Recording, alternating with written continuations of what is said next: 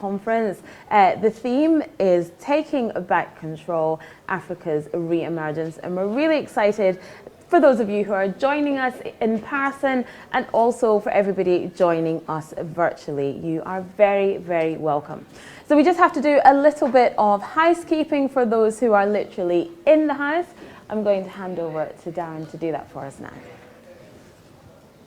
Ladies and gents, on behalf of the Monarch Institute, it's an absolute pleasure to have you here. And if the enthusiasm that we've had through the planning of the programme is anything like I've seen, you're in for a really special day today. So, firstly, my name's Darren Chamberlain. I'm the centre manager here at the Muller, along with Pete, Philippos and Ivy in the corner and James that's around. We're going to be looking after you throughout the day. We have no planned fire alarms to happen today. If the alarms do activate, I will ask you to exit the building using the green running man signs that you see scattered around the building. Head to the centre of the car park. There is a green assembly point sign there. We will investigate and get you back into the building as soon as it is safe to do so. Regarding first aid, we have 5 first aiders on site today, so we're here to look after you, but please let's not hurt each other or do anything. It's a lot of paperwork and we don't want to be doing that today. Bathrooms are located on the exits to the building on the left-hand side and on the far right-hand side of the building. They're there for you to be used. Outside you'll find lots of lovely refreshments. Coffee machines will be going all day. I imagine it's going to get used well. But please, you're in an enclosed area, please drink lots of water, stay hydrated. It's going to get warm outside as well, so let's stay hydrated throughout the course of the day. Regards to security of the centre, you are the only people in the building today, so it's just us in the building, so we should be okay with everything, but please be mindful of leaving any valuables lying around on desks and tables. Once again, ladies and gentlemen, have a fantastic day, please enjoy yourself, and you've got a very, very busy itinerary. Have fun. Thank you. Thank you. Thank you, Darren. It's always good to know that there's no planned fires. That makes me happy. Okay, so in your goodie bag, you'll have one of these cards. And if you scan the QR code at the top, that's where you'll get the conference brochure for today. Try to be a bit environmentally friendly so everybody can access the conference brochure on their phones. You can just scan your QR code, the top one, or you can visit www.africansocietycambridge.org/ATC-2022 pack. Just scan the QR code because that's too long. Excellent. Okay, and don't forget to follow us on social media as well. We're going to be tweeting and using Instagram throughout today. If you guys would like to do that as well, use the hashtag Africa Together Conference 2022 or Africa Together and tag us at @Cam Africa Day. And also you can visit the website as well. So let's get started. To kick off the day, of course, we have to invite Miss Alice Amiga, who is the president of the African Society of Cambridge University. She is going to give us our welcome address. And now Alice is a PhD candidate in education here at the University of Cambridge. Let's give her a really warm welcome.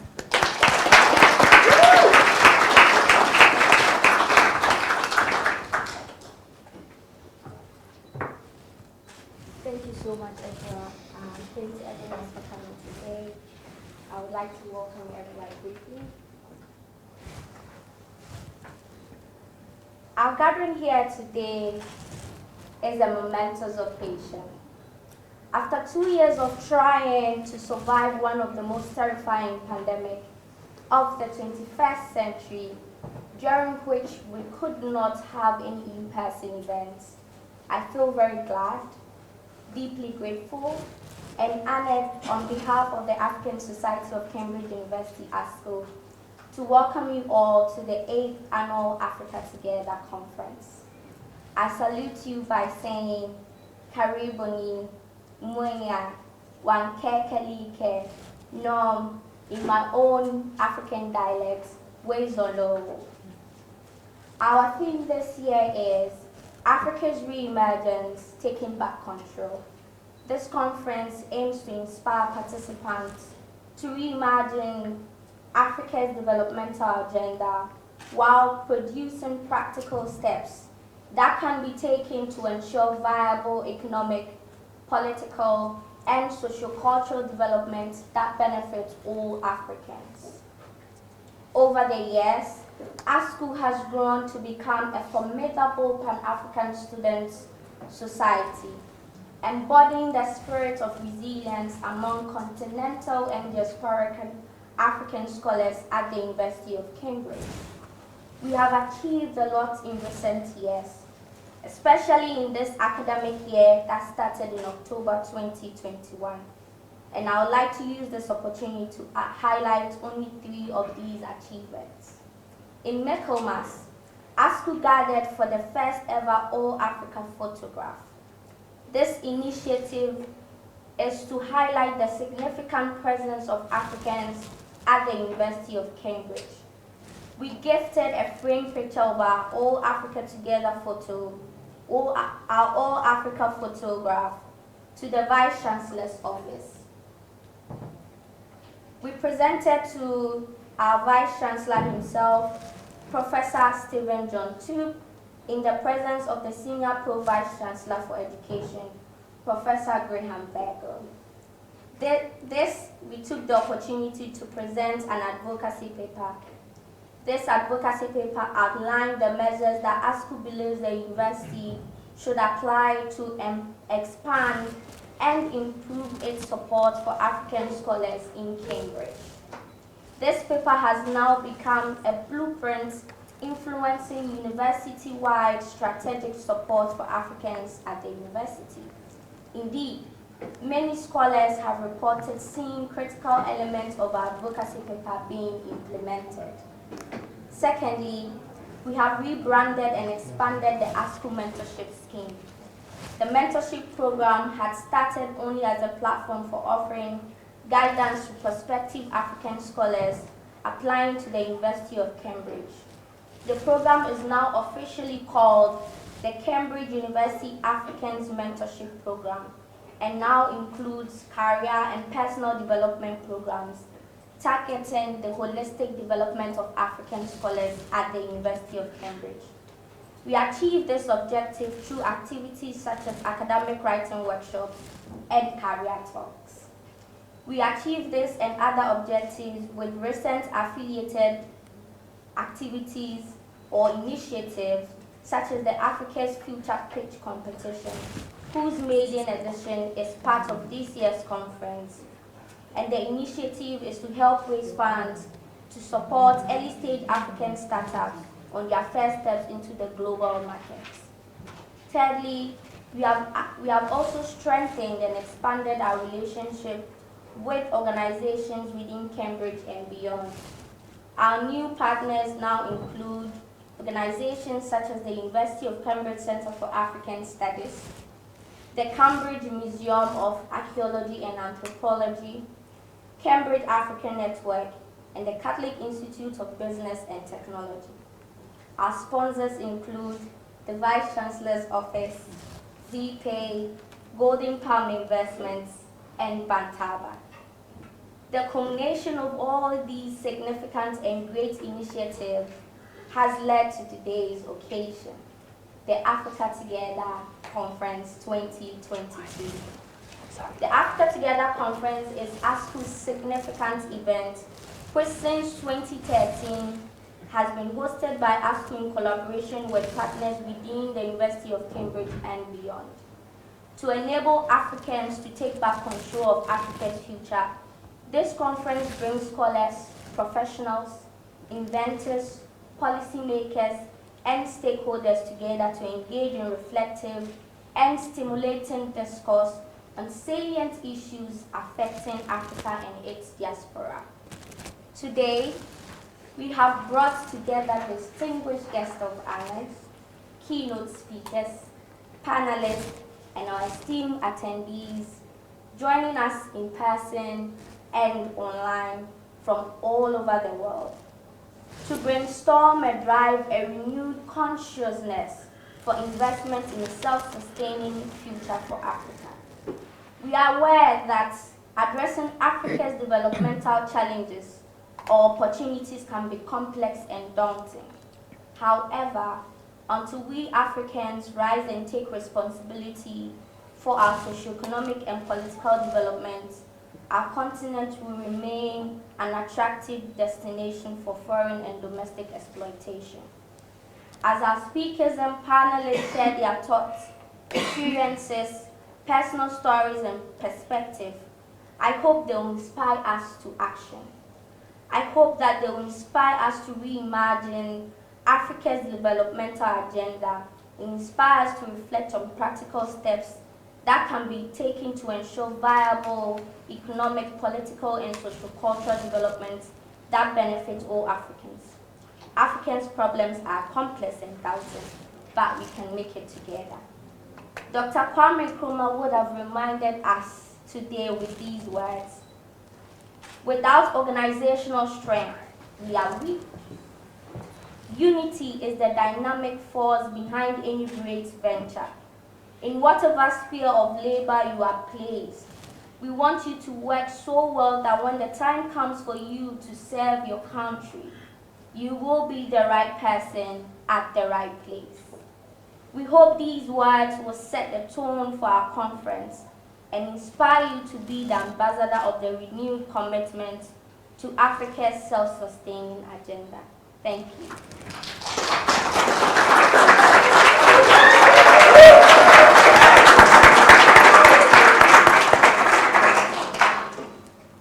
Thank you very much for that, Alice. And of course, like you said, thank you for inspiring us to action. Okay, it's time for our opening address. And for this, I'd like to invite Professor Graham Virgo, QC, the Senior Pro Vice Chancellor for Education here at the University of Cambridge. Let's give him a really, really warm welcome.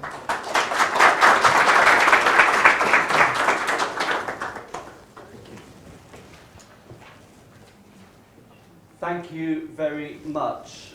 Distinguished guests and friends, I am honoured to have been asked to give the opening address at the 8th Africa Together conference.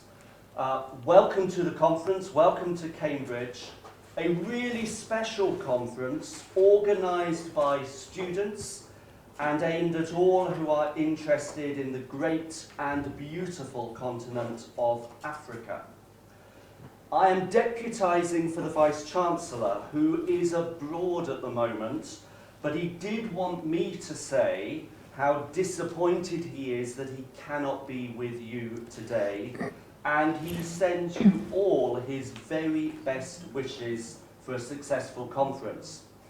And I will just say as well, you saw that photograph being handed over to the Vice-Chancellor. That has been put on the wall in the Vice-Chancellor's office. And I walk past it almost every day, reminding us of what the Cambridge Africa Society is doing, has done. You mentioned the blueprint, and it's already having an impact. Cambridge works very slowly, but it's having an impact already, and I'm delighted about that.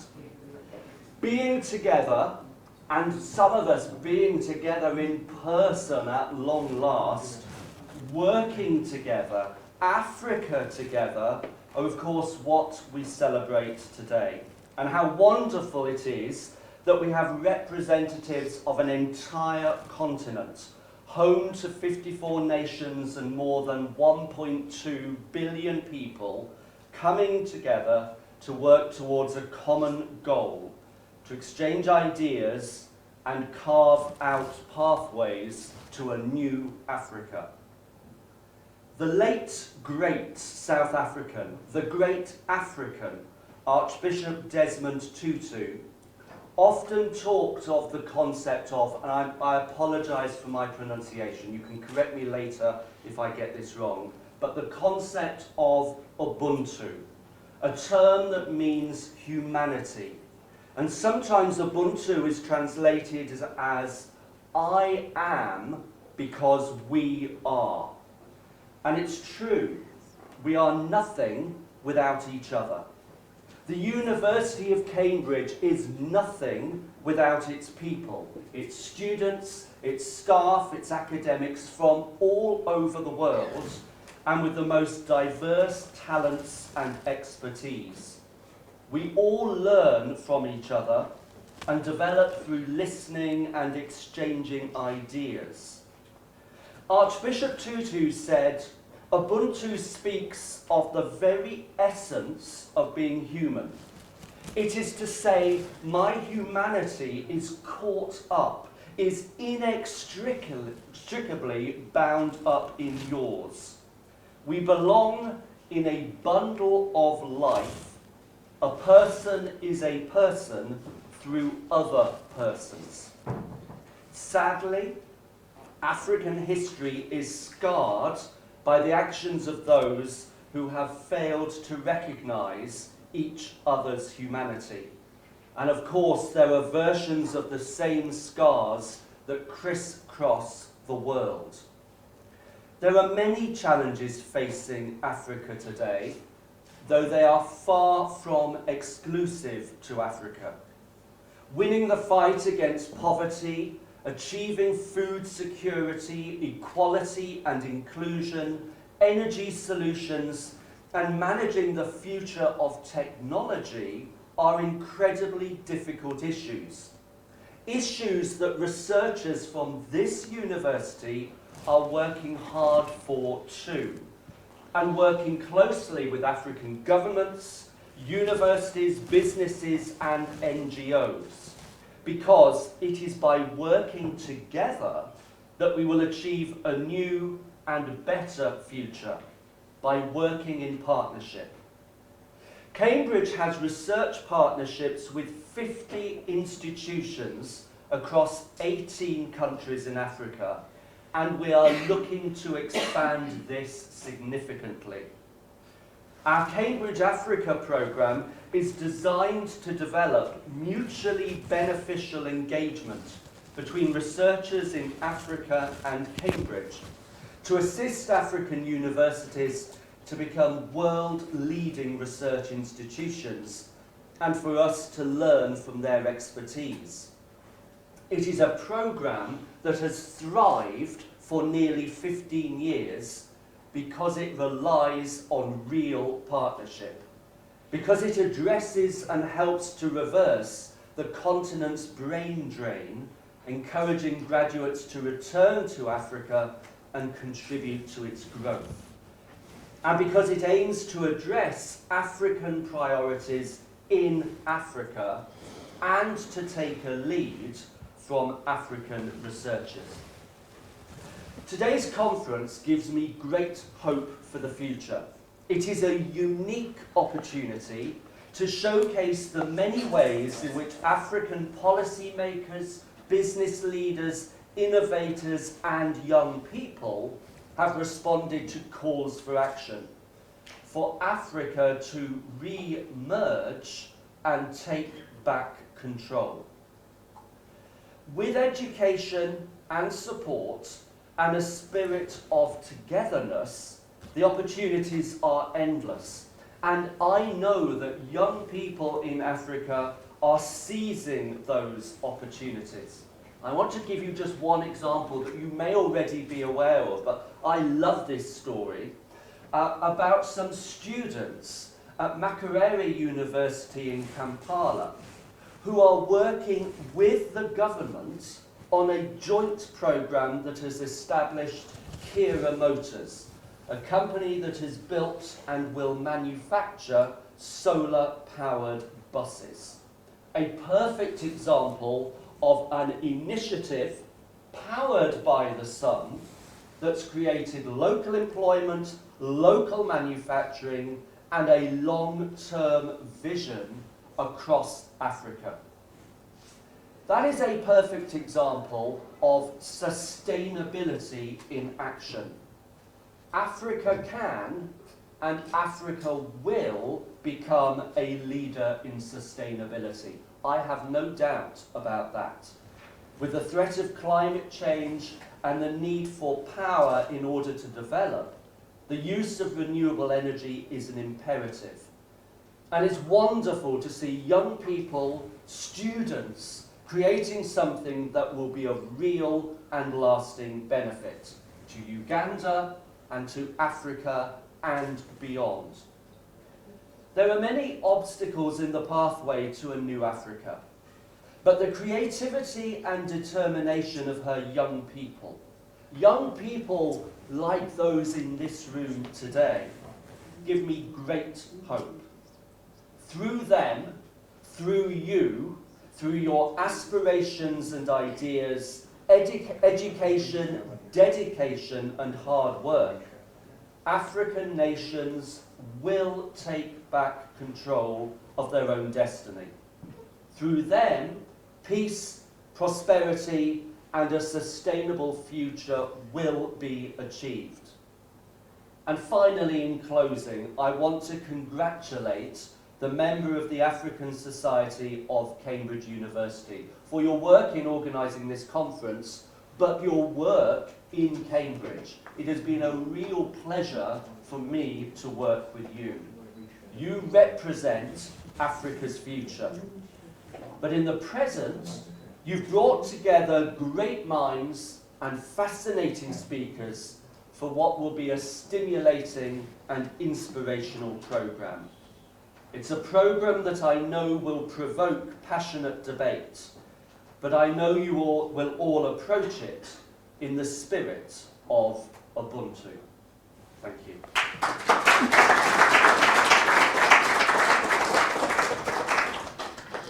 Thank you very much there to Professor Graham Virgo QC.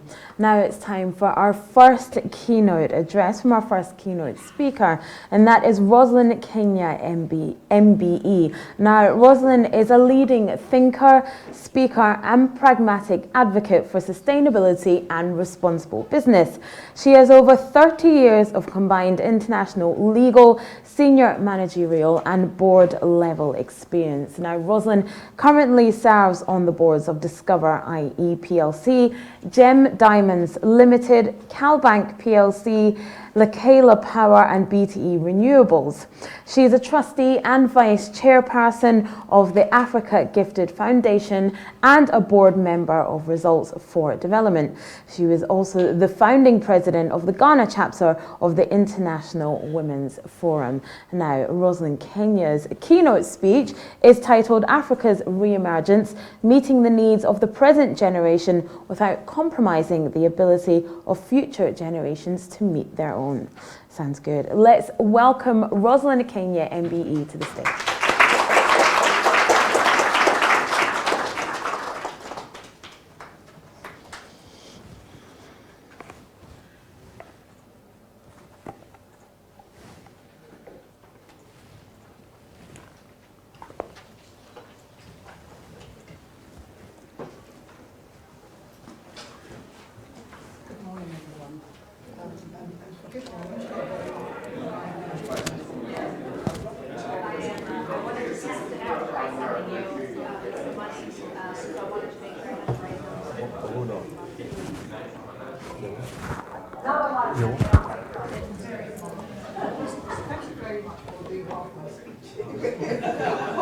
On sustainability, I was really pleased to hear that. As has been said, I'm an advocate for sustainability, and usually when I say that, people look at me and there's this glow in their eyes thinking, amazing, she must be a do-gooder. Now, that's not bad, but actually, my focus is on sustainability and business. I have a strong and passionate belief in the transformative power of business to solve environmental and social challenges. And so my whole, my 30 years, my career is a little longer than that, but the last 30 years of my career has been spent in business, focusing very much on sustainability. So what does that have to do with our very interesting topic of Africa's re-emergence, taking back control? The first thing I felt when I heard the topic was, as somebody of the older generation, I felt a little guilty that in 2022, we are having to have this topic by our younger generation. But I thought, well, we are where we are, so let's move forward. And it goes without saying that Africa's future depends on you in this room, you who are the future business leaders of the continent, you who can build sustainable businesses, as Professor Virgo mentioned, gave an example of, that will unlock the continent's full potential.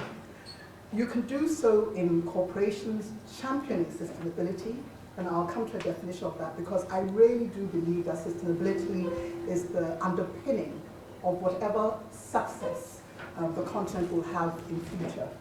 Or you can do that as entrepreneurs, becoming agents of change by building businesses that address social and environmental issues. So this talk will look a little bit about how you can do that. So let's start off with what sustainability means. And I like to use the tried and tested definition, which was first set out in a 1987 United Nations report on our common future. It's meeting our own present needs without compromising the ability of future generations to meet their own needs. And I use this as my North Star. I think it's very, very important. It doesn't say that we should give up on looking at what we need for ourselves today, but very much making sure that however we manage our resources, our current world, that we do so in a way that does not make it almost impossible for future generations to meet their own. Now, sustainability is often used interchangeably with environmental, social, and governance, ESG.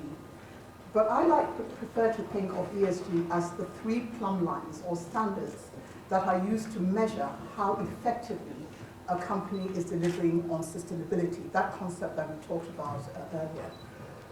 When I think about environment in the E, I think about how well a business takes care of its physical surroundings and the natural environment that its operations would impact. So this includes things like energy use, waste management, avoiding pollution, water use, preserving biodiversity, and the efficient use of land. Social means taking care of people that can be impacted by a business's operations.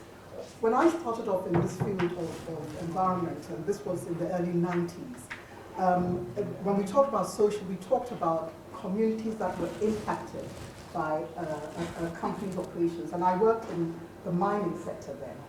But as the years have rolled on, social has gathered moss, and impacted communities, people, now includes your employees, your suppliers and customers, and it covers themes that we've heard of very recently, like diversity and inclusion, product safety and quality, child labor, human capital development, and I think I heard the lady over there, one of the to-be speakers speaking about human capital development, and employee rights, health and safety, and cultural heritage. The G in ESG refers to governance, and that's about how efficiently you do your business with integrity, accountability, and transparency. This is how a company polices itself, its leadership structure, making sure that there's no bribery and corruption in the way it operates, making sure that it pays taxes that are due, having in place proper data privacy schemes and processes. Now, sustainability, or ESG, hasn't always been seen as value creating for business. I remember when I started off, whenever you turned up and mentioned environmental management, people actually thought you were a pain, because businesses felt that you were just going to ask them to do something that was going to cost without adding any value. So over the years, I have seen this journey of sustainability from being a pain, so to speak, to now being more value creating. Now, in 1970, now that's not when I started in my career, I'm not that old, but Milton Friedman, who has been described as the 20th century's most prominent advocate of free market, stated that there is only one social responsibility of business, and that is to engage in activities designed to increase its profits. Companies must obey the law, but beyond that, their job is to make money for shareholders. End of. And in 1997, almost 30 years later, this principle was formally adopted by the US Business Roundtable. This is an association of the CEOs of America's leading companies. And they said the paramount duty of management and of boards of directors is to the corporation's stockholders, or shareholders as we say here in the UK. The interests of other stakeholders are relevant as a derivative of the duty to stockholders. So basically, this was a time when sustainability or ESG had no place at the business table. So fast forward a bit to the 90s, and then we began to see businesses adopting CSR. You'd have heard a lot about corporate social responsibility. Now, this was mainly philanthropy. This was businesses going out to do good. I call it the building hospitals and schools without teachers or nurses period. And the highlight of this was the ribbon cutting event. And then businesses went back to do what businesses do, as they thought. We then move on to around the early 2000s, when environmental and social matters were seen as risk management. It was all about compliance. And at that time, the International Finance Corporation, part of the World Bank, put in place their performance, ENS performance standards. So this was more of a stick than a carrot, because basically the IFC invested in companies who in return had to develop ENS best practices aligned with these standards. Not bad at all, at least we're moving and making sure that businesses took ENS seriously. But during this time, there were also companies who saw sustainability as more than philanthropy or compliance. It was the beginning of the roots of seeing sustainability as value creating and as of mutual benefit to stakeholders more broadly than the shareholders and to companies in tangible ways. I believe we are now in a place where sustainability is actually seen as value creating, contributing to the financial bottom line of companies. And we see this because, first of all, good ESG practices attracts investment. You'd have heard of sustainable investing or impact investing, and we're finding that more and more funds are actually investing in companies that they believe are solving environmental and social challenges, or at the very minimum, are investing in companies that they believe are managing the environmental and social impacts better. So the greater the better that your ESG practices, the greater the pool of funds that you have to tap into for investment. It's also true that good, sound environmental and social performance can protect project budgets and schedules, can reduce operating costs, and can contribute to overall efficiency of operations. For example, if you find ways of using less water or less energy, that will save you on cost. And one of the things that has come up particularly throughout the COVID period is that improvements in working conditions and employee benefits helps companies to attract employees and also to retain them. And I could give lots of examples of this, but I've only given 25 minutes to speak, and I'm sure I'm more than halfway through of that.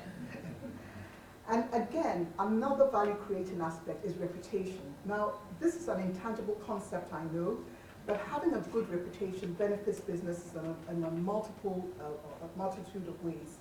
One, there's consumer preference, customer preferences. We find that now companies that have good ESG credentials attract and retain customers. It gives access to new market opportunities. And indeed, the COVID-19 crisis has demonstrated the importance of company reputation. And I'll give you an example.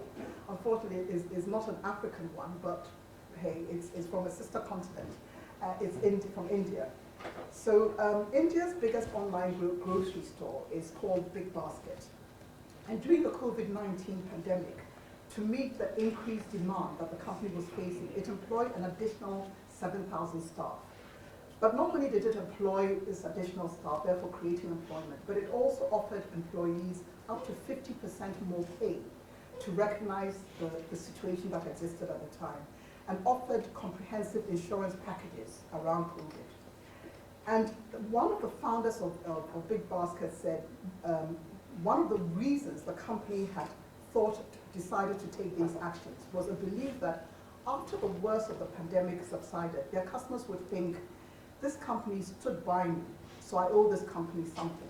And at the same time, its employees would think during a very difficult time, when companies were shedding staff or trying to cut down on costs, this company actually gave of itself to me, and therefore we retained clients. So therefore, these sort of good social practices do help with business's development. Now, sustainability and ESG are often thought of as Western concepts and ideals, but I'll argue that many of the ideas that underpin sustainability are closely aligned with our own values, especially ideas around community, as we heard earlier from the professor. In many ways, the S in ESG is embedded in African culture. African culture emphasizes a sense of community, a prioritization of communal happiness and good relations, with a focus on community specifically and on society generally. Across the continent, we find that small and medium-sized enterprises are often at the forefront of addressing poverty, unemployment, and inequality because of their proximity to local communities. In fact, local communities and a business's workforce are often inextricably linked. So while issues such as climate change may be perceived as distant and intangible, social needs are often immediate and pressing concerns for businesses. In communities without an effective state-organized welfare system, this role played by business is often critical for the survival and harmony of the local community. Many African SMEs undertake philanthropic activities that address socioeconomic development challenges. These are often one-off events, such as cash, food, or other material donations that meet an immediate or short-term need. The issue, however, is no matter how well-intentioned these activities are, they remain largely disconnected from the core business and are managed as something separate and peripheral. Consequently, the philanthropic activities are often viewed as a cost to business, and when times are tough, they are easily abandoned. The challenge, therefore, lies not in getting African businesses to understand and accept the importance of social responsibility, but in encouraging them to translate this belief into a long-term commitment through activities that not only have a positive and measurable impact on society, but also create value for the business. To achieve this, African businesses should focus on creating a convergence of interest between opportunities that address environmental and social issues and also deliver real business value. So, the question is, why is sustainability important for economic growth? Businesses and communities can only thrive in a strong society. So there's a mutual benefit to unleashing the power of business to help solve key societal issues. To create a sustainable economy, you need sustainable businesses that will last.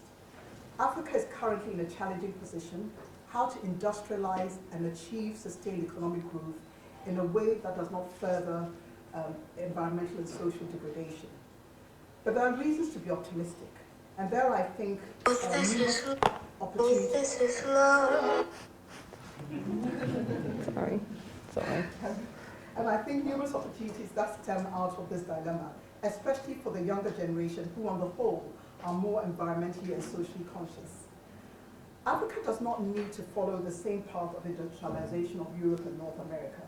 That is why I'm not completely sold on the argument that because development economies have used fossil fuels to power their industrial development, we on the continent need to be allowed to do the same.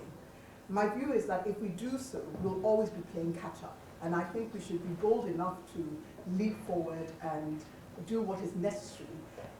For example, using more renewable energy, we have the natural resources to do so, and invest more in that. So, for example, environmental positive interventions in manufacturing industries can be highly effective and significantly reduce environmental degradation. The Hausa Industrial Park, which opened in July 2016, is the Ethiopian government's flagship industrial park, one that is described as Africa's first zero-emissions textile industrial park. It has a state-of-the-art infrastructure and equipment, and also there's sewage treatment that provides industrial wastewater management solutions for the park. So at this park, 85% of industrial effluent is recycled, and this is quite a significant amount. Another example is South Africa's industrial energy efficiency project that has demonstrated the potential of increased energy efficiency in industrial production in that country. So, now just before I come into examples of African businesses that I believe have shown that They can make profit as well as solve environmental and social challenges. I want to talk about climate change, because whenever I bring up the topic of climate change, a lot of us in Africa, maybe more of my age, will go, this has nothing to do with us. This is somebody else's problem. But it is true, we contribute, Africa, less than 4% of global greenhouse emissions. A tiny portion when you consider that the richest 10% of the world's population are responsible for over half of carbon emissions. But the continent is and will be the worst affected by climate change. And I think this is something that we should fully bear in mind. Increasing temperatures and sea levels and more extreme weather are threatening human health and safety, food and water security, and socioeconomic development in Africa. According to the 2021 Global Climate Risk Index, 5 of the 10 countries most affected by climate change were in Africa. These 5 countries were Mozambique, Zimbabwe, Malawi, South Sudan, and Nigeria. In January 2022, Tropical Storm Anna caused devastation across Madagascar, Malawi, and Mozambique. Tens of thousands of homes were turned into rubble, and hundreds of thousands had to flee for safety. Just 2 weeks later, in February 2022, and this is all this year, before the country had even time to recover, 2 cyclones hit Madagascar, knocked out power grids, destroyed trees, and displaced at least 112,000 people. And to the region's horror, this wasn't the last. In March, Tropical Storm Gombe ravaged northern Mozambique and Malawi, and in April, South Africa was responding to devastating floods that swept KwaZulu-Natal province, prompting the government to declare a national state of a disaster. So I say this because even though we're nowhere near the primary contributors to climate change, we need to do something about it ourselves if Africa is truly to re-emerge and future generations able to meet their own needs. Later, I'll give examples of companies that have environment as core to their business purposes, and a number that are managing the impacts of climate change as their focus. They are not in Africa, but I give them as examples of the type of companies that we, particularly you as young people, can think about developing or setting up in Africa. So having now touched on sustainability, it has not been just a nice to do or just for risk management and compliance, but as able to create value for business. I want to demonstrate how businesses have the power to transform lives for good, operating in a way that meets our present economic, social, and environmental needs without compromising the ability of future generations to meet their own. I wanted to do so by using examples of companies across the continent, both big and small, who are implementing sustainability initiatives or building businesses that directly address sustainability challenges. So the first of these is Cold House in Nigeria, which provides solar-powered cold storage facilities that can extend the shelf life of perishable foods for 2 to 21 days. A second is My Green Home, an award-winning Rwandese company that makes building materials out of melted waste plastic and sand. And it evolved from a school project which was encouraging recycling into this business now. Another is Green Care, which makes compost from biodegradable waste. And this was also founded by a Rwandese university student. And then finally, Chanjadati in Nigeria collects, sorts, and packs recyclable material to be made into new packaging. And this focus has allowed this Abuja-based recycling business to generate new income for youth and women micro-entrepreneurs, ensure healthy lives and a clean environment, and to make cities inclusive, safe, resilient, and sustainable. The examples are endless, and I'm sure many of you have several of your own. But it's not just limited to small companies. Large companies are also creating value. MTN, which I'm sure is known to a lot of us here, this is one of the telecommunications companies in Africa, wanted to make sure that it had a knowledgeable and engaged workforce. So for this reason, it created the MTN deal for employees, which emphasizes mentorship and training just as much as compensation and rewards. And it found that between 2017 and 2018, a year since the year in which it set up this initiative, the rate of turnover, employee turnover, fell from 7.1% to 4.3%, and it could directly relate this to this initiative. Then we have Safaricom, again must be known to most of us who know East Africa. And particularly in STEM-focused sectors, women remain an untapped resource of skills and knowledge. And adding more women to the workforce creates value in terms of diversity of opinion, experience, and expertise. So Safaricom's Women in Technology program targets high school students and graduates to help bridge the gender gap in the technology sector and ultimately to increase the number of talented individuals available to their company. Another company that I wanted to talk about was East African Breweries. And East African Breweries has rolled out a set of guidelines to support employees facing domestic and family abuse to disclose such abuse and seek help. And these guidelines are intended to enable employees to feel safe, to raise awareness of issues related to the matter, reach out when in need of help, and respond and refer cases of abuse at home or in the workplace. And under the guidelines, employees get paid leave of up to 10 days per year to deal with issues arising from domestic and family abuse. And they found that, East African Breweries found that this was appealing not just to their own women employees, but also to women customers, and the company has gone out of its way to set up such an unusual initiative. So now I turn to you as the future business leaders, the youth of tomorrow, and your role in sustainable development. I always say the world is your oyster, in spite of the many challenges that we face. Now, earlier this week, the USCNBC announced its 10th annual Disruptor 50 list. This is a list of private companies that thrived during the pandemic, meeting various economic, environmental, and social challenges. I was fascinated by the list of companies and would encourage you to take a look at the list, because I really do believe that almost all these companies, these sort of companies, are needed on the continent of Africa. What is interesting, and I know one of the questions that I get a lot, is how can African companies, particularly startups, raise funds? I know it's very challenging for African companies to get hold of the money to invest that they need to grow. But I would say that maybe some of what these companies are doing are exactly the sort of things that would attract impact funds or sustainable investment funds. So 40 of the 50 companies on this list had a social or environmental purpose as part of their business model. 8 were reducing costs in the healthcare system and reaching undeserved populations. Several were dedicated to climate change crisis. 9 had female founders, and 16 had CEOs from racial and ethnic minorities.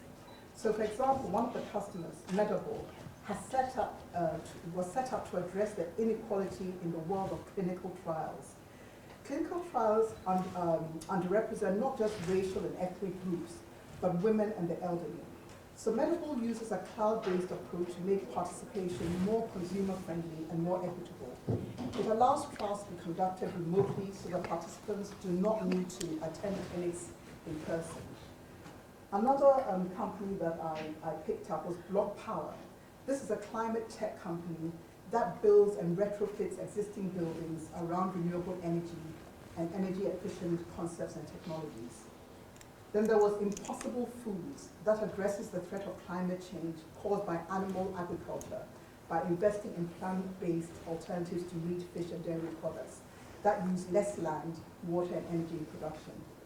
And then finally, when it comes to farming, there was Monarch Tractor that makes fully electric, driver-optional tractors aimed at bringing down the cost of farming by eliminating the need for more expensive diesel fuel and increasing farm worker efficiency by enabling an operator to manage up to 8 tractors at once rather than drive just one. As I said, I thought it was fortuitous to have this list published this week when I was due to give this talk. I know that there are challenges with setting up and running businesses, but I still feel that companies like these are examples of companies that have sustainability at their core and the sort of companies that we need for the sustainable re-emergence of Africa. I will end by reminding us of the definition of sustainable development, meeting our present needs without compromising the ability of future generations to meet their own. I would say that this should be our North Star as individuals and as business leaders if we do want to be part of the sustainable re-emergence of Africa. Thank you.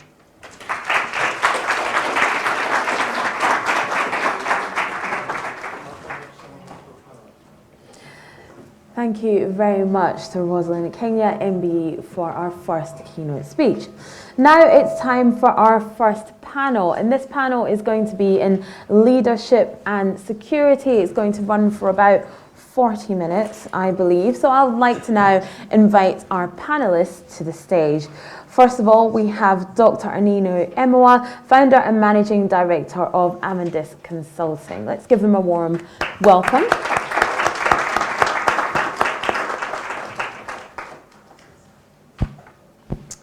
And then we have Ms. Fadzahi Mahari, who is the advocate of the High Court and Supreme Court of Zimbabwe.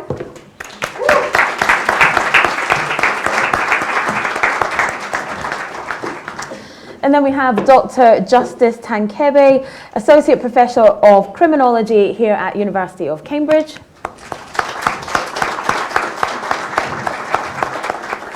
And then joining us virtually, we have Dr. Solomon Ayele Derso, who's the founding director of Amani Africa Media and Research Services in Addis Ababa. You can have a virtual round of applause.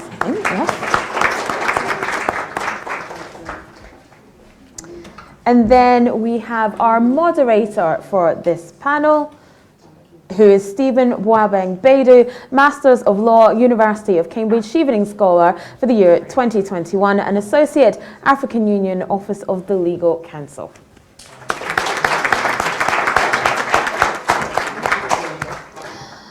So this is going to be a panel followed by a time for Q&A as well. So I hope you enjoy it.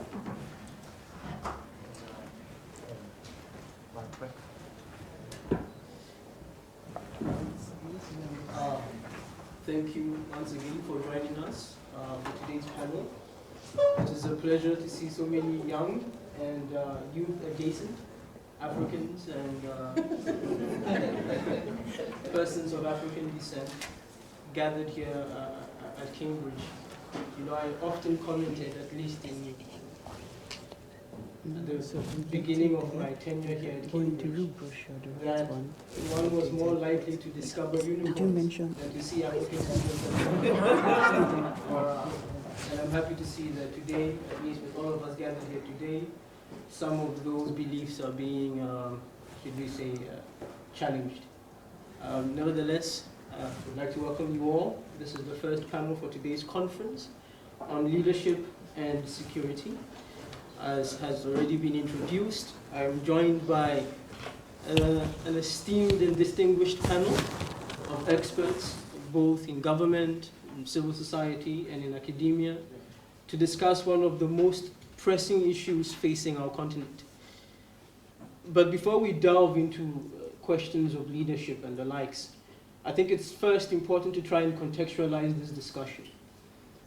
And we start first by maybe interrogating the broader theme for today's conference, because there are a number of assumptions that this theme makes.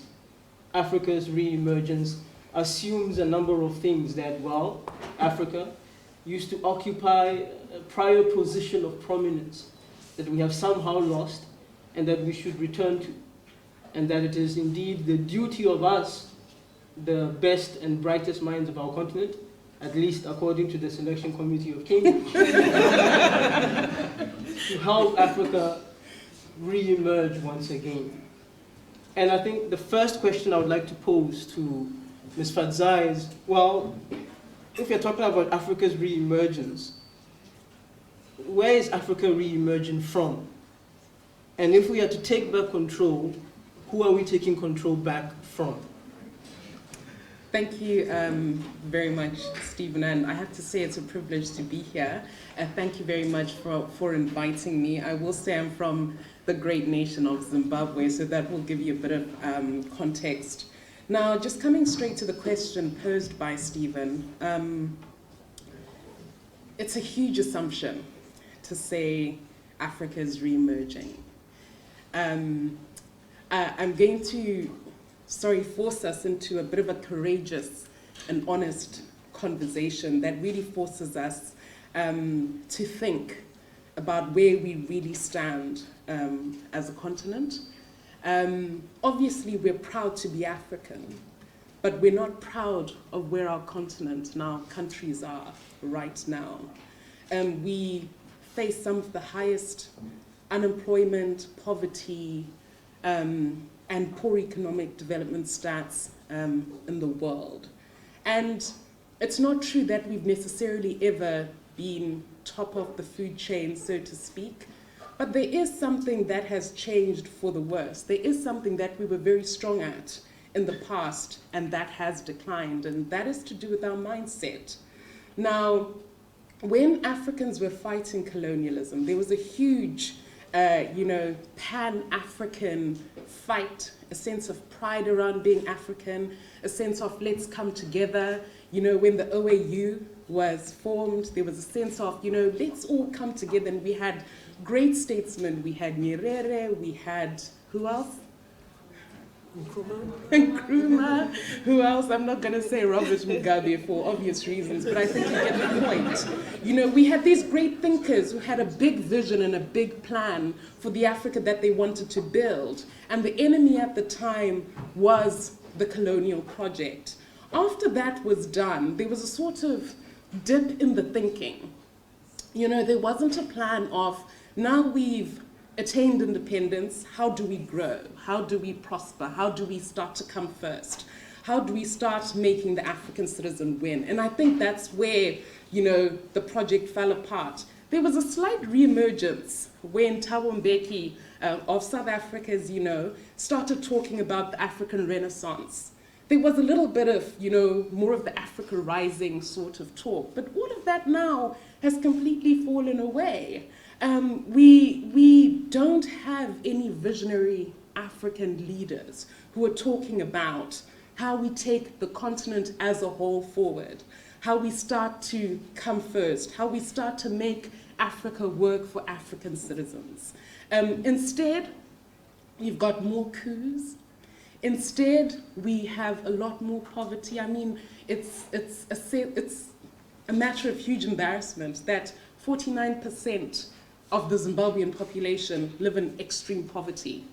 This is the country that in 1980, Julius Nyerere, I believe it was, said, this is a jewel, don't destroy it. We all know the story. So there's a need to obviously take control back. Now, I think the big challenge we face now is that the person we need to take control back from is not a big white colonialist. It's an African who looks just like us. It's an authoritarian leader who will kill, who will maim, who will rape. Public hospitals in Zimbabwe don't have a single cancer machine. That's embarrassing. A single cancer machine. Our maternal mortality rate is the highest it's been ever. Access to education remains under constant threat. There is a need to take the country back, and who does that? It has to be the citizen. The most important office in governance and leadership is the office of the citizen. And until African citizens start to reclaim their power, I was just saying to Stephen before we started, there's no such thing as rock bottom in Africa. Things can always get worse. I mean, you know the tales of hyperinflation in Zimbabwe in 2008. How do you have a $200 trillion note that can buy you ice cream? There's no such thing as rock bottom, so we should never ever take it for granted. And until citizens look at their circumstances and say, we're better than this, we need to do better. And I just want to say in closing, because I've already spoken a lot, the keynote speaker who just spoke delivered a fantastic presentation. I was inspired at every turn. The sad reality, however, is that most young Africans don't have the luxury of those conversations. That is not what occupies their mind at the moment. 90% of Zimbabweans are unemployed. never held a job, never held a formal job. And I'm not counting, obviously, selling bananas on the side of the street. We all know that's not employment in the true sense. Until we can start to make Africa work for Africans through installing ethical leadership by using our power as the people, we won't have the luxury to talk of climate change. Not because it's not something that affects us, but because we need to put food on the table. We are worried about our dignity. You're worried about getting beaten up by the police. How in 2021-22 Zimbabwe is a woman thrown into prison for a tweet against police brutality? How is that happening? It's just simply unacceptable. And if we are to re-emerge or to emerge at all, we really have to take back control from those gory men in power, and it is predominantly men, strong men who have run the continent down, if we're to be completely honest. Whether you talk of North Africa, East Africa, Southern Africa, West Africa, you know, Africa's story is a little bit of a single story, and that really needs to change. Thank you. Commissioner Derso, as a commissioner of the African Union, or rather, as a commissioner of the African Commission on Human and People's Rights, I'm sure Ms. Fadzai made a number of statements that may have struck a nerve, chief amongst which is this idea that there is a kind of ideological deficit, that we have departed from some form of ideological prominence to a state in which our leaders are motivated by no particular vision, and more so by a sense of patronage, a sense of entitlement and the likes. Having operated within the highest realms of regional African politics, how do you respond to a number of the statements that she has made? Thank you very much, Stephen. I would like to first of all thank the organizers of this event for the kind invitation extended to me. And I was hoping that you wouldn't bring out my other hat, since I'm here in my capacity as founding director of Amani Africa, which is a policy research, training and consulting think tank that works on multilateral processes on African affairs, with a particular focus on governance and peace and security. I fully agree with the submissions that have been made. I think the leadership crisis that we face today is first and foremost indeed a crisis of leadership of ideas. There is not just a question of ideological deficit, but actually the absence of any ideological conviction and belief. Obviously, this is not unique to Africa. I think it is a phenomenon that cuts across the world. That is why today many, even in the developed world, are disenchanted with the absence of a difference between Democrats and Republicans, Labour and Conservative. Whichever way electorates choose, basically all of these are in the middle. They are in the service not of the electorate, but global finance and economic actors. And there is clearly, globally, a collapse of ideology as we know it. But in a context like Africa, such a collapse becomes very dire in terms of its consequences. Because without such very serious vision and clarity of purpose anchored on a clear understanding of the challenge of the continent, and those challenges require first and foremost that clarity of ideas and purpose, which is a matter of ideology. And that is why I think in some sense when we talk about the issue of, today's leaders, the weakness of today's leaders, we are making a comparison to the visions and incredible political imagination of leaders such as Kwame Nkrumah of Ghana, and those who stand along him, Julius Nyerere and the like. They had not only a clear understanding of the trinity of burden that Africa weighs on Africa, the burden of history, first and foremost, the burden, importantly, of the very difficult international environment in which Africa is put at the bottom of the pyramid of global development, and the burden also of course, institutional and governance deficit that afflicts the continent. And it is based on this that they have managed to articulate an incredible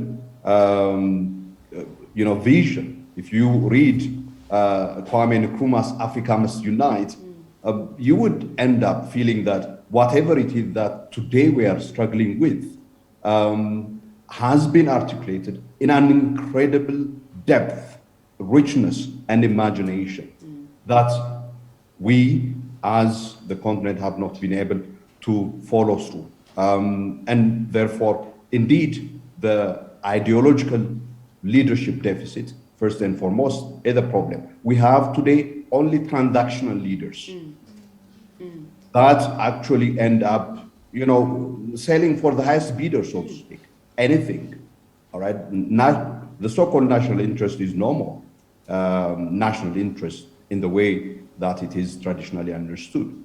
So it is in this context that you would appreciate the enormous importance of leadership, because when you have a visionary leadership, it's not simply that they provide the space for mobilizing ideas into policies and programs, but also have the dexterity and the determination and the backbone to stand up to any pressure that comes from any quarter in terms of following through with those plans. And there are experiences from the continent that show that. And even in terms of, for example, one of the things that's extremely important in any governance system is the question of risk assessment and planning, whether it is climate change or any other thing, whether it is COVID-19. In our engagement on COVID-19, for example, one of the first things that we said was, look, part of the reason why many people on the continent are left vulnerable has to do with a failure of leadership and governance on the continent, because there was no leadership that ensured investment in social services, water, sanitation, access to healthcare. It's only when the crisis hits that we see some countries scrambling and saying that now we are going to establish 100 clinics. You know, Stephen, who said this. I'm sure it must be from your country, right? It is this kind of, absence that we are talking about. And of course, in Africa, many countries do have structural vulnerabilities. And structural vulnerabilities that may actually easily become combustible and end up creating crisis, including conflict. And what makes the difference in making sure that these situations do not indeed push countries into crisis is leadership. there are countries that have gone up in flames exactly because of the choices that leaders make, reducing everything into a zero-sum game in which without them, everything can burn down. And therefore, you have fires breaking up and countries being consumed by violent, brutal conflict. And this is a question of leadership.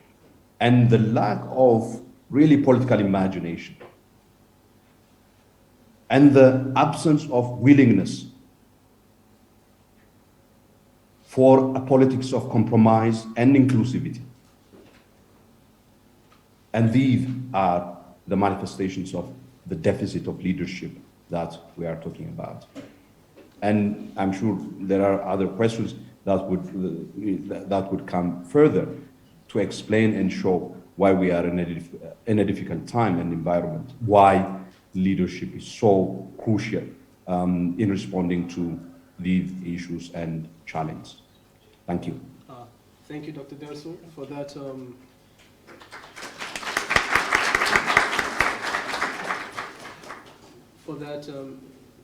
illuminating exposition on the kind of transactional nature of African leaders. I will try to hold myself from referring to you as Commissioner Derso. As my former boss, I'm quite accustomed to referring to you in that manner. But I think what we've discussed so far has been, I would argue, at quite an academic and theoretical level. The everyday African cannot compare the various magnum opuses, because I don't think Nkrumah has a single one. He has multiple, to, let's say, some kind of ideological deficit existing in present-day Ghanaian or other African leaders. For the everyday African, lack of leadership is exhibited in the rise in fuel prices, the inability to access healthcare services and the likes. However, when the everyday African considers that Africa has indeed not re-emerged, there is an idea that the everyday African compares Africa to. And I fear that in many instances that idea is quite Western. That idea is motivated by a sense of Western universalism. This idea that Africa follows, the West leads. And a question I want to ask you, Dr. Nino, is whether or not this is indeed the case. Does Africa follow? Does the West lead? And if we have a vision for Africa's re-emergence, is it steeped in a Western notion of development? Or is there an alternative mode of development that we are exploring currently, or that we can explore, and which we can then present to our people? Thank you. First of all, thank you very much to the African Society for inviting me here today. Excuse me, my voice is a little bit hoarse, so I might have to stop and drink water intermittently. And thank you to Professor Rego for the introduction and all the speakers who have gone before me. Now, can you hear? You can't hear. Let's move that. How is that? Better? Okay. The first thing is that the notion of leadership is changing rapidly. And it's an issue which is complex in the world we're seeing today. If we take two countries, for example, mentioned by the previous speaker, for example, in the US, and talking about the Republicans, right? And how the notion of understanding what those, shall we say, the ideological concepts are changing very rapidly. In the country where I live in right now, in France, for example, what we saw at the last elections was that the leading party and President Macron's party is a party that only came up in existence in the last elections, just before the last elections, so about 5 years ago. And the previous two parties actually scored very small, I think 5% and 7%, right? So the concepts we've had about political ideology are rapidly changing, and the West is finding problems with that. And so there's no way in any form or fashion that Africa can possibly be looking at the Western models, because even those are under threat. What we see is that people are immensely educated by the knowledge about the things that they need. They might not have that formal education, but they know exactly what they need. And this is what leaders have to deal with, right? People are not voting according to some ideological belief. They are voting according to where they think, or what they think that they, what party, what person can give them what they require. That is not ideology, right? That is actually some kind of practicality, shall we say. Because the issues that are facing our continent, right, as many countries, and other, not just a continent, other countries in the world are fundamental. We have this cleavage, this massive cleavage that is growing and rising between the extremely wealthy and extreme poverty. People are aware of the situation and they're aware of the status. And what they're asking, and which is why we see low rates very often of voting, because people are saying, what am I going to get out of this? Because they cannot see leadership as providing the things that they need. So I think we have to re-examine that and look at that and say, what does leadership mean in terms of what do people need and what do people want?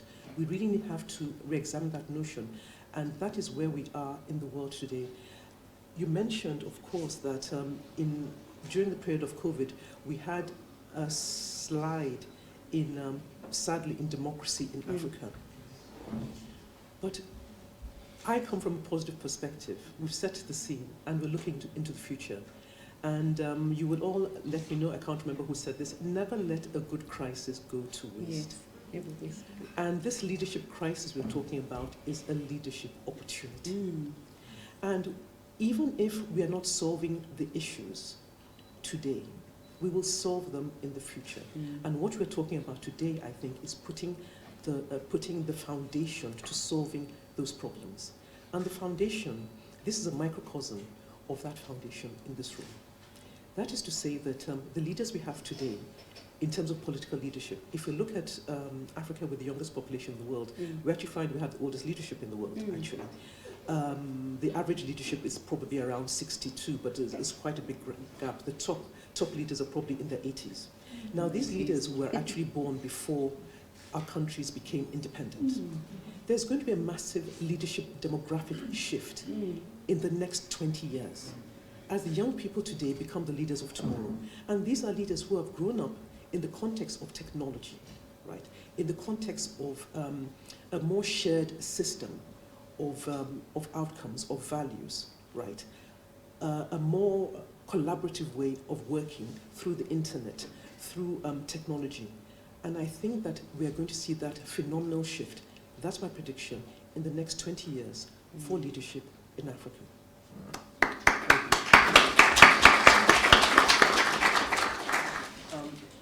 Dr. Justice Tankebe, Dr. Nino makes a very interesting point about this kind of demographic shift in the composition of African leaders.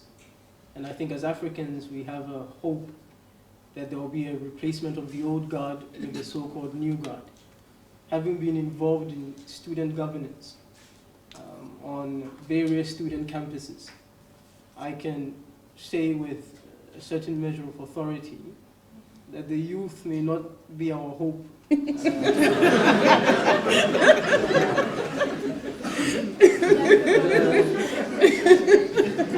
think at times, if one were to do an analysis of corruption at the student governance level, vis-a-vis even corruption at government level, we might find that the young people are outdoing the old guard.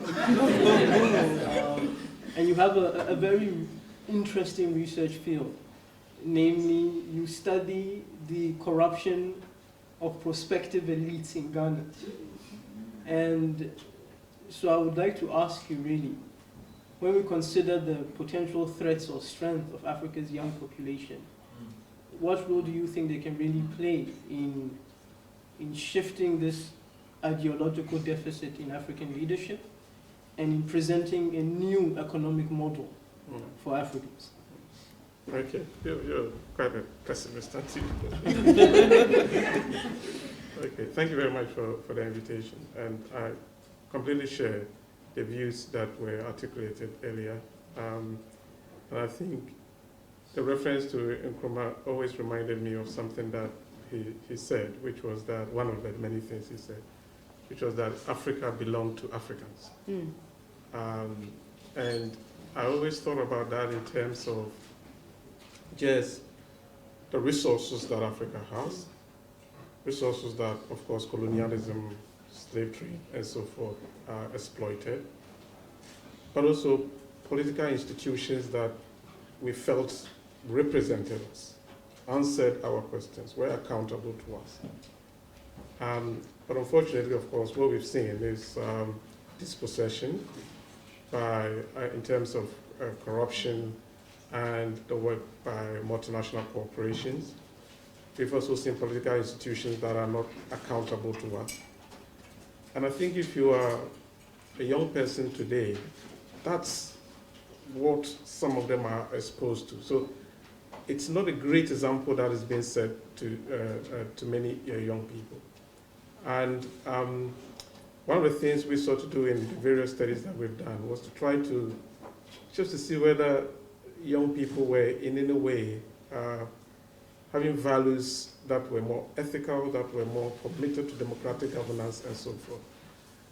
At least on the data that I have, I wouldn't say that most of them are in the way that you sought to paint them.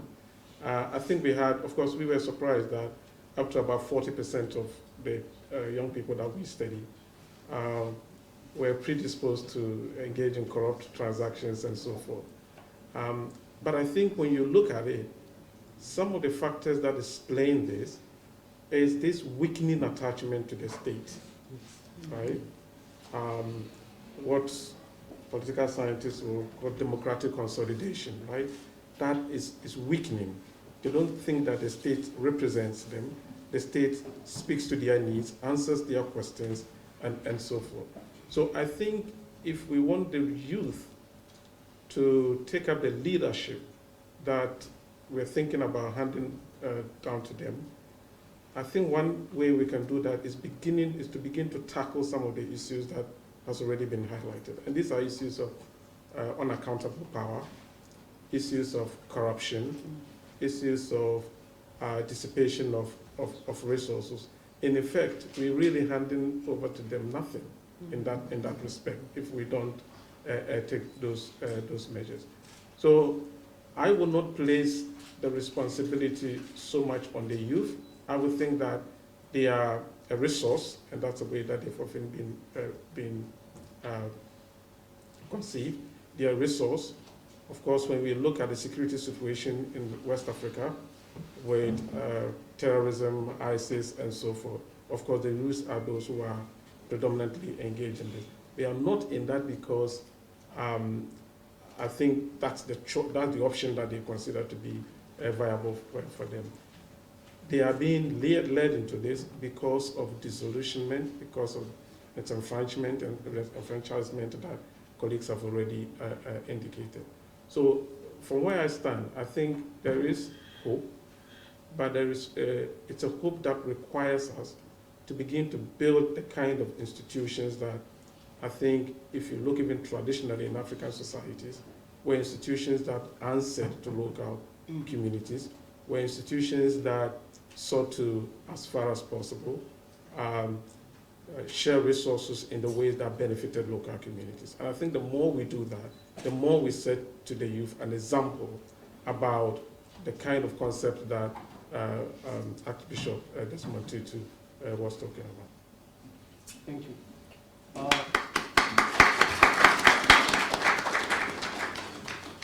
I think to do something differently, it seems we have 5 minutes.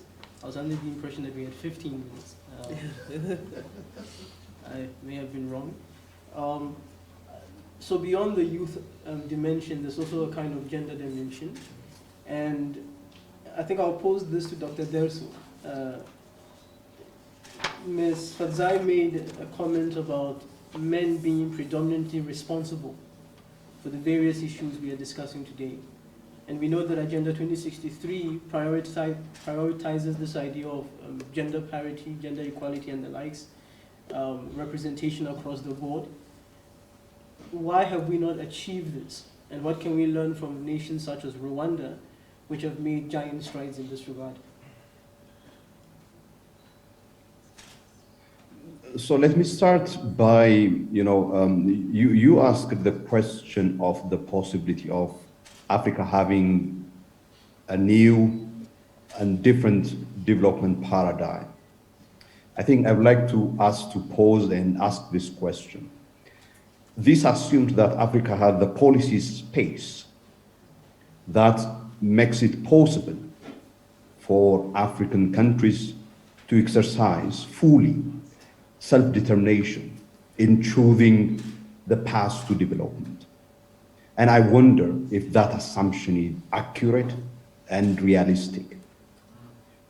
We live in a world, as I indicated earlier on, in which the economic relationship of the continent is wired in such a way that it is put under, basically at the bottom of the pyramid as a source of incredible resources that fuels the development of the world.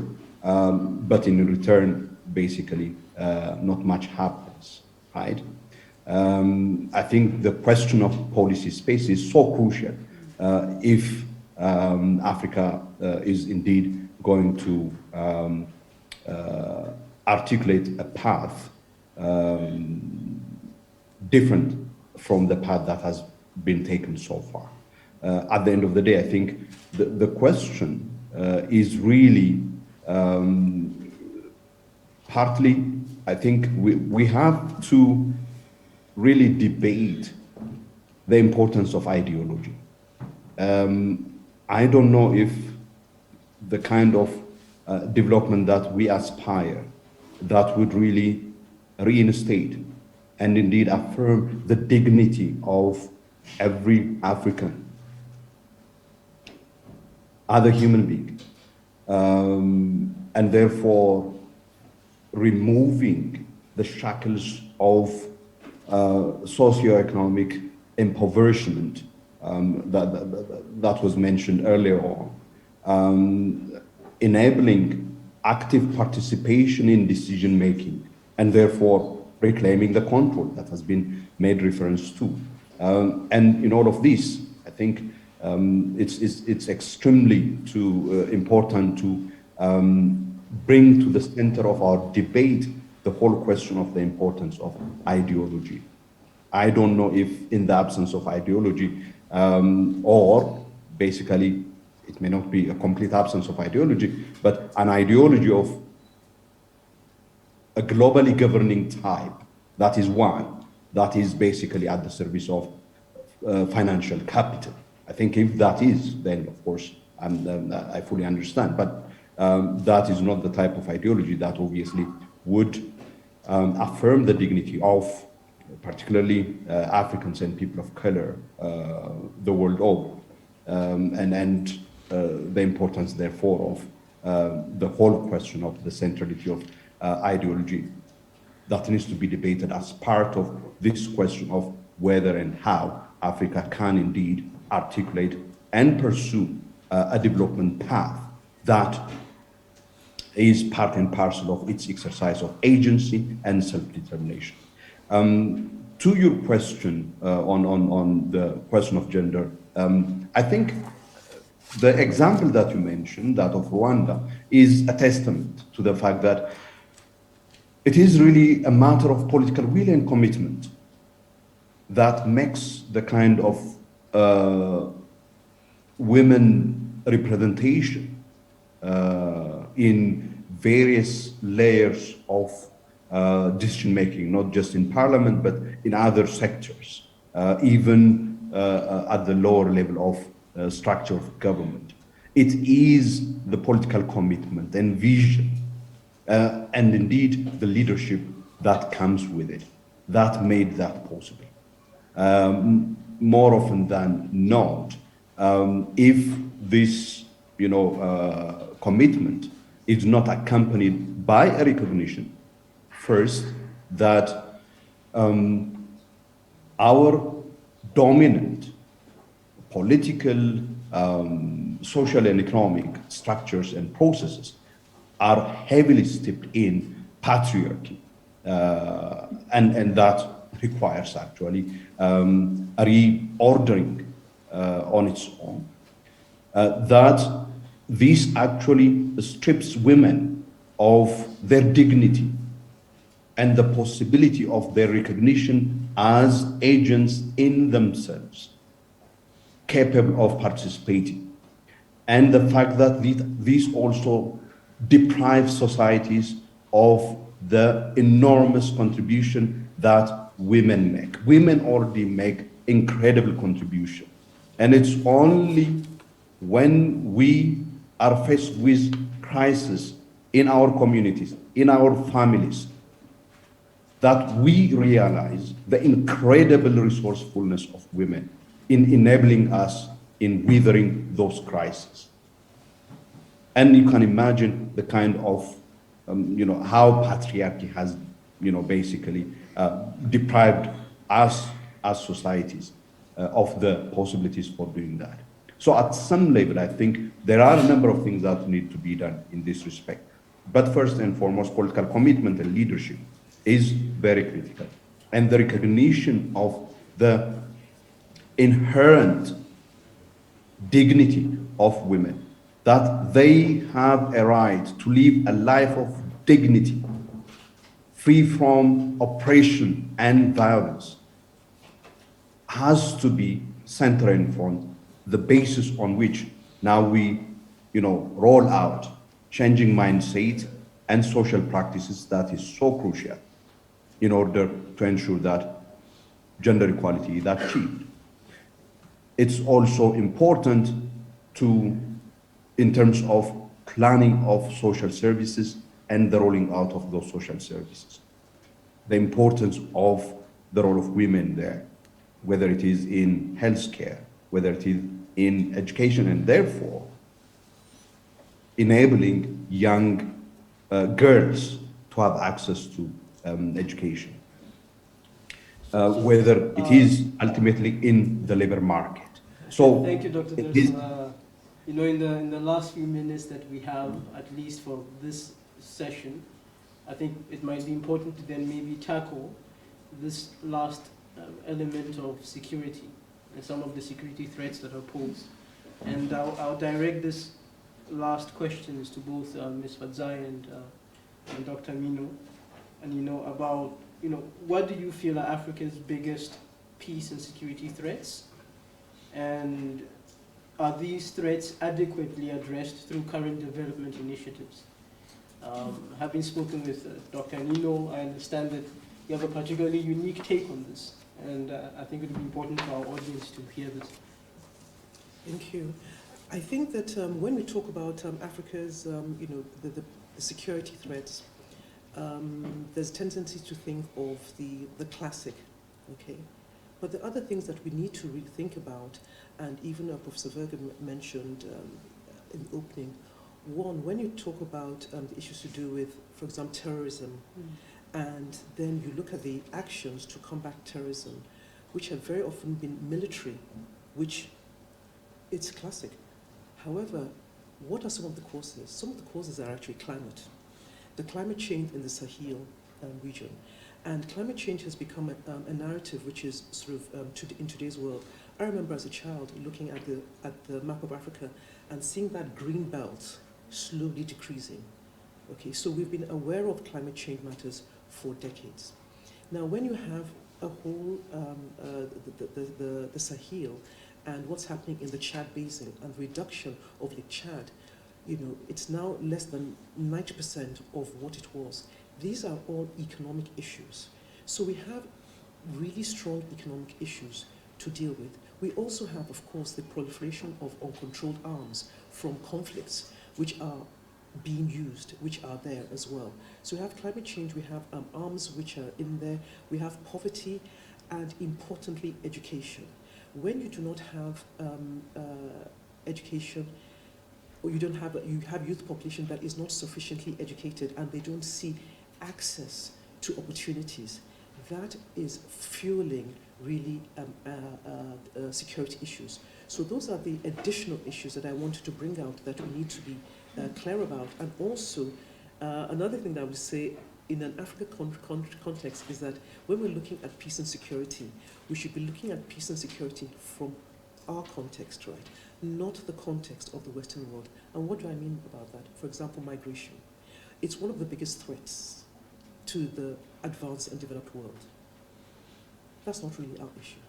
Our issue is to provide opportunities for our people and not to look at what the threats are to the Western world. It's not that we don't live in a communal, collaborative world. We do.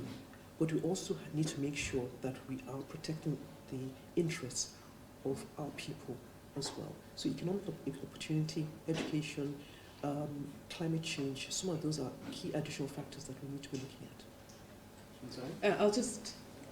I do want to focus on the classic ones, if I may, and I think, you know, some of the biggest security threats we have is the increasing militarization of our governments, the extreme use of force by governments, especially on the citizens. Look at what took place in Nigeria with NSARS. A Nigerian is more likely to be killed by a Nigerian military officer or police officer, you know, than any other, you know, external security threat. I mean, we look at what happened in Zimbabwe, 2018, post-election violence by the military, citizens shot in cold blood.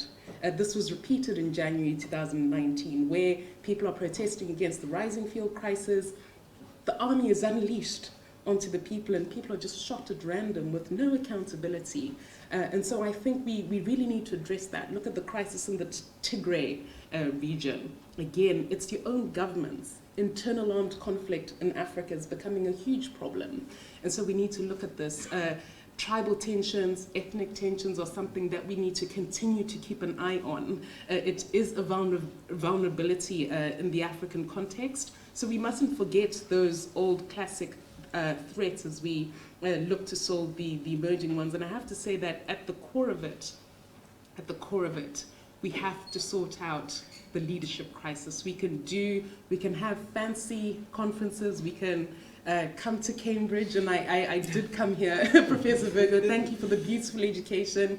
We can travel, we can write nice books, we can do amazing research, but when you go back home, and I realized this when I went back home, when I moved back in 2011, until we resolve the leadership crisis, you can have the fanciest LLM from Cambridge. It comes to naught if your leader does not care, does not put the citizens first, is not interested. You know, you can have all these ideas around constitutionalism, your free speech rights, your free assembly, and so on. If the leader does not believe that, you are on a hiding to hell, and I say this with all due respect. And I think this is something that resonates across the continent, from South Africa to all the way up to Egypt. We really need to sort out the leadership issue. And if you follow me on Twitter, full disclosure, I'm a politician.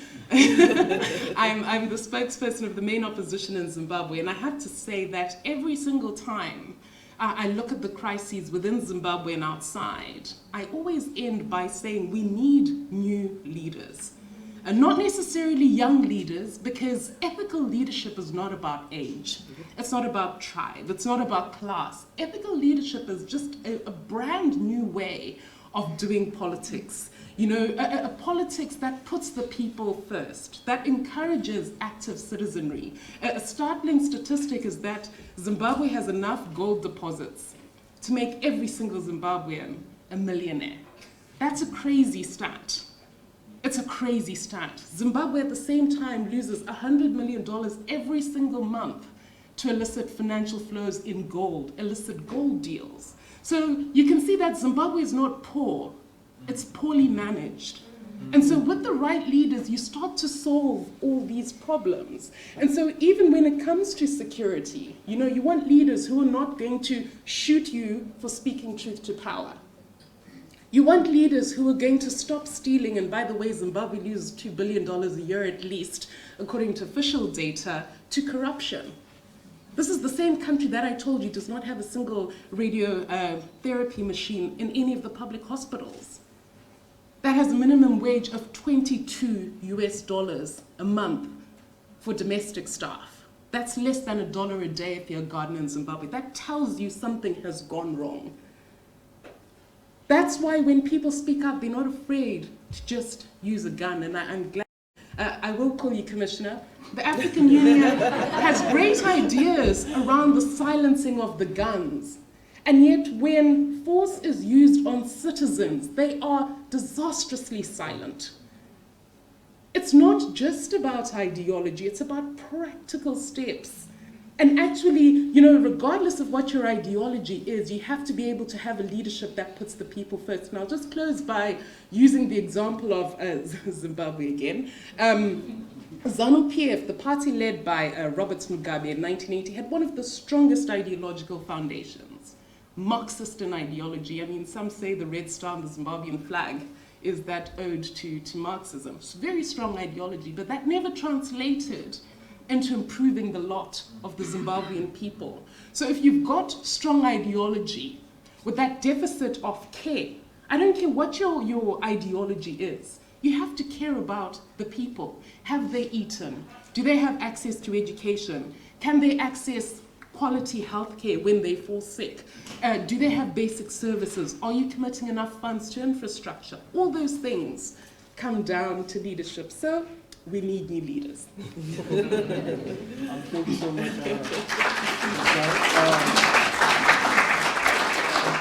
Before we go into the final portion, Q&A, I just wanted to give Dr. Justice, the opportunity to speak on this. Both, Fadzai and the others made a very important comment. Ms. Fadzai noted that she did something that many of the students here may not do. She went back home.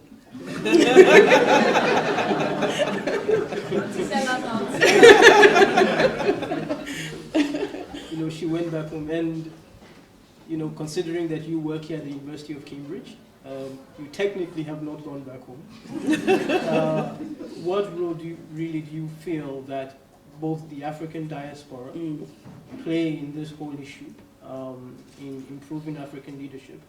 And can we truly improve African leadership or affect these issues if we essentially stay abroad, if we work at the University of Cambridge rather than the University of Ghana, and if we have firms in France rather than firms in our home countries? We have an office in Nigeria. I try to be spicy. What role really do you think those things will play? Okay, no, don't worry, I'll go home. Okay. No, I think, first of all, to again share with the ideas that have been articulated, I think one of the major threats to security is, of course, corruption, the unaccountable power that we have on the continent. And but I think when it comes to leadership, I feel that we often focus on individuals rather than thinking about building institutions. Institutions that, of course, what we've seen on the continent is you get leaders that speak what we want to hear when they are in opposition. I mean, that's not you're not the one that has the mind. But in power just seems to somehow change them in a way. Or at least they were already people that we didn't quite know. So I think one thing to consider is building institutions that at least when we have bad leaders who get in, they are not able to worsen the situation that we already find ourselves in. So that's the first thing I would say. But I think in terms of making an input back home, of course, we've seen that with technology, we are able to do that. One doesn't have to be physically there. We have seen the examples of many young people who are located abroad for various reasons and are able to make significant input in mobilizing young people to bring change, to hold power to account. So that's really, because of time, that's really what I would say. That I don't think being outside is necessarily an impediment to making a contribution, to mobilizing young people, to doing the kind of things that we've seen them do globally that has an effect back home on the continent. Yeah. Thank you. And with that, we essentially close this initial portion of the discussion. I'm being told by the President that we have the opportunity for 2 questions. So if anybody has questions for the panel, you can direct it at any member of the panel, or you can just ask an open question. It seems we have more than 2 questions. As you know, leadership on Africa is a big issue. So, yes, so we'll first take 3 questions, and then maybe if there are others, we will take it. I think said the lady in red first. I don't know if our speakers would like to note them, but I mean these are Cambridge level, so they will memorize the question. Please. Oh, thank you so much. My question really is, thank you. So my name is Judwin, I'm Cameroonian. My question really is directed, to all the members, so anyone who can really answer the question. So I'm Cameroonian. Cameroon is one of the poorest countries in the world, and Cameroon sits in a region, the CEMAC region, which is one of the worst regions, I think maybe the worst region in the world. So we're saying all these things about what we, the citizens, can do, what we Africans can do to better our countries. But I feel like, so the CEMAC region, the Central African countries, they are the former, most of them, all of them actually are the former French colonies. So I feel like they are kind of a really forgotten area in Africa. A lot of Africa is going forward.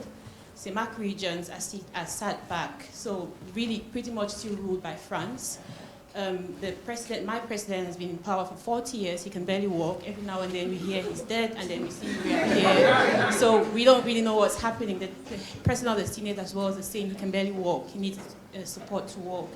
So France, like I said, still has a great influence in the Central African countries, and I'm sure some of you may have heard that we still pay a colonial tax to France.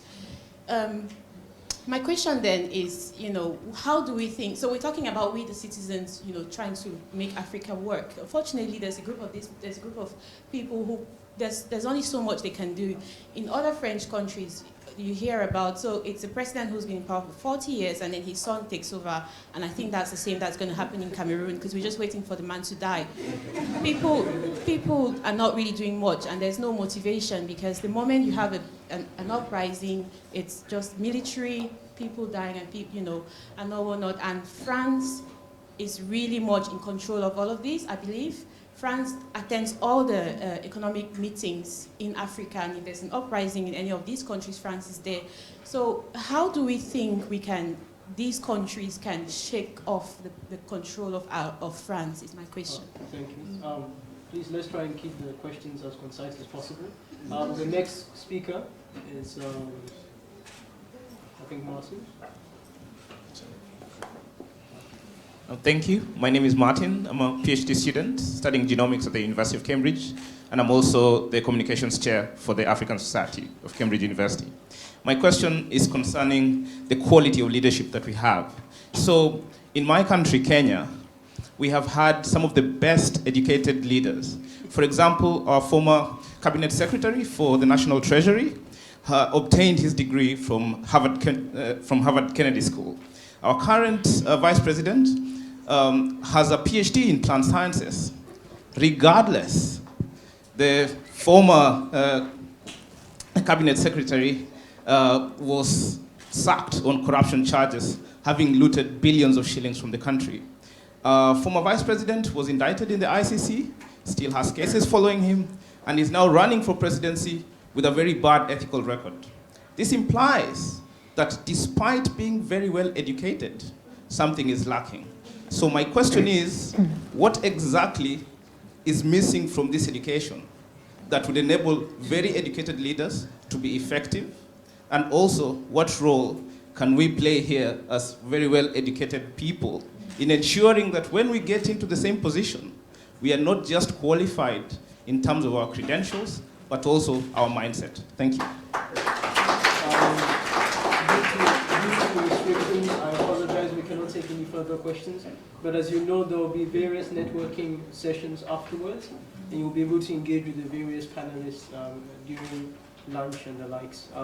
So I mean, 2 questions have been posed. One regarding just the general futility of trying to change the things on our continent, and the other regarding the fact that education has somehow not made us any more or less ethical. I don't know who wants to take it. Can I just quickly, Martin first, and then I'll come to the young lady from Cameroon. And please, let's try and keep it. I will keep it short.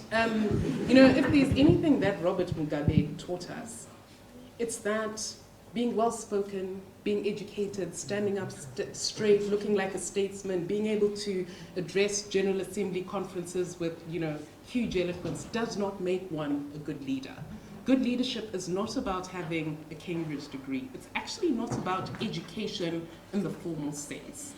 It is about ethics, having integrity, being accountable, being competent, being credible, being able to put together a team that can actually take the nation forward, having a big idea for your country and ultimately the continent. What Zimbabwe do you want to see in 20 years' time? And unfortunately, Dr. Mwa, I don't have 20 years to wait for these people to die before, you know, I do think young people need to step up.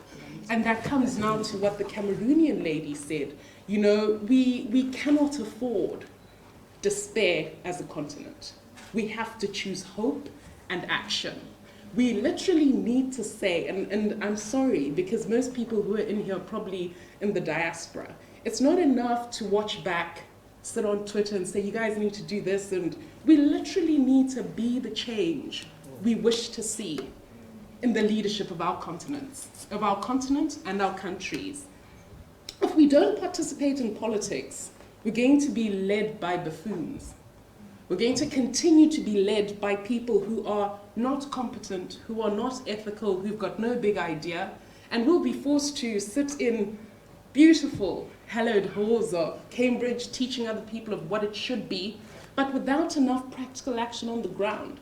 We really need to step up. It's nice to be comfortable in the UK. It's nice to, you know, sit in wherever it is we are. But if we don't go back to Zimbabwe, to South Africa, to Nigeria, to Cameroon, the French will keep doing what they're doing. And, you know, the difference between us and the son of that 40-year-old leader is that he is there. He is participating. He's got the courage to participate. And so until people, there are more of us than there are of them. So it's not a question of, can we do it? Are we committed to? Do we want to? Do we actually want to see change? Are we committed to actually seeing transformation on the continent, or is it just something we want to read about in books and, you know, wait another couple of decades? You know, we really need to step up as young Africans and Africans in general who want better for the continent. Thank you. I get the sense from the fact that we're all nodding that you really conveyed the general sentiments of the panel. This is how dictatorship starts. That's also a cop-out based on time. I want to thank our distinguished panelists for a very lively discussion. I want to thank you, the audience, for your involvement. As always, you know, discussions around leadership and security can go on for several days, especially as regards Africa. And I'm quite pleased that we were able to distill these into some final points. I think, to summarize really, there's this whole idea that leadership in Africa is faced with a kind of ideological crisis, and that we as the young people should really start participating, both at home and maybe even abroad, in trying to change this ideological deficit. This means that we need to start engaging in politics more. And so in sum, I guess what we're saying on this panel is what Boris Johnson would like to say to many of us. Go back home. Do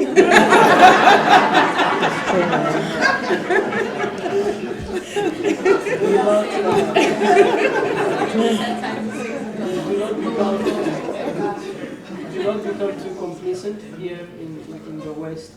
And as Ms. Fazai has articulated quite brilliantly, those we want to leave leadership in Africa are actually in Africa and are ruining our continent.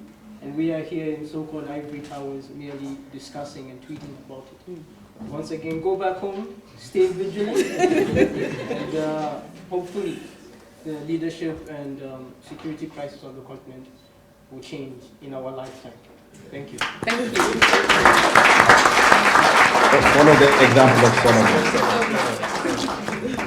Thank you very much to that panel there. A really, really interesting discussion. So now it's time for a tea break. We've only got 10 minutes for a tea break. Unfortunately, you can blame Stephen, don't blame me.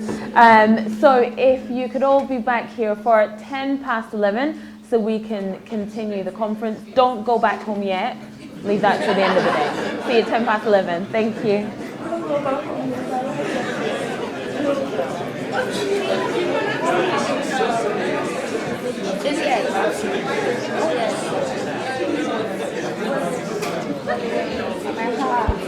But who's best?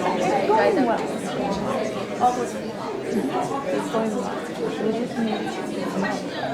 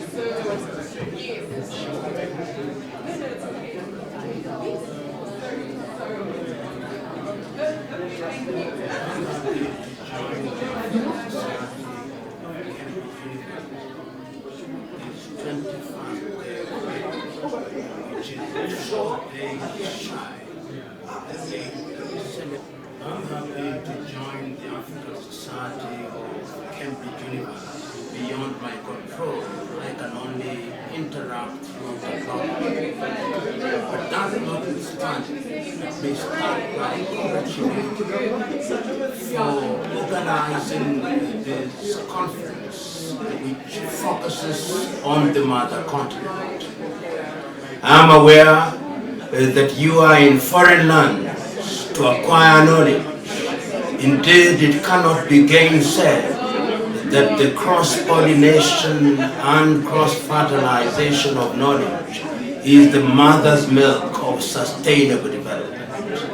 And it gladdens my heart that even as far removed as you are from the mother continent, She is still in your hearts and minds, giving meaning to the immortal words of the Osagie for Kwame Nkrumah, that one is not an African because one is born in Africa, but because Africa is born in him or her.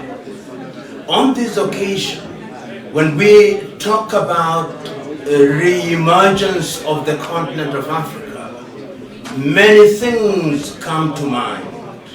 And it is undeniable that a proper examination of the circumstances of Africa and our future cannot be undertaken without some reference to history.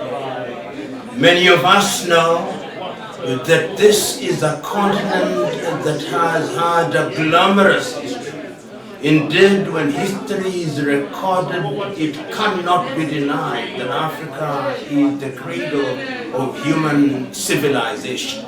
And that is why the continent has always been attractive to all civilizations. The Arabs were here, the Chinese were here, the Turks were here, the British were here, the French were here, the Portuguese were here, the Belgians were here, the Germans were here. Africa is a magnet of undeniable proportions. The tragedy of the continent, however, is that those who have looked towards her have always looked towards her for the purpose of plunder. They came here to enslave us. And when slavery had lost its master, the colonial project took root, and subsequently the neo-colonial project. And this is what gives legitimacy to the subject of our engagement today, the re-emergence of Africa. This is a subject that has preoccupied many African patriots over the years. Marcus Garvey talked about it when he started the Black Star movement. South Africa's Pixley Kaisaka Seme gave one of the most iconic speeches on the 5th day of April in the year 1906 at the University of Columbia with a fitting title, The Regeneration of Africa. I can still hear the words of Pixley Kaisaka Seme telling his audience on that day that Africa was great and must be great again. Beyond the speech of Pixley Kaisaka Seme, many of us will remember that Africa suffered the misfortune of being divided by the European powers. 1884, 1885 has been described by the Nigerian Adekeye Adebayo as the curse of Bali. We remember during those few months, the European powers sat in Berlin, in Germany, and they divided the mother continent without due regard to culture. The British took their share, the Germans took their share, the Italians took their share, the Portuguese took their share, the French took their share, the Spaniards took their share, the Dutch took their share. That was the curse of Bali. And it's unfortunate that even when the struggle to regain independence started in earnest in the 1940s, it is a divided Africa that was clamoring for independence. 55 countries we are today, courtesy of arbitrarily drawn boundaries which have occasioned pain to the mother continent. This is the state in which we find ourselves. Many of you will remember great Africans during the struggle for independence, promising Africans of the day that when we regain our independence, we are going to liberate our people from the chains of poverty, disease, and ignorance. And they fought across the continent. In West Africa, the passionate words of the Osagie for Kwame Nkrumah still ring true on the occasion of the independence of Ghana. That the independence of Ghana means nothing if the rest of Africa is not free. And it was not only the Osagie who was speaking at that time. Many voices could be heard. Milka Cabral in Guinea-Bissau, Ahmed Sékou Touré in Guinea, Leopold Sédar Senghor in Senegal, Julius Kambarage Nyerere in Tanzania, in Uganda, Apollo Milton Obote, in Zambia, Kenneth David Kaunda, in Kenya, Jomo Kenyatta, in Egypt, Gamal Abdel Nasser, in Algeria, Ahmed Ben Bella, and subsequently we know the struggles in Angola of Agostinho Neto, in Mozambique of Samora Moises Machel, and the struggle against apartheid by Nelson Rolihlahla Mandela, Robert Mangaliso Sobukwe, and of course in Namibia, Sam Luyomba and Andimba Haman Toivo, Ya Toivo, among others. Many they were. Julius Kambarage Nyerere reminded us that unity is at the very heart of our quest for re-emergence. When we talk about unity, it is critical that we remind ourselves that as a continent, the whole idea of unity and regeneration started as early as 1963. I remember that even before 1963, in the year 1960, the then leaders of independent African countries gathered in Casablanca, Morocco, and rededicated themselves to the quest for Africa's recovery and Africa's regeneration. So that when African leaders met in the month of May, from the 23rd through to the 25th days of May in Addis Ababa, Ethiopia, there were many speeches that were delivered. I can still remember the speeches of Haile Selassie, who was the host of the day, telling his audience that Africa had a duty to herself. I can remember the speech of Mwalimu Kambarage Nyerere, reminding his audience that they were not gathered in Addis Ababa to remind themselves of the significance of unity, because unity was mandatory. I can remember the 32 speeches, iconic, passionately delivered, but the most iconic of them was the immortal speech of Ghana's Osagie Kwame Nkrumah. Nkrumah reminded his audience on that day that if Africa did not unite, she would be susceptible to manipulation. He reminded his audience on that day that the apparent death of the colonial project was a harbinger for yet another project, the neo-colonial project. He reminded his audience that the only way in which Africa could immunize herself from the neo-colonial project was through unity. Not in so many words, but in effect, the Osagie said, let us today come out of this meeting with a single army, Let us come out of this meeting with a single currency. Let us come out of this meeting with a United States of Africa. Let us come out of this meeting having agreed on which city would be the capital of Africa. And I remember him saying, from where I sit, Bangui in Central African Republic, or Leopoldville, as Kinshasa was then called, should be the capital, but I'm open to other suggestions.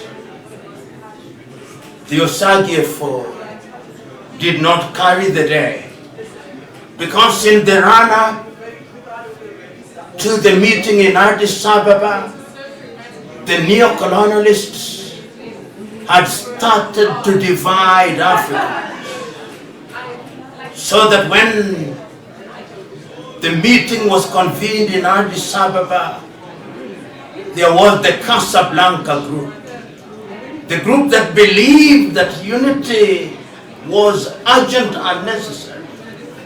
And there was the Monrovia group, which believed that unity should be gradual. How sad that on that day, the Monrovia group won.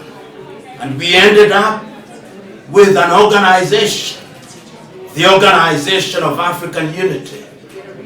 It played its part, it cannot be denied, but it was a loose and weak organization. The neo-colonialists had succeeded. The British had formed their own commonwealth.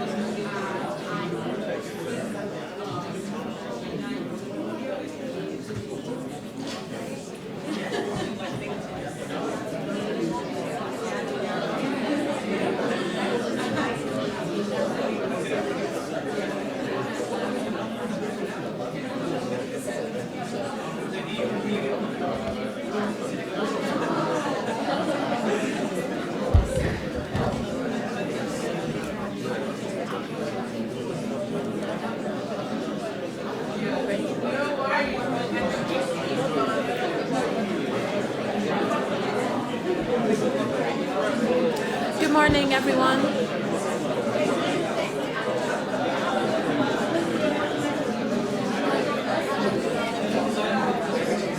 Good morning, everyone. Good morning, everyone. If I can have a bit of hush in the room, thank you very much. Good morning, everyone, and welcome back to the second session of the Africa Together conference. Just a little bit of housekeeping for those who joined us later on in the morning. The toilets are outside in the area where we have the break room. So the toilets are out there if you want to use them. We have tea and coffee and drinks served throughout the day, so if ever you need a refreshment, that's where to get them. If you do hear a fire drill, it is for real. We have no planned fire drills, so please exit, quite frankly. You can also follow us on social media at CAM Africa. Please use the hashtags Africa Conference and Africa Conference 2022 if you'd like to tweet or Instagram about anything that's happening here today. Now it's time for our second keynote speaker. He is Mr. Eugene Nizimana. Now, he is the CEO of SSG Consulting, the African Business Chamber, and Director of One Africa Network and NPI Lifecycle Management Consultant for Caterpillar. He's an entrepreneurial engineer and international management consultant with over 20 years of experience. He's also served in various private and public capacities, including in international oil companies, Innovate the UK, Society of Petroleum Engineers, GTC Energy, NHS Institute of Innovation, and automotive OEMs such as Jaguar and BMW. He's a mentor for the Africa Women Entrepreneurship Cooperative Bloomberg Program at the Center for Global Enterprise in New York. He also sits on several boards, such as the Business Advisory Panel at Cambridgeshire and Peterborough Combined Authority and the Digital Inclusion Task Force at Greater Manchester Combined Authority, and is a member of the McKinsey Automotive and Assembly and Institute of Directors. I wonder how he's got time to actually be here today, but he is. He is. So he is our second keynote speaker. The address title is Globalization and Africa's Self-Sustaining Agenda. Please welcome Mr. Eugene Nizimana to the stage.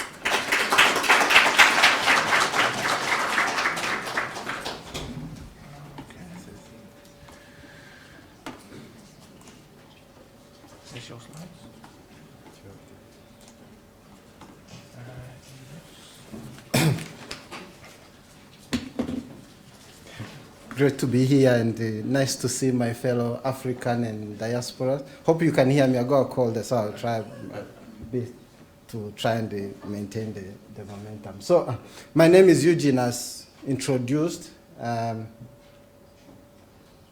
been given a very challenging topic, but I'm just going to try and go through it very quickly, give an overview in terms of the current African economic context, just to refresh ourselves. I'm sure some of the things I'm going to go through has been highlighted or you're fully aware of it, and then give my thoughts in terms of how can we set Africa to self-sustain itself. So a bit of introduction.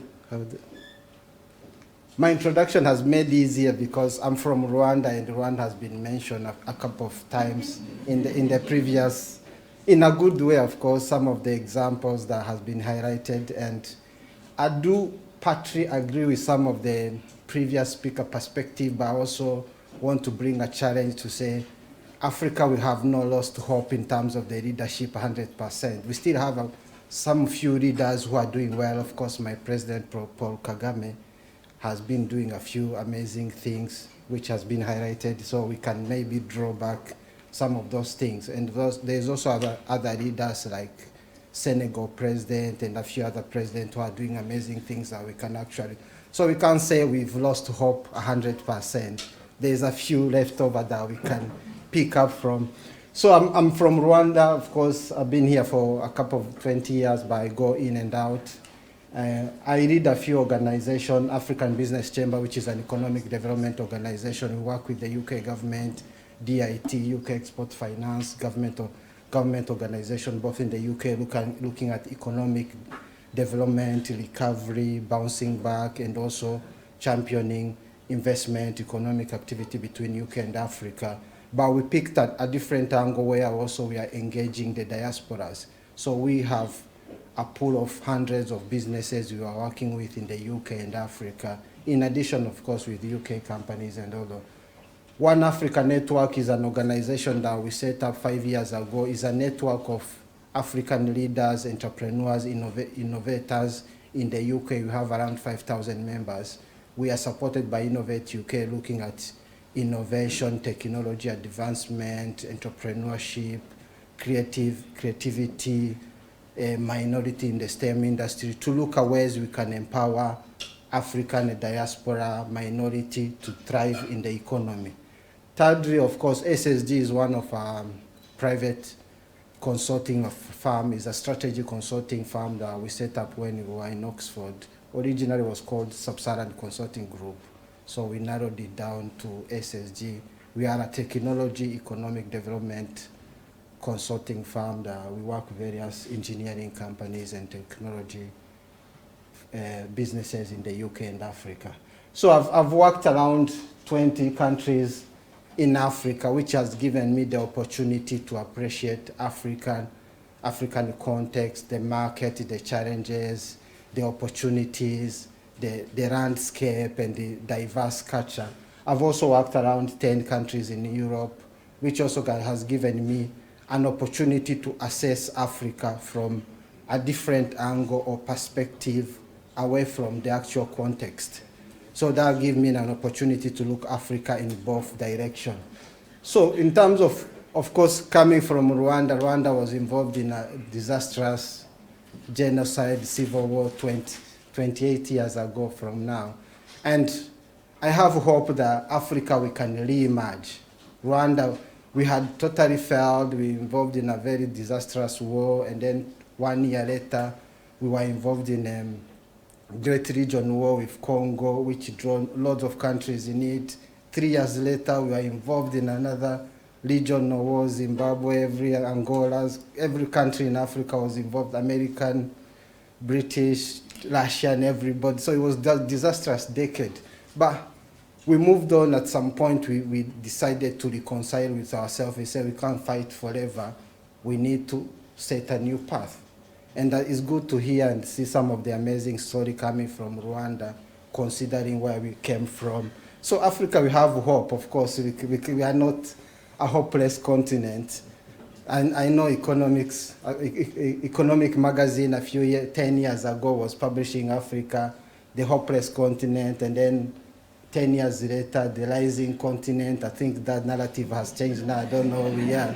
So, but there's hope. So in terms of, before I go into to share my perspective, I want to give an overview in terms of African economy amid of ongoing and new economic shocks. Some of these probably are fully aware in terms of Africa remain undiminished and in the current situation, of course, home to 1.4 billion population, 70% under 30. I know the youth has been mentioned quite a lot in the last discussion. And it's projected by 2050, a quarter of the world population will be African. Second, of course, home to 55 countries and the largest trade area, Africa Free Trade Continental Area, which is creating a lot of excitement to stimulate regional trade and inwards collaboration rather than export outwards. Other things, of course, estimated collective GDP of 2.6 trillion, modest average GDP growth last year of 3.7 in 2021, projected to be around 3.6 in 2022. Hopefully we'll achieve it.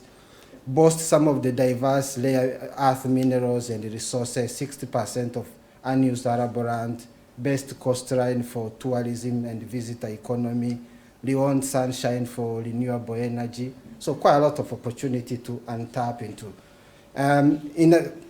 Furthermore, of course, Africa was slowly recovering from COVID-19 recession, but now has been affected by UK-Russia war, affecting the supply and disruption, fertilizers, food shortages, and these are some of the things that we are seeing now impacting the African economy at the moment. Talk about Northern Africa that depend on 40% of wheat coming from Ukraine and China, while we have arable land locally that we could use to do better farming. So we need to look at this, and these are the key things that are helping us to rethink about the African position in the global landscape.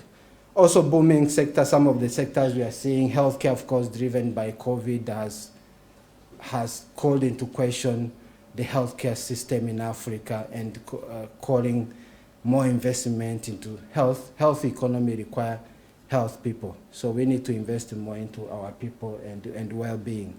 Agribusiness, of course, food security, energy, sustainable energy, technology transformation in the continent is growing fast. We're seeing now emerging new unicorns from Nigeria, South Africa, Kenya, Egypt. So technology disruption is bringing a new opportunities and take us into a new landscape. Of course, infrastructure and the real estate. So these are some of the trends. Of course, there is more, but I thought I'd give you an overview where we are in terms of the Africa economy and the landscape. So talking about emerging, I just want to expand the scope. I think we shouldn't be talking about Africa emerging in Africa only. Africa needs to emerge in the global economy. So we live in a globalized economy. We need to look at Africa emerging in Africa and Africa emerging in other areas. Talking about in the UK, you still have our diasporas fighting for inclusion. We still have African participating in other economic development in the US, World Bank, and whatever. But we're still fighting for our own representation. Africa, we still don't have representation in the permanent members. WTO, Africa is only represented 3%. We're still fighting for representation. So we can't emerge only in Africa. We need to emerge in globally. That's where we'll get better representation because we live in a globalized society. So in terms of how the globalization is impacting African economy, of course, globalization has provided several opportunities for Africa to develop and leapfrog out of poverty. Some of the key things that we're seeing, some of the trend and opportunities, of course, great access to global market, African solution, expand into the global, of course. Likewise, we're seeing a lot of international companies expanding or their footprint in African region. Increased cultural awareness. I'm sure most of you have seen, I can see quite a lot of well-dressed women here into African fabric. So we're seeing a lot of African fabric being appreciated, now being taken on by global fashion companies, Gucci and all those. We're also seeing a lot of music. I'm sure you know some of the Nigerians who have been receiving global awards and all those. BBC these days, you can hear a lot of African music, culture, sport, of course, Premier League, we know a lot of African players. In movies now, we've seen growing number of Nigerian movies being streamed on Netflix and all those. So we are not emerging locally, we are emerging the global landscape on a practical level. Other things, of course, we're seeing investment driven in Africa to support untapped and underserved market. Increased global trading, sharing of knowledge. So I'm doing a lot of work with the UK government under the DIT, UK Export Finance, Innovate UK, looking at ways we can drive innovation and all those things, and to make sure that we share knowledge. Standardization of African product to meet global quality and also to support export. Deepening of trade, increased internet connectivity has created a great opportunity to connect across the world. Ease of travel connectivity. These days you can easily connect across the world because of the connectivity. I've got a few minutes left. So the challenges, of course, globalization has brought a few challenges. Some of them are foreign workers exploitation. We're seeing labor movement from Africa to the West, which is creating a lot of brain drain and skill shortages, especially during COVID, a lot of doctors. To give you a good example, we have more Malawian doctors in the UK than in Malawi itself. So this is recently we saw a lot of doctors migrating, hundreds of them from Nigeria, Kenya, coming to the West. That has created a huge gap. We need to address that. Of course, Africa is disadvantaged when it comes to commodity trading. The case of cocoa, we all know it. I'm sure you've come across it.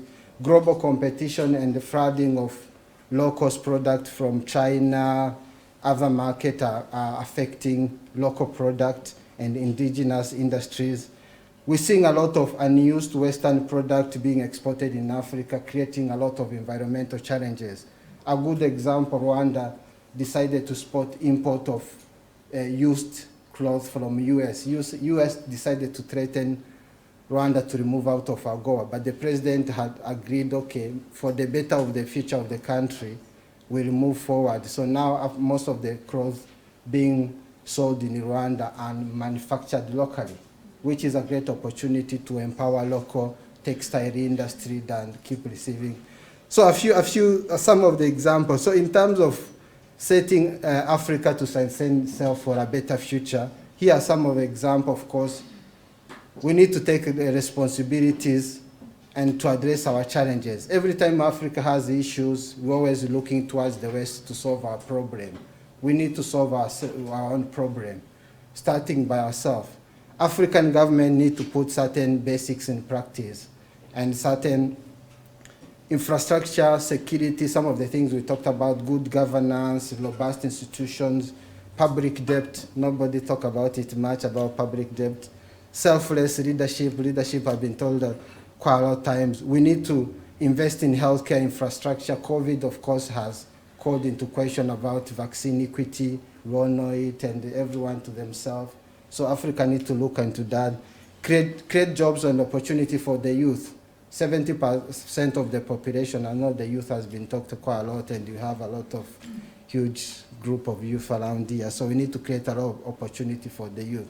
I have not mentioned about education because in Africa we have a huge population of educated people who doesn't have jobs.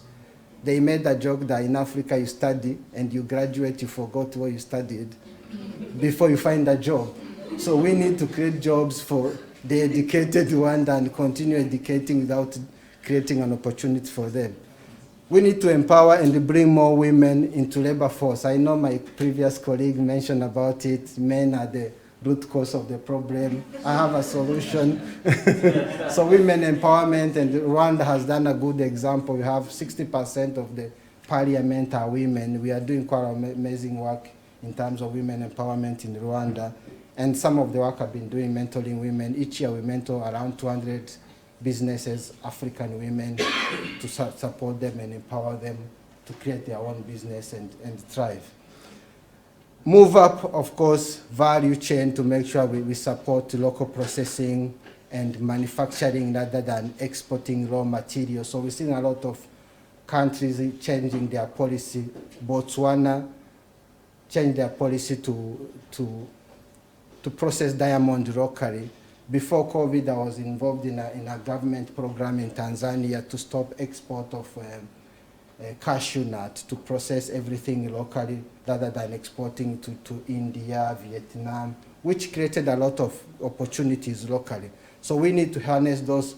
Rwanda currently now processing some of the mine gold minerals locally and then export end product. So we need to transfer some of this, like in Nigeria, we are seeing 100% of export of petroleum and import of at a higher price. It's not very sustainable. We've talked about sustainable economic growth.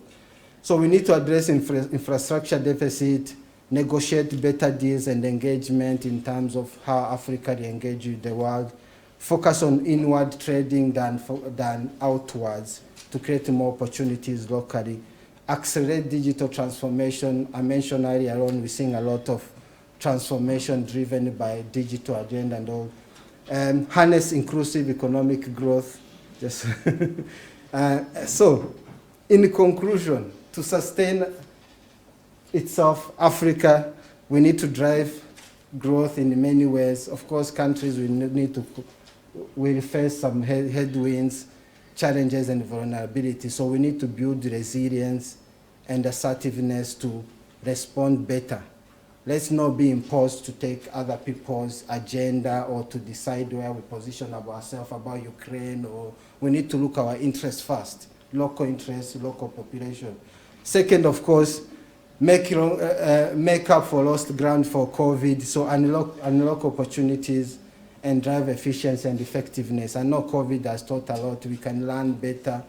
I don't need to travel to Nigeria anymore or beat traffic. I can meet you on Zoom and be more efficient and all that. So we must learn and take advantage of current economic trend and disruption. COVID, Brexit, now Ukrainian has exposed a lot in terms of supply chain. Dependency on China, dependency on Ukraine for grain or sunflower oil. When we have Arab land locally, we can farm, we have everything. We just take technology. Finally, harness and prepare Africa for rapid economic and social change to give the continent a better role in the world, global affairs and economy. So I hope that gives you an overview in terms of how we can shape Africa for a better future. But I welcome any question. Thank you.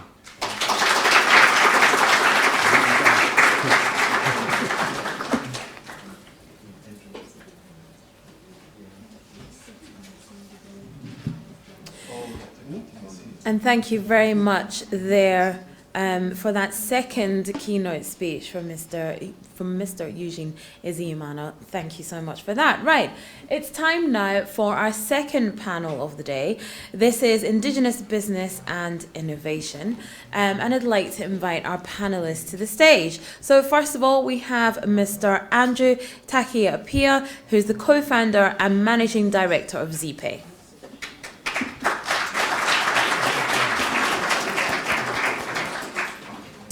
And then we have Dr. Sangu Deli, co-founder and CEO of Africa Health Holdings.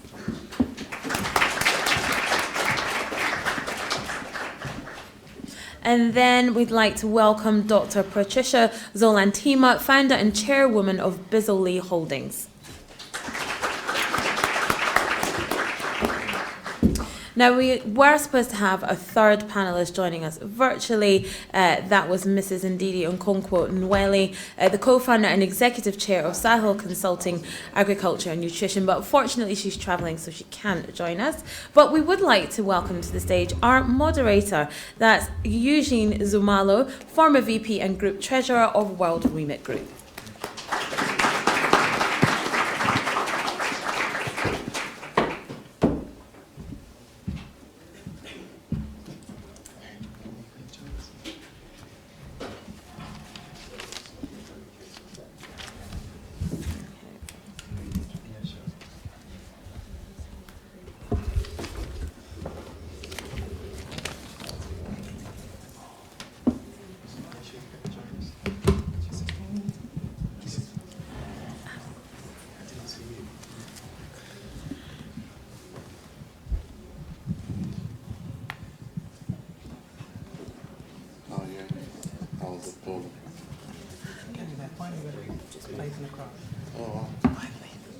Quick update. I'd like to invite one more speaker to the panel.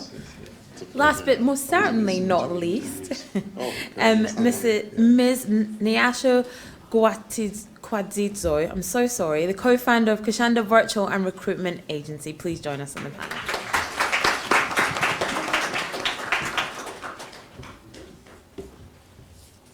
Like I said, this panel is going to be Indigenous Business and Innovation, and there'll be 10 minutes for Q&A at the end. Right, can you all hear me? All right, thank you for the time today, and thank you panelists for making time, and apologies for any inconvenience that we caused. What I really wanted to do, I wanted to give each of the panelists 5 minutes to discuss what their view on business innovation in the context of Africa. I personally have never worked in Africa. I've not done business in Africa as such, so I think I've got a lot to learn So I thought it'd be an opportunity for those who have actually executed and done things and have achieved results, the opportunity to tell us, who, myself included, that don't know. So what I'm going to do, what I suggest is that I'll start off with Dr. Sango, and then I'll give everyone 5 minutes, and then within that time frame, that should be another 5-10 minutes of everyone to then have a dialogue or a discussion based on what everyone has said.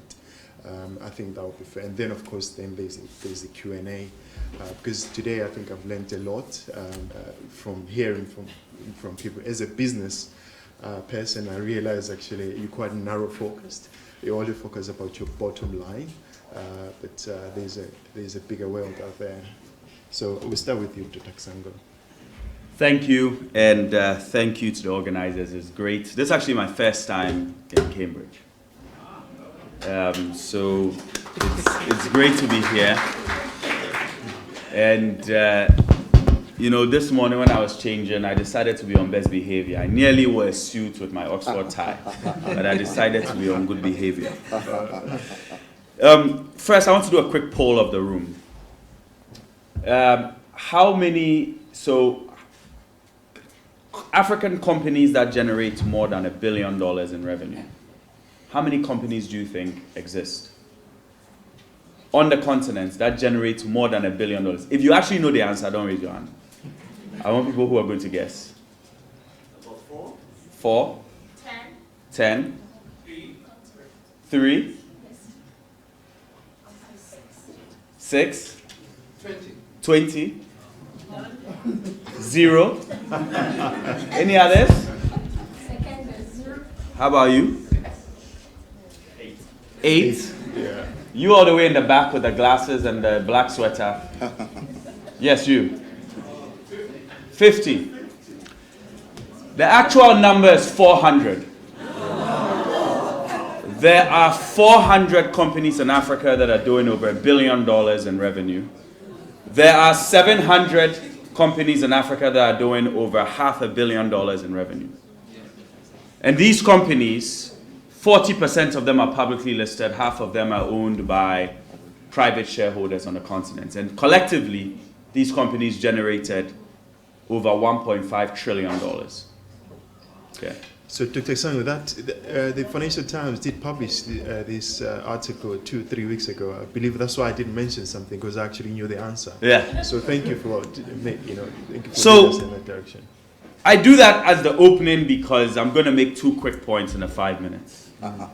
And the first point is really around scale. And that is, as we think about innovation, we have to scale. I gave a TED talk where I critiqued microfinance. Yeah. Which, you know, everyone loves microfinance.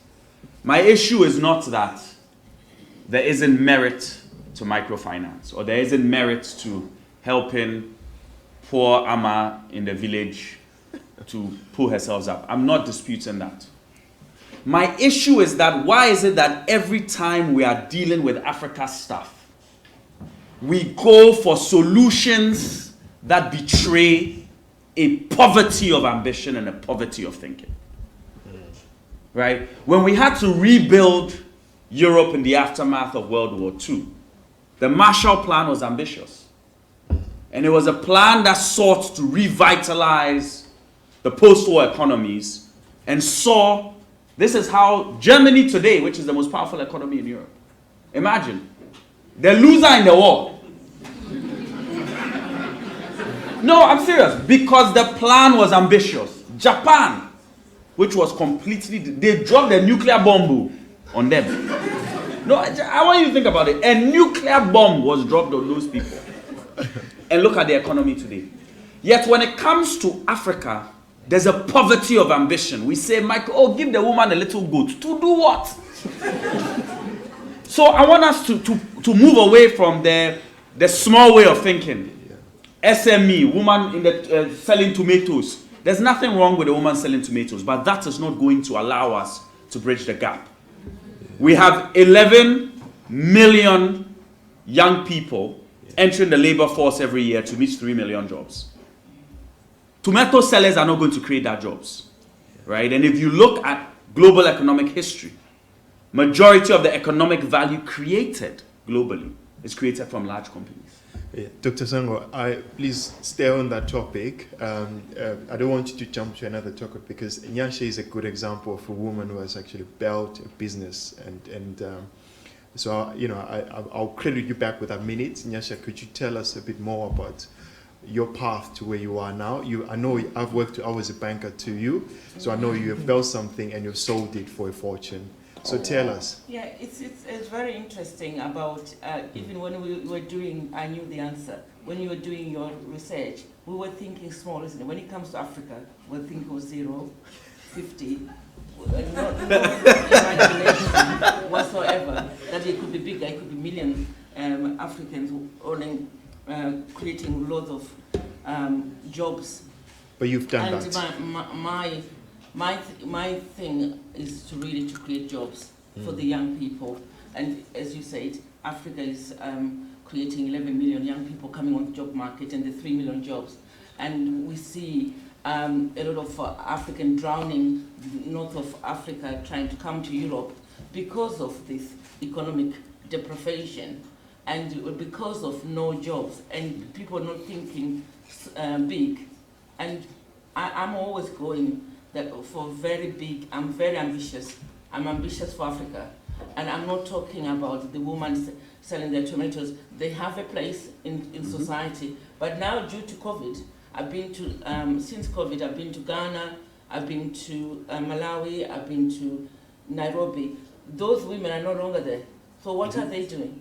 They're no longer, the government has taken them off the streets.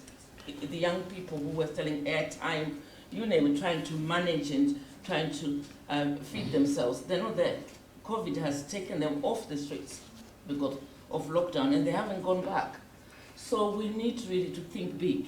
And I will say, whatever your business idea, if it doesn't frighten you, it's not big enough. Wow. It really has to frighten you. And you really need to think really big. And I was really coming. I'm really coming from thinking about what has happened in Africa in terms of the charity model. And someone has written a book actually recently called The Spirit Level, that charity was set up after the war to help vulnerable people globally. But today, this was 1945, today, the same people who were poor and in poverty in 1945, they're still poor today. They haven't moved the spirit level. The thing has not moved. So you need something which will shift the needle, literally to shift the needle. So you need to think big. And why can't you think big for Africa? Why do you always have to think small? So on that point, I'll pause it because I don't want us to go further into the charity model. I want you to tell us a bit more. What are you doing since you saw from your traveling, seeing that people are not doing airtime? How are you addressing that? Because I know yes, I'm at the moment. I was the same. I was thinking that I want to go back to Africa. I am going back to Africa. I was born in Zimbabwe, but circumstances have stopped me going for a minute. But I'm going there. That's why I've been to. I think I've been to about 25 African countries, looking at women, what they're needing. And I, as a Black African woman, doing my business in UK, I found capital of access to finance is the biggest issue affecting women. But I think it's also affecting men. But I found it difficult to find access to grow my business organically. So I ended up growing my business organically. I never had any funding from no one. I never even had £1 overdraft. Today, I do not have an overdraft or facility of £1. Yeah, and that's the truth. I did the financial due diligence. And it is incredible. So I thought that I would like to work with women and ambitious women entrepreneurs who are not asking me for £100 or $100, but under a social impact investment fund. So I started thinking small again for Africa. I thought, oh, I would like to raise 100 million. And then I started doing more research into it, and the impact I really want to make. 100 million is nothing. When you think of private equity, we're talking about billions. So now I'm gone up the ladder, and I want to raise at least $1 billion for women entrepreneurs in Africa. Thank you. The smallest ticket is going to be about half a million. And I have a lot of women who approach me when I'm traveling, wanting me to give them $10,000, $500, and they're not really, they're not my ticket level. Because I'm just so ambitious for them. And but there is really a need, what I found, to go back to those women who are thinking small, to get them ready, because that's another thing I've really struggled to get entrepreneurs who are ready, because they're not thinking. Okay. Ready for investment. So Nyasha, I'll stop you there, because that's when you come in, because you actually did create an incubation, and then you played a part in creating from our discussion on, I think, when did we talk? Was it Tuesday or Wednesday? You gave me an example where your contribution, or what you guys did as a team, you created a unicorn in Nigeria. So can you walk us through that? How would you support? I mean, reflecting on it now, what would you do different? So let's assume everyone here becomes part of your project team. What would you need, and how would you go about in order to create that environment that creates a unicorn? Assuming, let's forget about all the troubles we have in Africa. Let's park that aside. The lawyers and the legislation and policy thinkers would deal with that. But you, as a banker, as someone who's experienced in actually executing, what would you do? Okay, thank you. First of all, let me clarify, I did not create a unicorn. But I've interviewed a unicorn, so let me just clarify that fact. So yeah, I think what I want to add to this conversation, and also slightly change some of the language, is that for me, the key to the African dream, Pan-African dream, because I also want to move beyond the word African to Pan-African, is that the key to that dream is connectivity. Right. So I think it's important to realize that many of us in this room may be UK born or foreign born. Many of us may live in the continent. So no matter where you are, having that connectivity means you can add value in some shape or form. And in fact, I was just speaking to this lady when we were sitting down together and just saying, in my case, as somebody that's Saudi born, so in Ghana during the 80s, there was the Rawlings coup. Many people fled. So we ended up in Saudi Arabia, long story. But the fact is that I've decided through many attempts to actually move back to whether it's Ghana or Nigeria or South Africa, that being the bridge is the role I'm going to play, being the bridge to capital, being the bridge to connections, being the bridge to resources. So really that's what I've focused my career on, understanding how to mobilize resources to support startups, to support businesses. From the perspective of what I did in the startup world, so in Nigeria and UK and US, so launching the Africa Startup Academy in Lagos was probably one of the best things I did in my career, because there we were at the grassroots, trying to figure out a model, incubation model that would work and have impact. So some of the successes we had were the Lagos State's Ready, Set, Work program, which was providing entrepreneurial education for basically high school and mature students, because at the end of the day, even with the best idea, to your point, until that woman understands her value and understands how to build, you can give her all the money you want, you simply won't be able to realize the value of that investment. Okay. And then from working with other startups and also trying to make angel investments, having the privilege of shaking the hands of the Paystack guys way back in 2016, and then all of a sudden, this is Africa's biggest M&A story. Working with Interswitch during my JP Morgan days, who was Africa's first unicorn. So there's lots of great stories, as Sangu has mentioned, out there, but connectivity, whether it's to capital, to human resources, to education, is how we're going to make things happen. So I'm happy to dive into more. So you got 1 more minute. Okay. You have been in different platforms. For me, JP Morgan is a platform, and what you did with Nigeria is a platform. So how would you, with all the experience you have learned, how would you make that dream that Sango is saying, how would you build that platform and then to fulfill that vision he has, so that we are not just talking about one unicorn in Cape Town and another one in Egypt, but we are, like earlier on, someone shared 50 unicorns. How can, what would you do different for us to do that, to achieve that? No, that's a really great question. I think part of the challenge with the Pan-African dream is that I think there are so many problems. So I think, as Eugene mentioned during his second keynote speech, there are problems everywhere. So really it's time to focus and think about areas where we can dominate, because it's a scale game, which means you can start getting international attention, international investors, and then really start pushing African intellectual property overseas. So for me, it's all about fintech, which is a nice segue for Andrew, because that's where we're getting the international attention. Having that economic power is how we're going to start having an impact globally. I think we've passed the cue to you, Andrew. Now, with you, actually, someone who's actually creating, you've created a company. I listened to your interviews. I see that there's a lot of operational issues that you have to adjust, you have to learn, and trial and error, but also bring your own experiences. And what would you say to the young person today who has an idea, and how would you guide them? What would the Andrew today say to the Andrew at 20, who you were at 2006, when you were sat down in a hotel with your friends? Well, first of all, thank you very much. I'm honored to be here and very delighted as well. I want to take it from Mohammed's last comment on scale. Okay, so what I see is a different narrative in Africa today, and that narrative is, I like to call it the New African. Okay.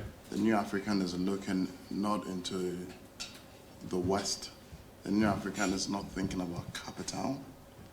Okay, and I want to expand that and say that, look, that I feel that the time has come, and I'm seeing it on the continent though, for us to use global models that we have learned either in schools or by being from the diaspora, or even just reading, and leverage homegrown platforms. So how do I take local food, for example, and redesign and repackage it and build distribution out of it to scale it?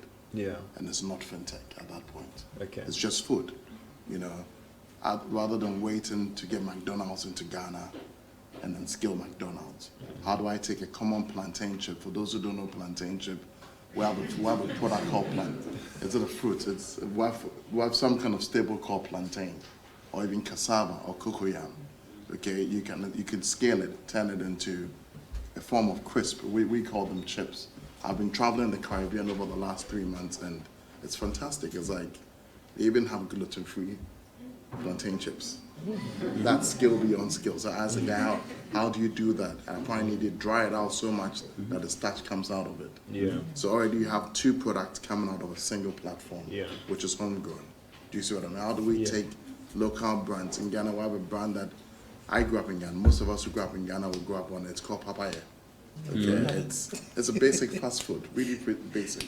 Okay. But how do you package it to scale it and franchise it? Do you see what I mean? Okay. So I think that's what I'm seeing come out of the New African. Right. We have Twigger Foods as an example.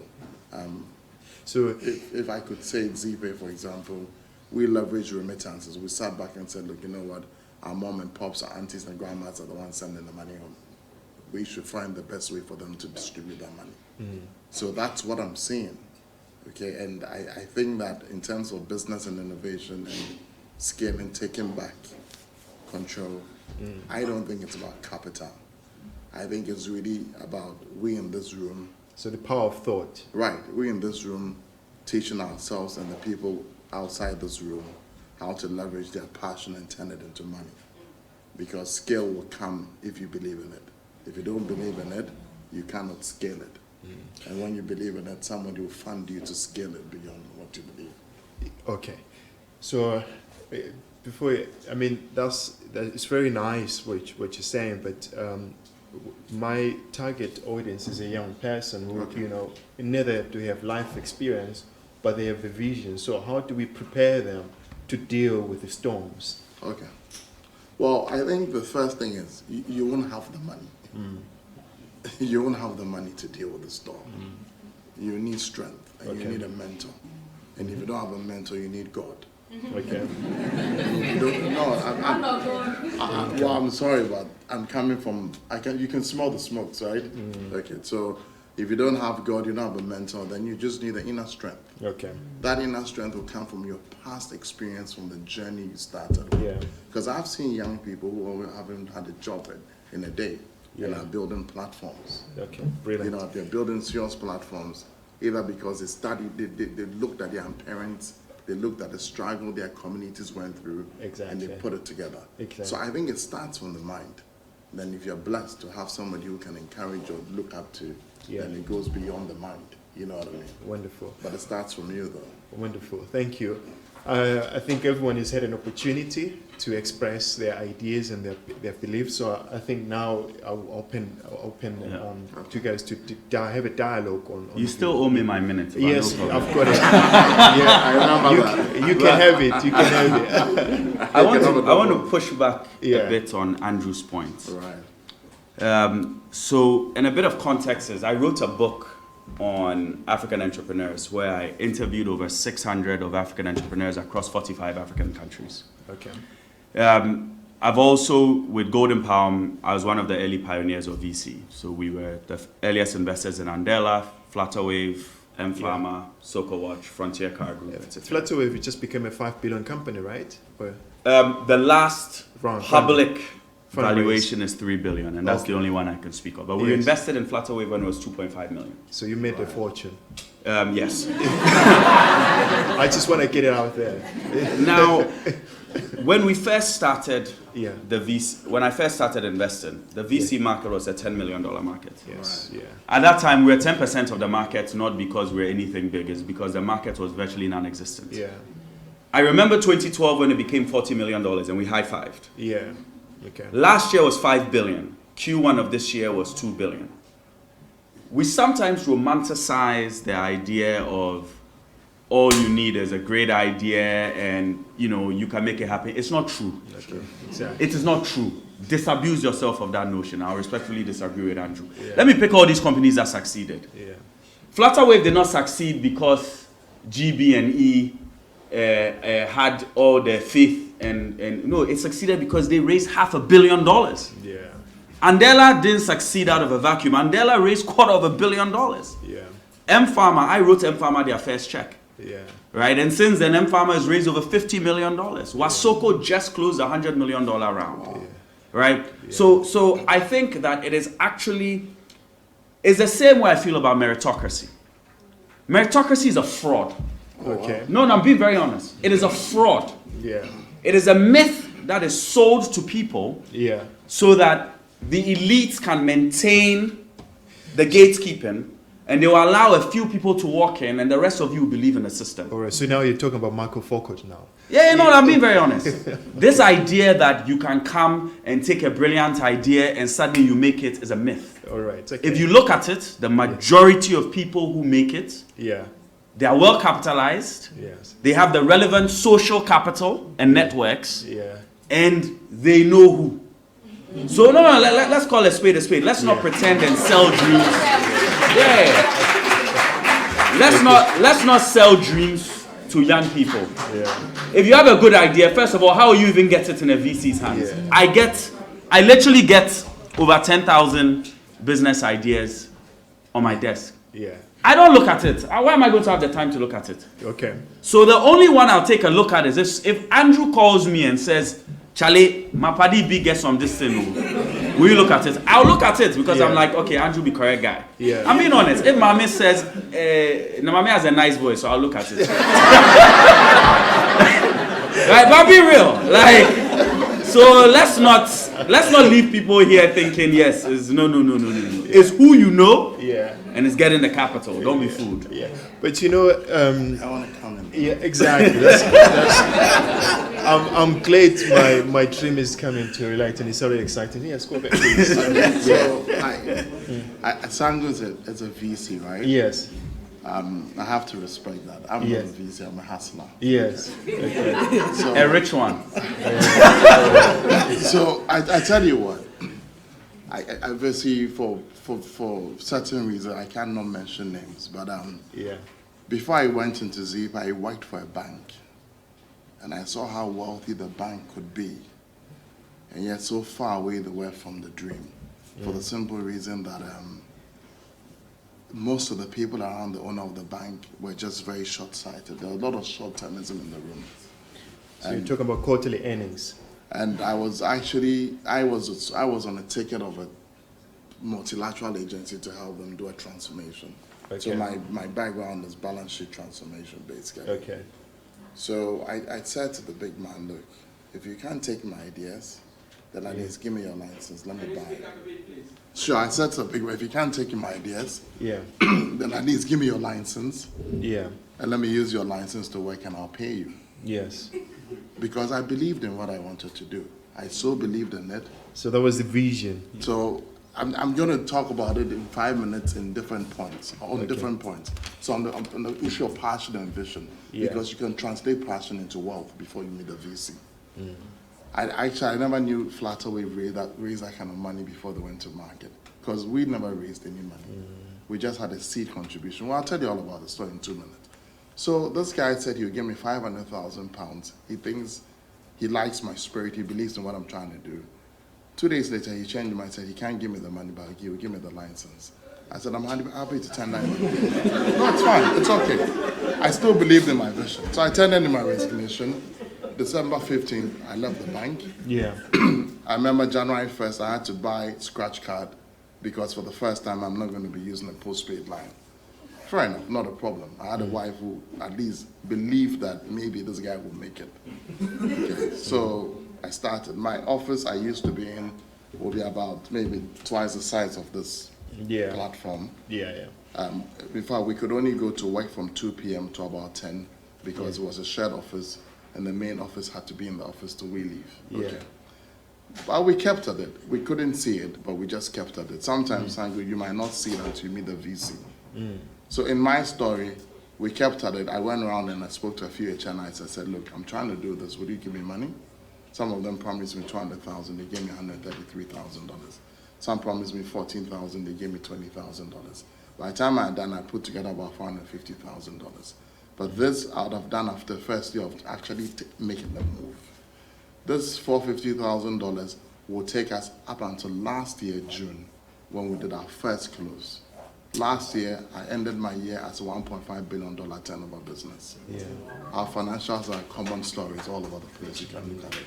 So I still believe that not all of us will see the VC before we take off. Yeah. Okay. I believe that those of us who won't see the VCs, we need to believe in something. Yeah.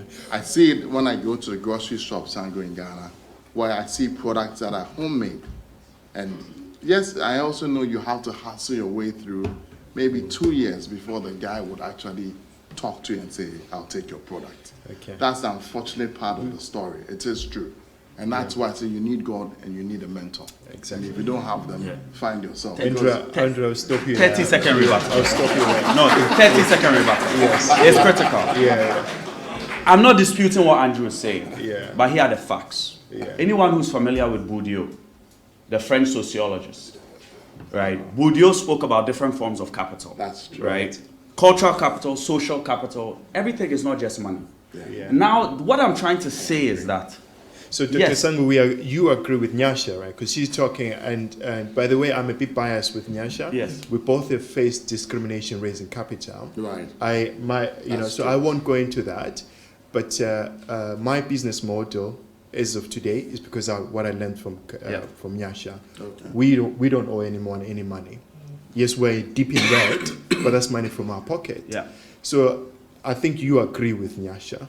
No, what I'm trying to clarify here is that capital is not always money. I agree. Okay. The license he received, if he did not have the social capital, that conversation wouldn't even come. So you're still on your theme that no, and the reason I'm saying that and I'm pushing that is because I have seen a trail of tears Yes. The size of the Grand Canyon. Yeah. When we put, and as you know, I'm a big mental health activist. Yeah. Okay. I've seen so many entrepreneurs fall into depression, believing in the false hope.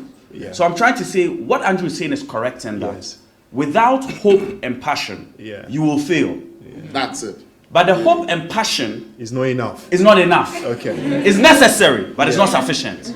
Yeah. No, I think I agree with Doc. However, I just want to, because we have people listening to us all over the place, I want to qualify and say that, look, I mean, people come out of university for the first time and they want to build the world, okay? It might be tough, but give it a try. This is my third try that I've been successful. When I went to school in England, when I lived in England, I used to own a platform called rentmyroom.co.uk. What did I used to do? I was hustling. I take rooms from the community and I sell it to my African brothers, because even their accent alone might not give them a chance in the room. No, let's be fair, right? Yeah. But it didn't go far. It crashed on me. Yeah. I moved to America. I built KenteFabrics.com. I used to sell Kente stores to the universities. It was a straight hustle. I go to the universities. You know, American universities, they love to feel African. I did that until one big university shut me down because they took an order. They won't pay me for 8 months. And obviously, I was shut down. You have to keep trying. Keep trying. But you need man and you need God. Okay. So I want to give the opportunity to the ladies to close, and then we open to Q&A. Okay. Sure. I mean, I'm just going to echo the comments of both Sangu and also Andrew. So when I said connectivity, that means literally people, capital, etc. Yes. Okay. Because probably what really shocked me is that when I was working with a startup in Silicon Valley, is that anyone with a half-baked idea and a half-baked background in Silicon Valley can make it. And when you see that, it makes you so angry that you want to do something. That's also true. But the challenge is, obviously, back in our respective home countries, just getting power to be able to work is a challenge. So there's so much, we have so much of a gap to fill just to be able to compete with the outside world, which is why you do need to game the system, work to your advantage, and I think focus. There are so many problems, but if we all focused on particular industries, particular countries, so in my case, whilst I am Ghanaian, I'm also an honorary Lagosian, because in Nigeria, the demographics lend themselves to all sorts of business cases, which is why Nigeria continues to receive the lion's share of capital, because the numbers work in their favor. So that's I'll leave it there. But to the young people, I would also say that, figure out your position. Yeah. So as much as I really wanted to be an entrepreneur, I failed the first time. Hopefully I'll continue to be like Andrew. Yeah.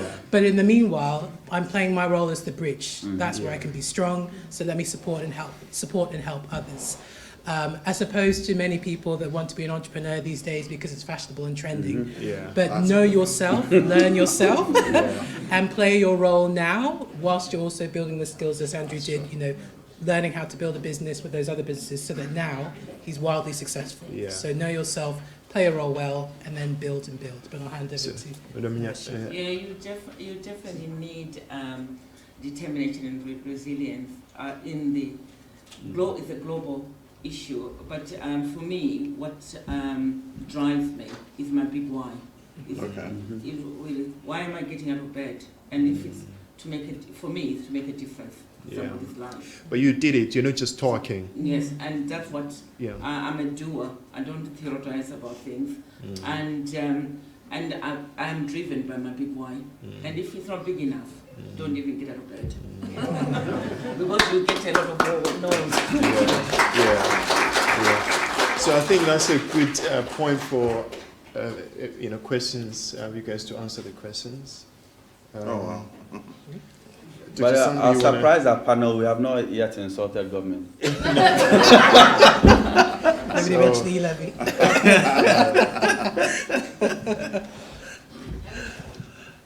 you so much all for your presentations. And you speak big money, big ideas, big capital. In your view, how do we solve the poverty crisis in Africa? Right. What is the one thing that needs to be done so that more people can be rich? Yeah. Look, I actually think if you look at some of the earlier comments we've all made, right, it boils down to the big numbers, because the poverty numbers are big. And so we need we actually need to scale businesses so they can hire, right? So I'll give case in point, right? The healthcare system we're building. We started with one clinic. If we stayed at that one clinic, there'll only be 12 to 14 people we'd employ.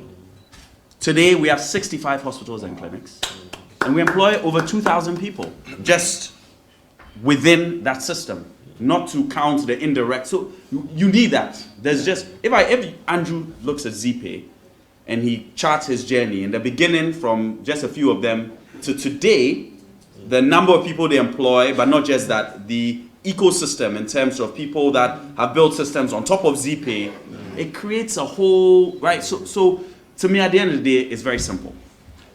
Not everyone can be an entrepreneur, right? In fact, we over-romanticize that idea, right? I'm being honest. Half of you should not be entrepreneurs. You are not built for it. No, I'm serious. Majority of people need jobs, right? And they just want decent jobs that give them dignity. But where are these jobs going to come from?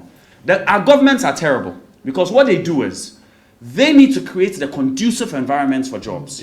But instead of doing that, instead they say, oh, entrepreneur your way out of this, will be an entrepreneur. And it's very misleading. We need to be able to create jobs. We need to be able to grow the ecosystem. And having e-levy is not going to do that. Thank you. So, can I come in? Oh, okay. So I want to take that question to another level, right? So I want to say from three perspectives. I think the first perspective is, as nations, we need to go back to the classroom. Either we do it at the university level or we do it at secondary. We need to bring entrepreneurship to the classroom.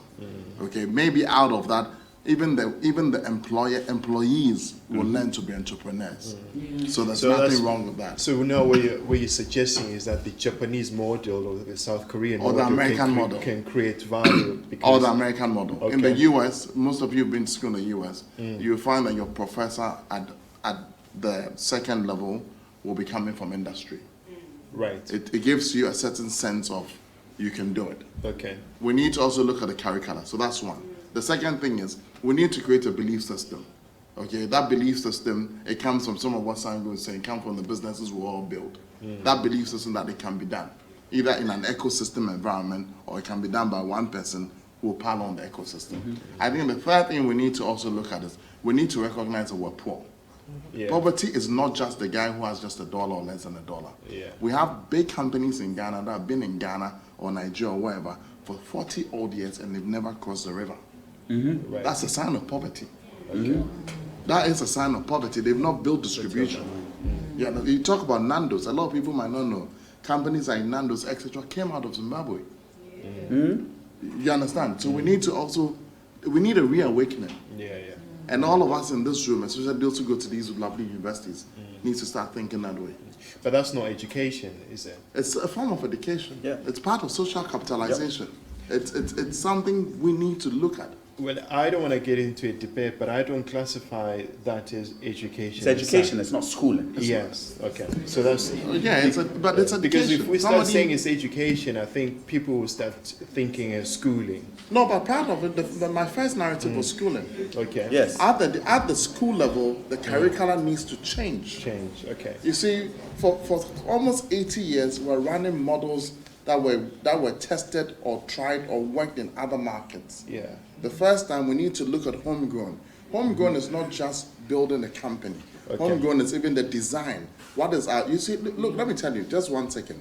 We're very communal as Africans. Yes. That's why we have chiefs. Okay. When we cross the river, we even have chiefs in our diaspora communities because we're communal. You understand? Okay. So even that, do we have that same spirit when we go into the schools? Do you understand me? We talk about democratization.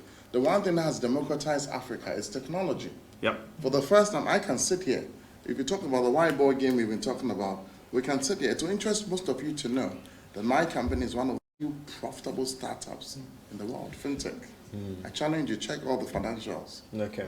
So my point is, democratization comes from education. It comes from school. But Andrew's point about homegrown is actually a key one because most of our curriculum is actually vestiges of the colonial period. But the interest, it had a purpose. please forgive me, I'm not taking a position. I'm just saying No, we we have to understand understand. We have to understand that the interest of a curriculum served a self-interest. Exactly. And then that self-interest is actually in government because our politicians are more on the extraction model. Yeah. You look at and not productive. So yeah, exactly. So But even outside that, right? Take the media, right? Someone, KSM, who's a satirist in Ghana, made this joke one time, and it was funny, but it had me thinking. He said, compare a 5-year-old child in Ghana to a 5-year-old child in America. He said the American child, 5-year-old, what is he watching on TV? Captain America. So what he knows at 5 years old is, yeah, America, I can do anything, Captain America. What's a 5-year-old Ghanaian child learning? Kweku Anansi stole someone's beans. No, I'm telling you, that's his hero. He stole someone's beans. No. Well, no, at that level, right? Yeah. If you watch what we show on TV, witches, wizards, your village people have done something to you. Those images is all part of the education. So what are we soaking in? All right. Okay. I'll open the floor for another question. So we had a lady. So let's open to him now. At the back. Grey shirt, grey suit. You be next. You be next. Thank you. All right. Sorry. Or why don't we collect 3 at a go? So Okay. All right. So Yes. we'll collect those. Okay, thank you very much. I think my question goes to Dr. Sangu. Dr. Sangu, my name is Fred Manu. I've listened to you, and I think you're inspiring us. I mean, from where we sit, you're already out there, you're creating wealth, supporting people to become great business people. But my question is, since you are now a gatekeeper, you know how to access finance and, give opportunities to people. How do we make it fairer? So that I don't need to know a big man in order to access that venture capital required to run a business. Okay. I mean, from where we are now, the system is fairer. I would not need to be in a particular grouping, at least to get that little overdraft. All right, thank that you. helps someone to make a business. Thank you. All right, the next question. Please try and be concise. Sorry to interrupt. Yeah. Sorry to interrupt. Unfortunately, that will be our last question. Yeah. So let's answer that one. Oh, the lady here. The lady in front. Hello. There. Yeah, let's take. You, madam. Just a question, please. Thank you very much. My name is Margaret Edison. I work with the government of Nigeria. I came yesterday particularly for this conference. And my first question or input goes to, maybe we'll start from the keynote speaker to the panelists. I wonder whether we have think through the kind of products that Africa sends into the international market to benefit from globalization. Right. I'll use my country as an example. We produce oil, but we don't refine it. We send the crude to the market. They refine and send it back to us to buy and sell to the people. So we don't benefit anything that improves the life of the people. Then my second questions go to Nyasha. I like your project, which you're trying to build the life of the women. But for you to improve the life of the women, you need to look at the quality of the women. How do you move from their low status? I still use my country as an example because Nigeria has the largest population in Africa, cutting across the different population groups. So I don't know where we have half of the women or more who have never completed primary school nor ever see the four walls of the school. All right. And you are coming to improve them. So I don't know where you are going to start to be able to empower them, to be able to transform All right. Thank society. you. Thank you. Thank you. Right. The first question. Yeah. So the first question that was addressed, how do we make VC fairer? Great question. Look, I'll say actually, I never started as a VC. I started as a hustler like Andrew. No, it's true. I used to take Timberland boots from the US and sell it in the UK. And I became an accidental VC because I saw an opportunity that people were not funding local entrepreneurs. Okay. Now, how do we change it? One is we need more people who look like us to be in the decision makers. If you look at the data, of the this year, we'll be on track to do $8 billion in venture capital flows to Africa. Okay, 70% of that is Silicon Valley and Europe. African venture capital firms only represent $1 in $5 of venture capital flows, right? And part of that is tied to policy. Where are the venture capital funds in Europe and the UK and the US coming from? Pension funds are their LPs. So imagine, we have trillions of dollars of pension assets. Imagine if tomorrow our government made a policy to say, let's liberalize the pension industry and put 5% of that to anchor local LPs. Doctor, I'm going to stop you there. We'll unleash an entire ecosystem. Absolutely. So, Nyasha, would you like to answer that question, please? Yeah, for me, in the issue of empowering the women, education for me is it's not about, for me, I don't think it's about entering a classroom. It can be in life, you can be educated. And some of the women I've met in my journey, my tour in Africa, I've never been to school, but they're running a very, very wonderful very grassroots businesses and really want to scale up. So I'm thinking that the colonial, it's our mind which says you must be in a classroom to be educated, and I think it's coming from the colonial mindset, because that's where we are really. That's where they're the ones who created school. In terms of that form of schooling, and you can empower somebody because of that. I really believe that these women have got a lot of strength. Yeah. So I think we'll stop there. I think everyone has had the opportunity to hear people who are experienced in executing and have got real life experience. Andrew, thank you for making it here on time. Thank you, Doctor, for traveling overnight as well. So I thank you for what you've making the time to get here, Nyasha. Above all, for me, what was really important is real life experience, because that is key. As someone who actually worked in a fintech for a brief stint, so I know exactly what you're talking about, how profits can be, and also someone who actually seen Nyasha deliver, actually build something and then exit. So I know that I think it was important for other people to hear that, because that's the education. To me, that is education. People to actually hear from someone who looks like them, or maybe not look like them, actually tell them what needs to be done to get there. Thank you for making time. I hope I moderated and gave you the tools that you wanted to hear. And thank you for coming. Thank you very much. Thank you.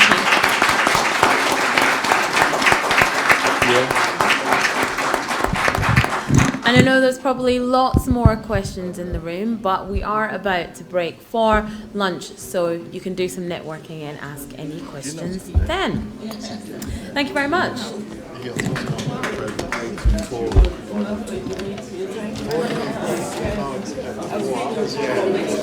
So just before everybody leaves, thank you very much. Sorry, if we could have some quiet in the room, please. I didn't want to do it, but you did. Thank you. Thank you very much. So if I could have all the speakers in the room, just to this side, please, that would be great.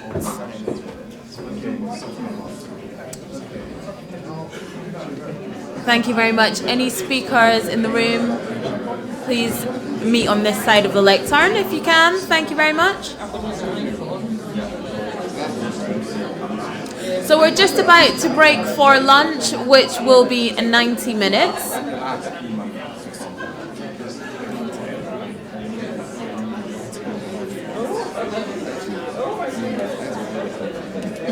Speakers, thank you. Follow me. If I could have all the speakers in the room at this side, please.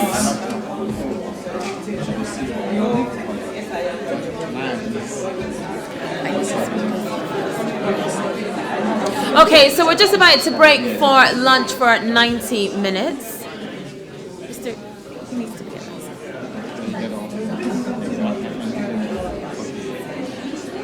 So the 90-minute lunch will take different forms. Okay.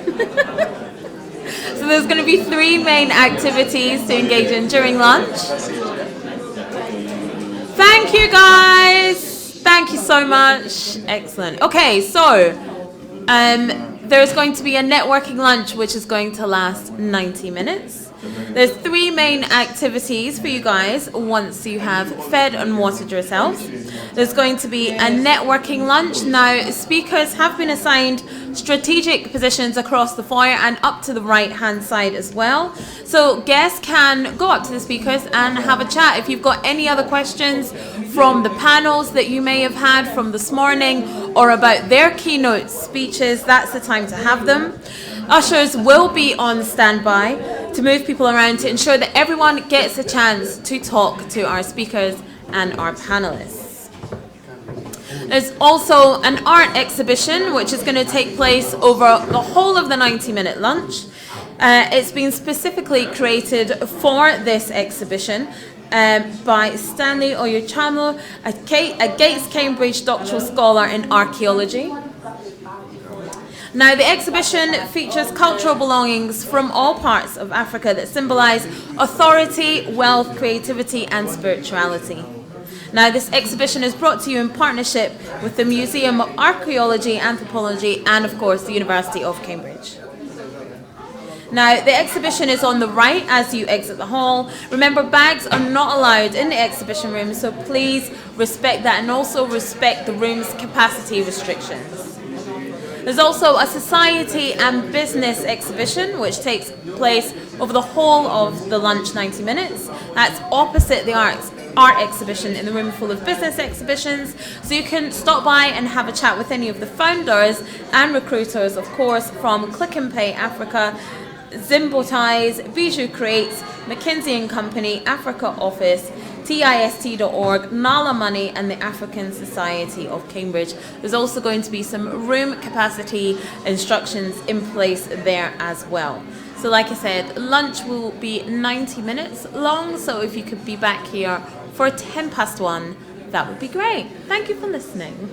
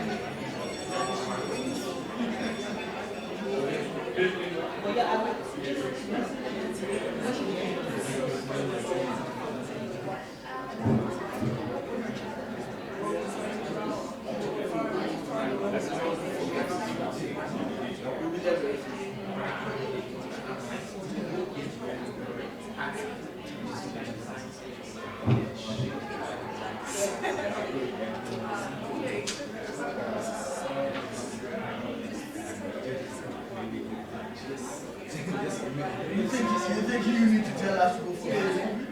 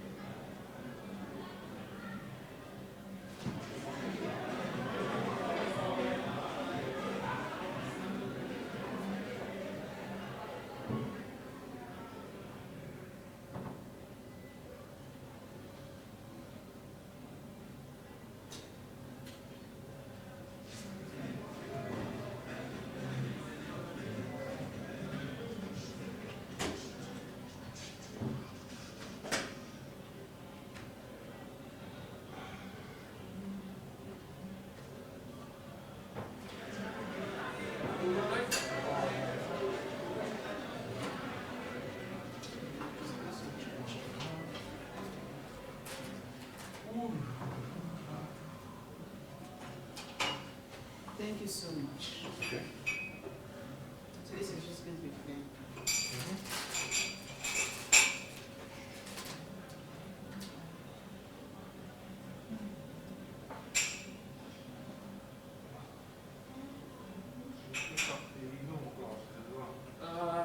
Yeah, sure. It's up to you. It's up to you, my friend. I don't know if they'll come back to the exact same spot. Well, if they go back, it's probably just a normal problem.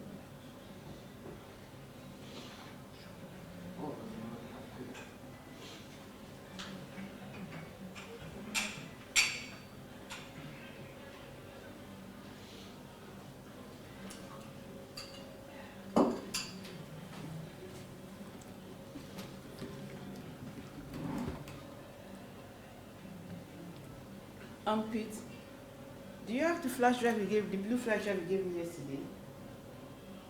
There is a video on that. I didn't know why this video is not working. That's in one of the PCs.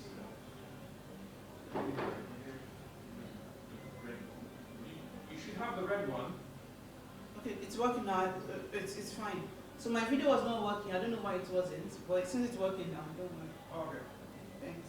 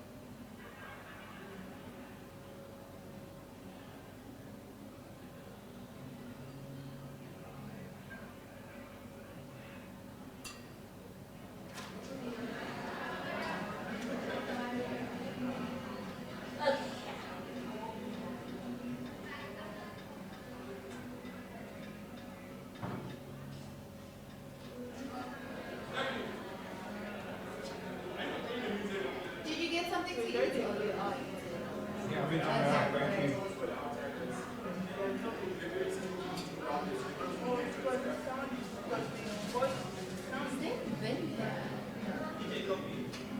Is there a what? A bin. Oh, there it is. Oh, a bin? Yeah, just want to tuck this away. Is it the South African accent you were trying to figure out how to say? I couldn't guess the country though. Is it? I can guess African. I can guess the continent, but not the country. Not bad. Come in. I'll pull up the chair. I was going to, so they're complaining that, so because there was a crowd, there was a large crowd here, so we thought, okay, because there was lots of noise, so we thought we could increase it. But now, there are not many people there also, so as there's a crowd here, there's less to be, so the sound is higher. So it's too loud. It's too loud. Did you let James know, or are you letting me know now? Okay. No, you sit down and have some food. It's fine. Sit down. Because I need to change some slides. I mean, even if you reduce the volume, all the sound, that's okay.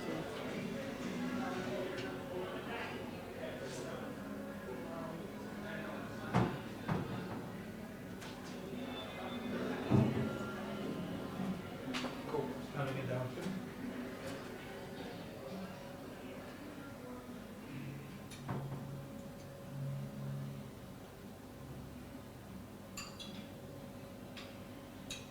You can taste the food and then you can tell me honestly, on a scale of 1 to 10, how authentic it is. Whether it's like a little bit authentic or whether it's actually pretty At close. this point, I'm not looking for authenticity, I'm just looking for something. But it tastes good. It's good. But I do appreciate that they tried to give us something that we know our taste for, like rice and chicken. Yeah, rice and chicken. Yeah. Some sweet potato and like a side dish.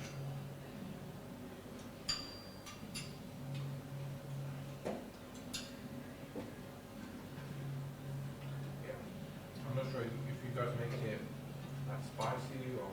Oh, it's not spicy. Yeah. One thing I was going to say to you about the Zoom is that when you click share screen, you always click on just the PDF app to share, and then when we change to PowerPoint, it doesn't come across. So when you're sharing the screen, just click share the whole screen, and then no matter what happens on the screen, whether it's PDF, PowerPoint, it will always be shared. Because when we're changing between apps and you only share that one app, you won't share the other one. Yeah, so just share the entire screen. Yeah, just share the entire screen.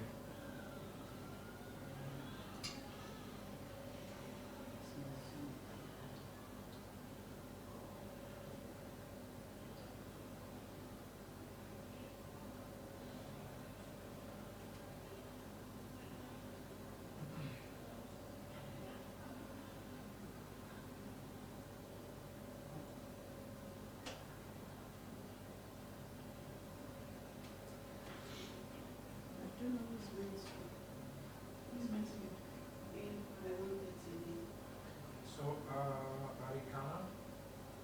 1:30. She told me 1:30. So 1 o'clock is a set-up stage for a pitch competition, and then 2 virtual, 1 in-person contestants. When does it start? Okay, then 1:55. 1:30. Lunch minutes. Hey.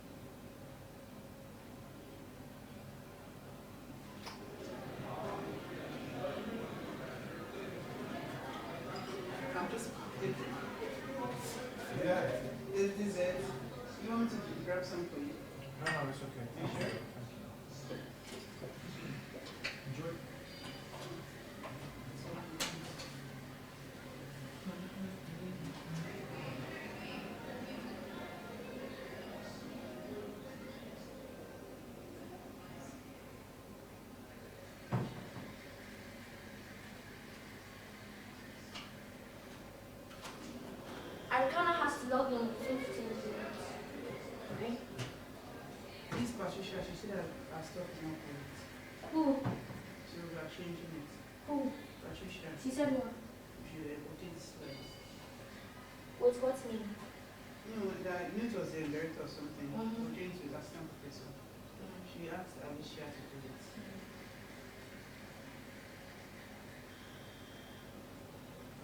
I'm trying. As Denjina.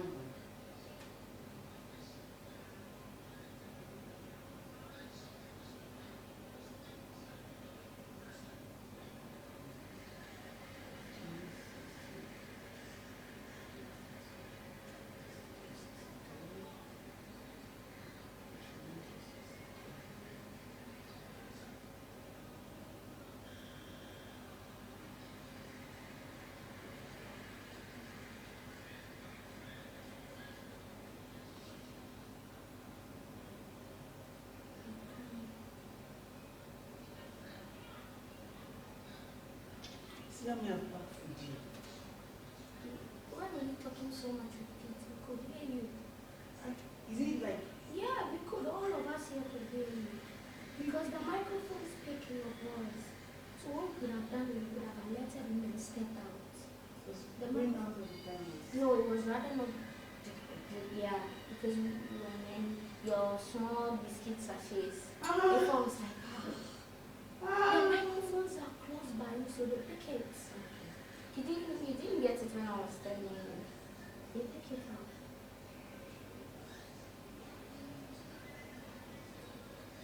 Our camera's in 1:45 minutes. When it says speech.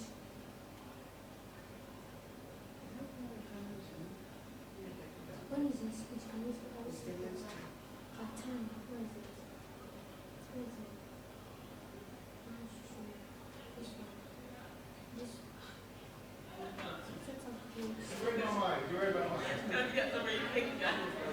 Thank you. Hi, my love. Can I? Yeah, it's I time need for you us to to make log in. sure that the accounts are ready. Which Whether cards? it's Which cards? This is new the information. table. What's on the table? They are tag names Okay, for so the where are last they? Where are they? Where are they? Let me go Check find here. them. Sorry, cannot change that. They're here. Mm. So this is on the time. Let's set up. Let's set up for them. Let's set up for them. That's what I want. It's time now. Please, so. Because this Eugene's was. Did he send it to you? He didn't send it to me. He just made this. Babe, I have to go and do house taxi. Like if you keep on pulling me away, just let's set it up for her. I see Ikena, Khadija. If not, this taxi won't get done.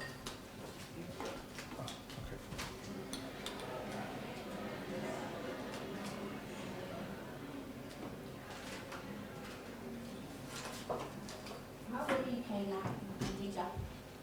It's left with one person. It's left with one person. Who is on that panel? Patricia.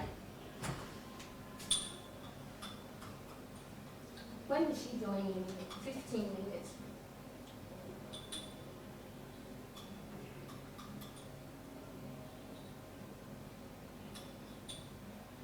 I don't know, Pete. This is the highest volume your room goes. So you can't increase it on the board. Because it's just so low. It's very low, yeah. And we Africans are moved by sound. Yeah. It's funny, but it's true. That's why we do drums, we do music. Like that is our culture. And so when you go everywhere and the sound is low, it just deems us like. So the problem that I have is that because the stage is so high, the mics are actually very close to the speakers. I think I feel like the stage mics are even low. Even though it's the the lectern is not good. Even I can't hear it down below. Yeah, it's like it's so down, like that's not the atmosphere. Okay, I'll turn up the lecture mic, it's fine. Please do. Yeah, it's fine. Thank you.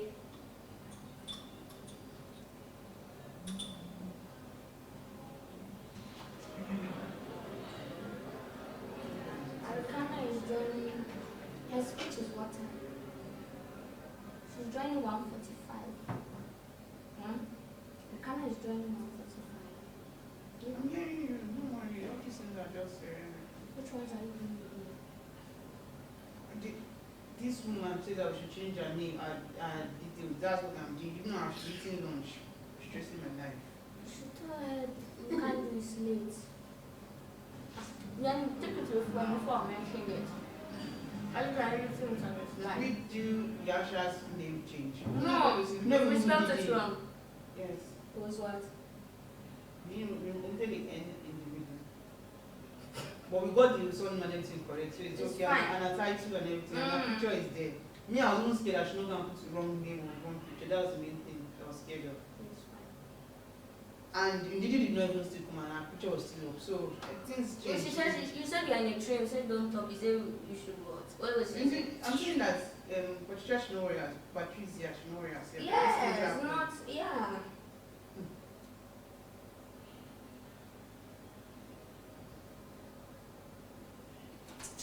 See me, water juice. I need a jug of water here because I've been drinking a lot. Let me know if I'm faint. I need to even pee.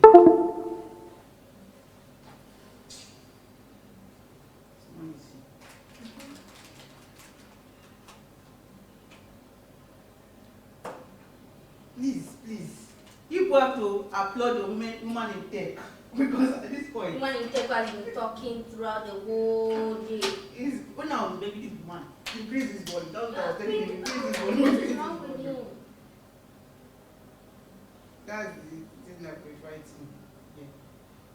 Increase his body. Yes. So she's a third kidney speaker and panel 3 Q&A each. This bar has not come. Jojo. Mary. Remove your name. If it doesn't come by that time, remove his name. And all the others also.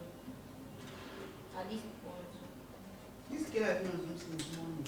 Yes, sir. So. They tell me not join. I say she join 3 p.m. Because you know there needs to be the judges' session before their session. Let's just put swap code. If it does not come, I don't care. Yeah, I didn't want to communicate with him because that communication is only on that. Like I said, on today it's only you, Kenne, and F1. That's all we are doing. I don't want to communicate with anybody else.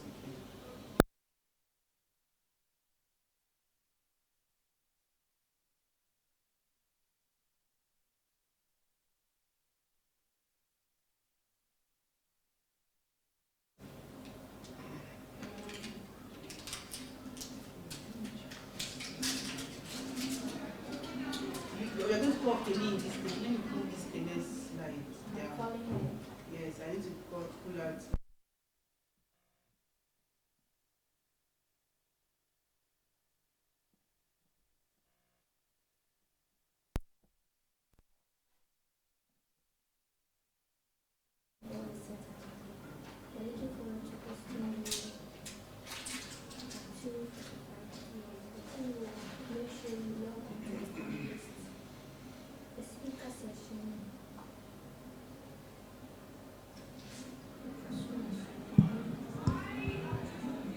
One, two.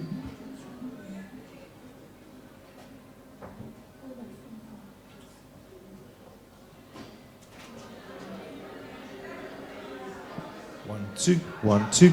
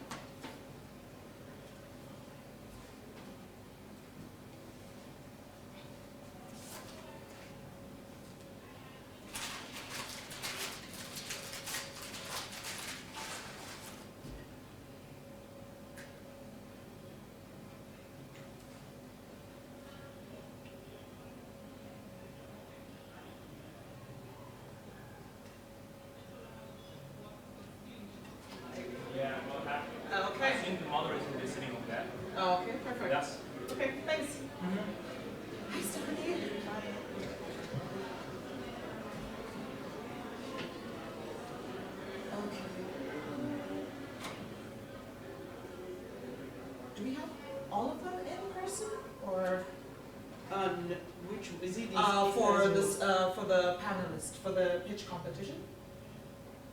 No, too virtual. Okay, too virtual. Okay, that's good to know. We've not seen the physical person. So I guess we need to then email the virtual ones the sheets.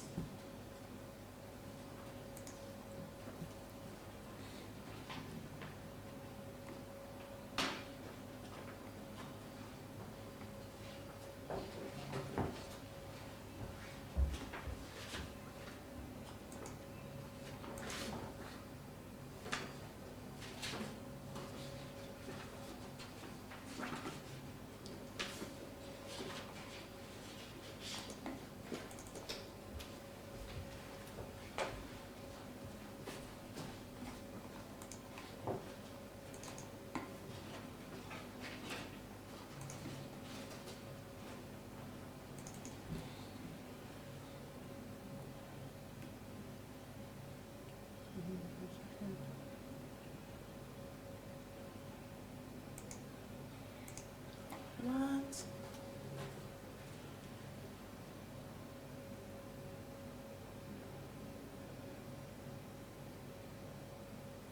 This is not showing.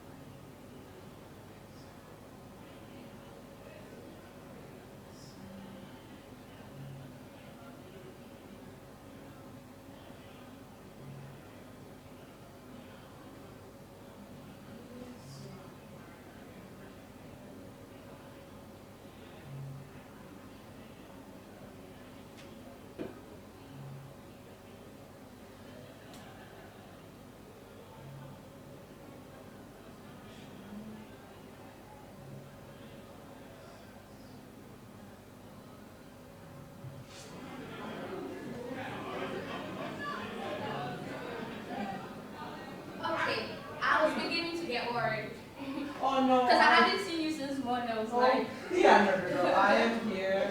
That's fine. I've brought the sheets for judging. One of your Okay, good. For judging, so Okay. it's here. I've been told that there are only 2 in person. No. 3. No, 3 in person, 1. Okay. Lamin is doing virtual. Okay, so Lamin is virtual. Lamin So I'll is just post Let me that. set the stage for virtual. And our next keynote is virtual as well, so it will just transition into it. It shouldn't be a problem.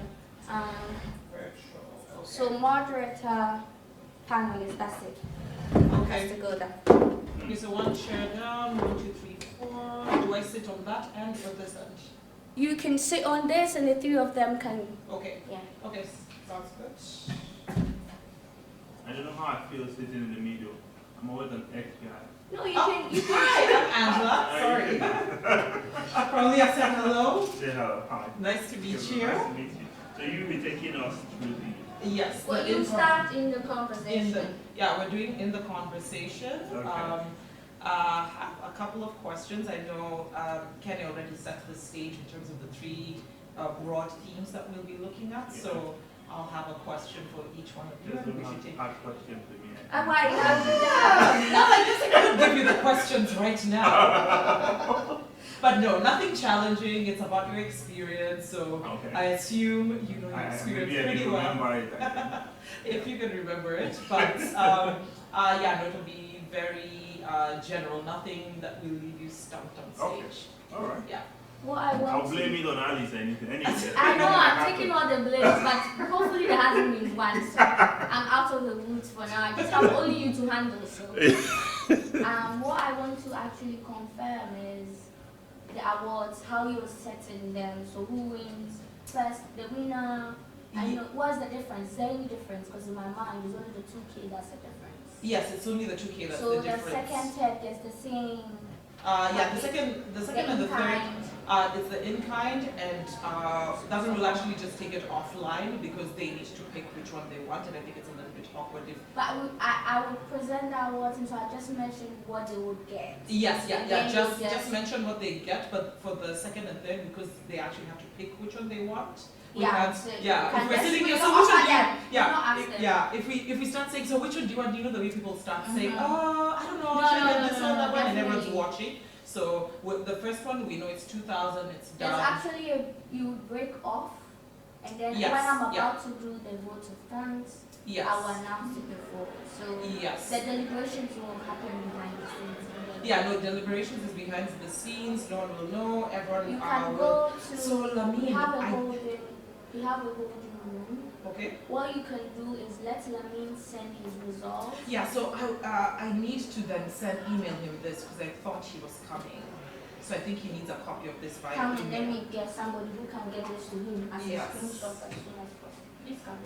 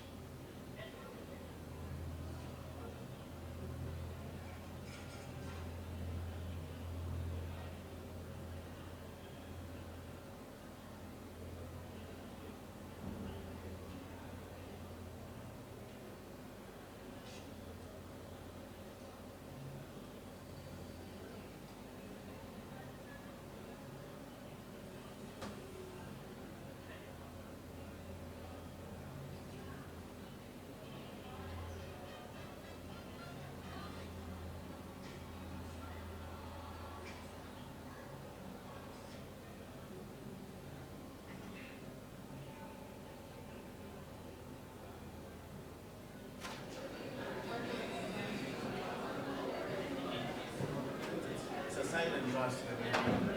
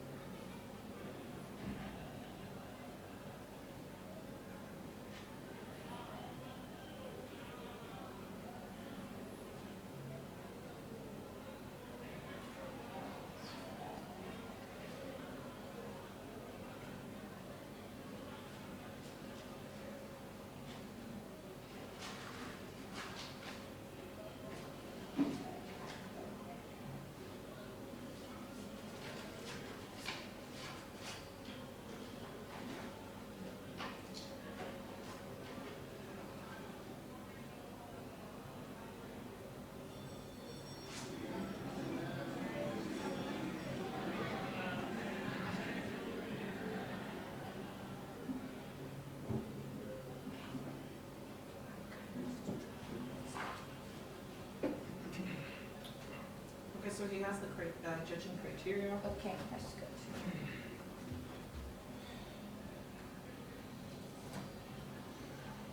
Where does Ikenna want to sit? Here?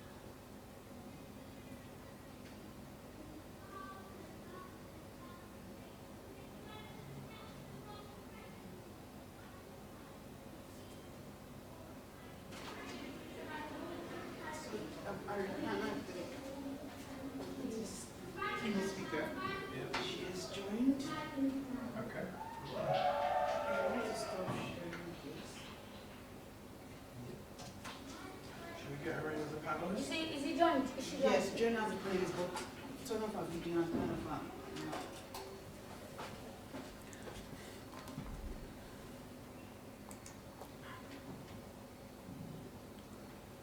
so can you show me this share stuff? So it's not also share screen. Okay, screen. Hey. Woman in tech. Woman in tech. So yeah, if you share the whole screen, that means whatever we do on the screen, it will be shared. I should just share screen. Yeah. Okay. So whoever you ping stays on there. Whoever she pings in terms of the video. Because after Arakana, Lamine is also. That's the last woman in tech. I will pin her. She's talking online, so I'll pin her. She's her name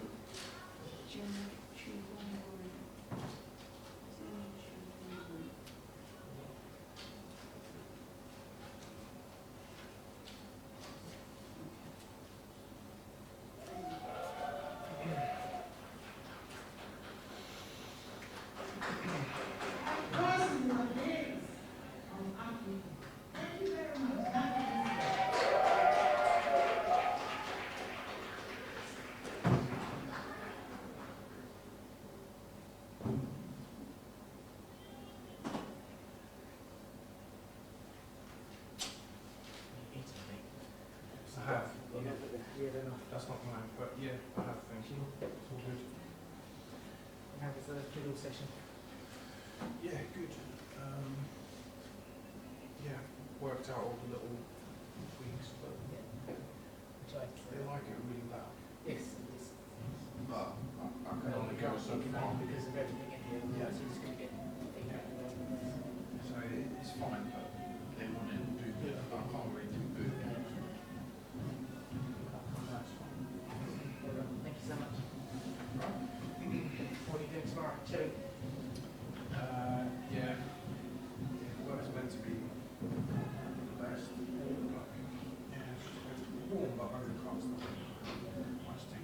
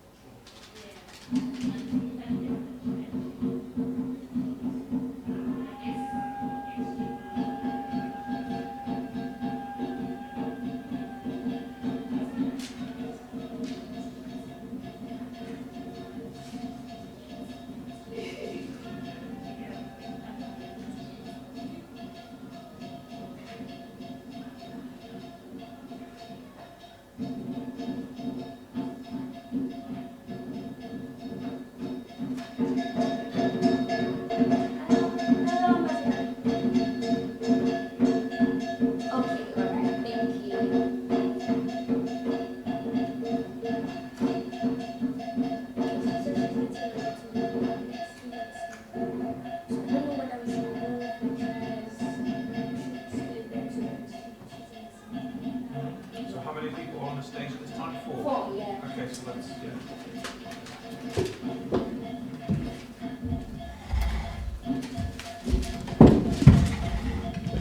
I don't know if this table could, be our one side.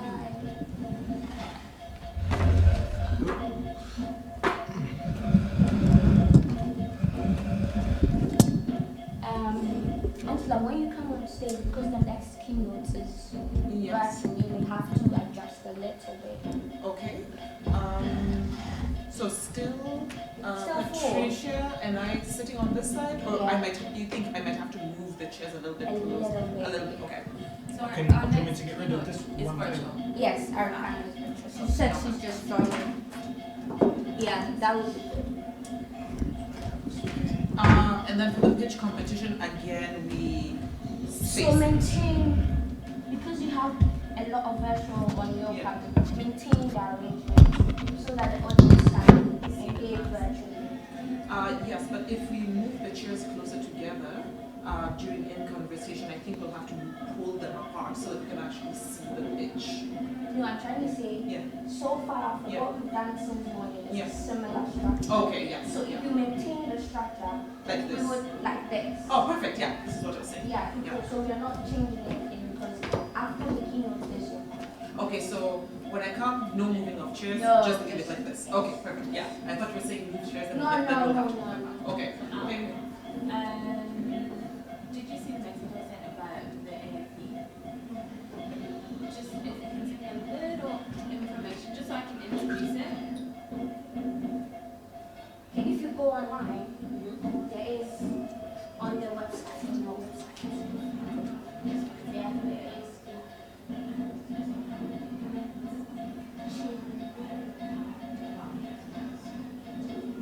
All right, so let me just get some minutes.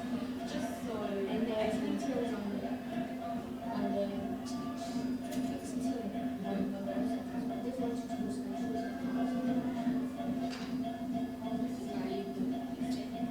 the QR code.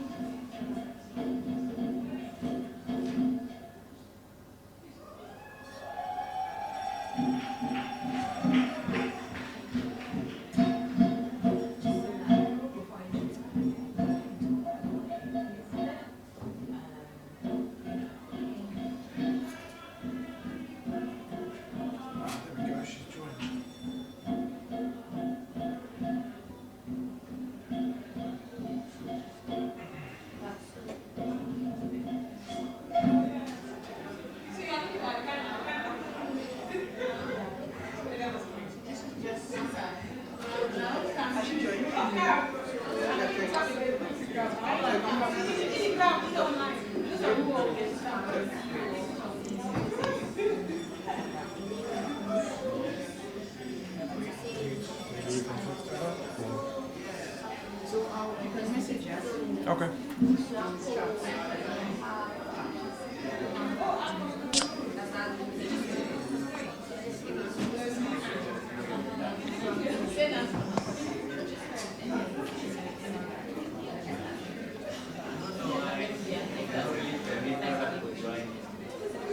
One, two.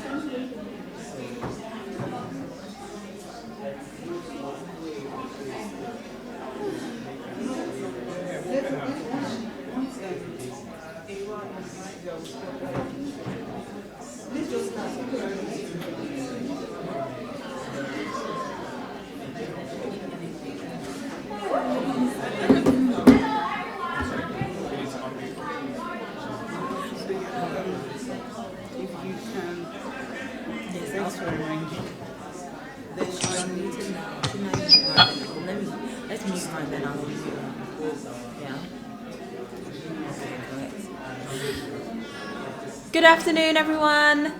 Thank you so much for coming back for the second session of our Africa Together conference. Don't forget to follow us on social media at CAM Africa Day and use the hashtags Africa Together Conference 2022 and Africa Together. Right, now it's time for the third keynote address of the day. And to give us this keynote address virtually is Her Excellency Ambassador Arikana Chihimburi Kwao, MD. Can't forget that. Her Excellency is a medical doctor with 25 years experience, a diplomat, a public speaker, an educator, an author, an entrepreneur, and of course a fearless leader who is passionate about unifying the African diaspora for the impact in Africa. She is the founder, president, and chief executive officer of the Africa Diaspora Development Institute. As the permanent representative to the African Union Mission in Washington, D.C. for 2016 to 2019, Her Excellency worked tirelessly towards fulfilling her mandate, which was to undertake, develop, and maintain relationships between the African Union and the executive and legislative branches of the US government, the African Diplomatic Corps, and Africans in the Diaspora, and the Bretton Woods Institute. Now, Her Excellency's address is titled "The Role of African Youth in Establishing Pathways to a Self-Sustaining Africa." Like I said, she is virtual, but let's please give her a warm welcome.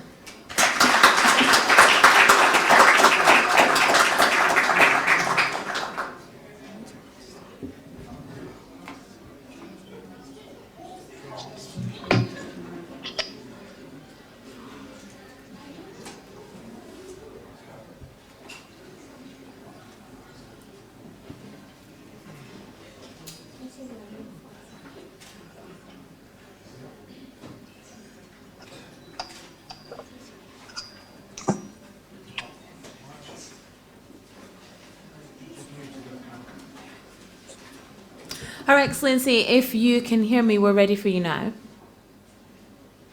Okay, I was just checking on my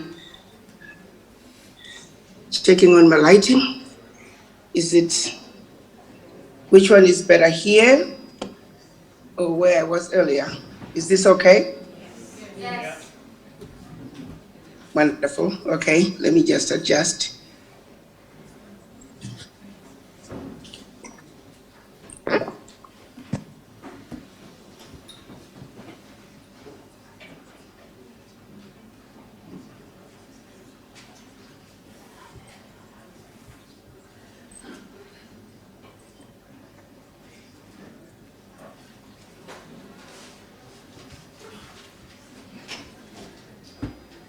Okay.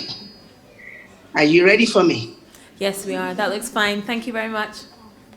Wonderful, wonderful.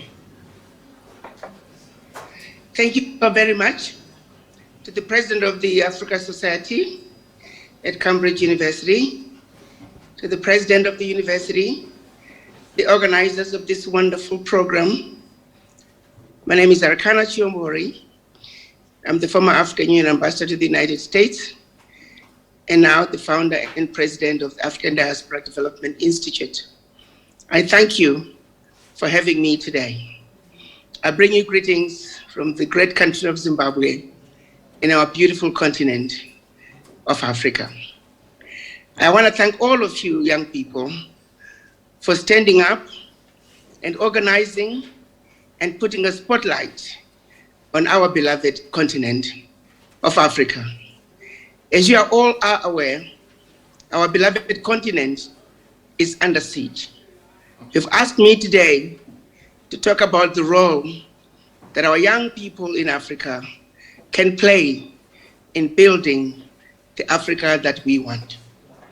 If our children are going to succeed at being the leaders, the champions, and the drivers of Africa's development, they must first and foremost understand how Africa got to be where Africa is today. They must first and foremost understand that as Africans, as people of African descent around the world, we also are victims of some serious major brainwashing. The brainwashing that has made it very difficult for us to take the reins, stand up and push back against some of the most egregious abuses any race could sustain. We are unable to fight back against all these major powers that have put in place geopolitical strategies that are designed to keep Africa and her children, not only in Africa but around the globe, under siege. It's not by accident. It's not by accident that the richest continent on earth is the poorest continent on earth. Allow me to highlight some of the geopolitical situations, geopolitical systems that are in place today and have been in existence for centuries that will make it mission impossible for us to truly take our place on the world stage, for us to truly be on the driver's seat of our beloved continent. I like to call upon what I call line number one. Line number one that is keeping us and making it impossible for those in leadership positions, no matter how low the leadership level is, to stand up, push back, and speak truth to power.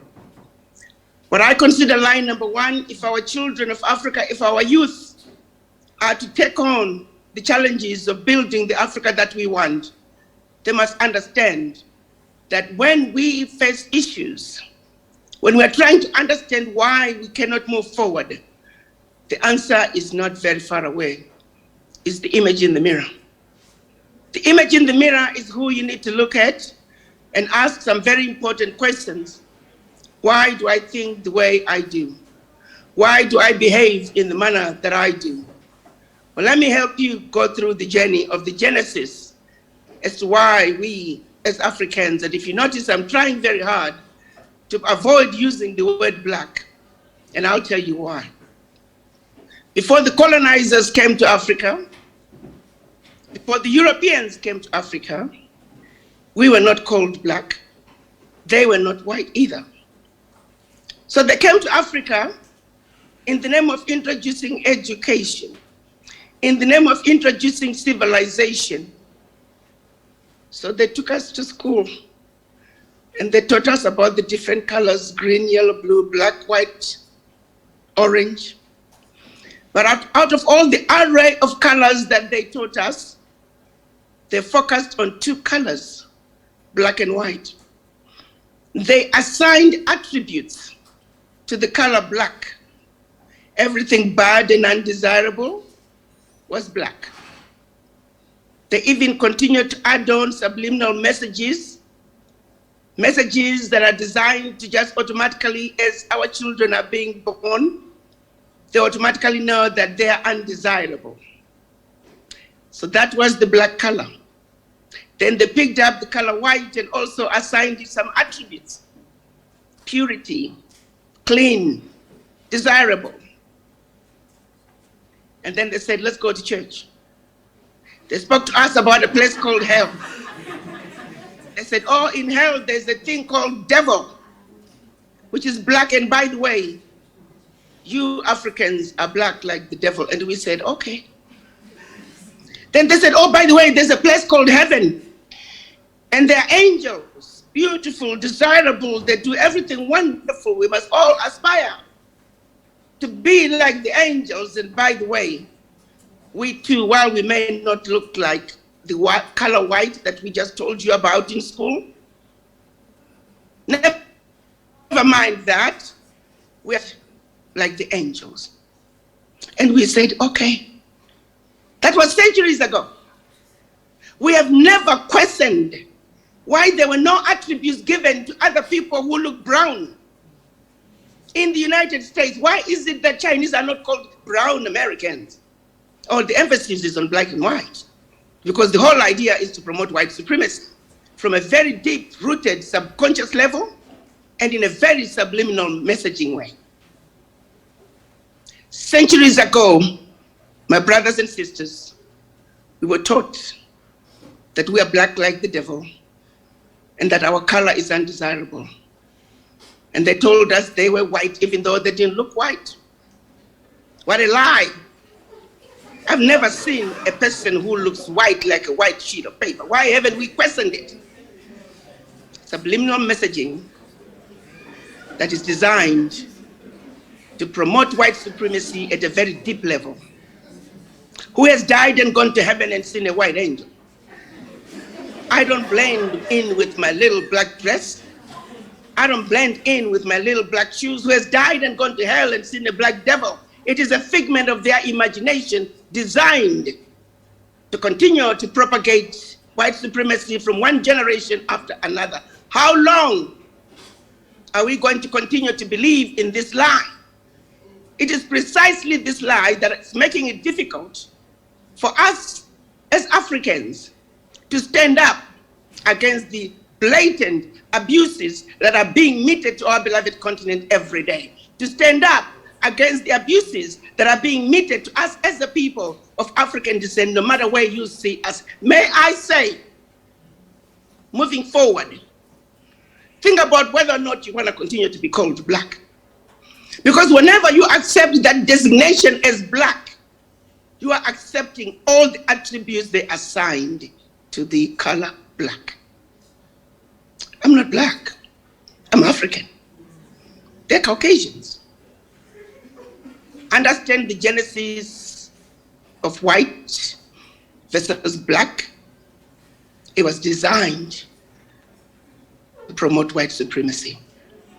Ask yourself, why is it that as we speak today, I'm speaking to you from Zimbabwe.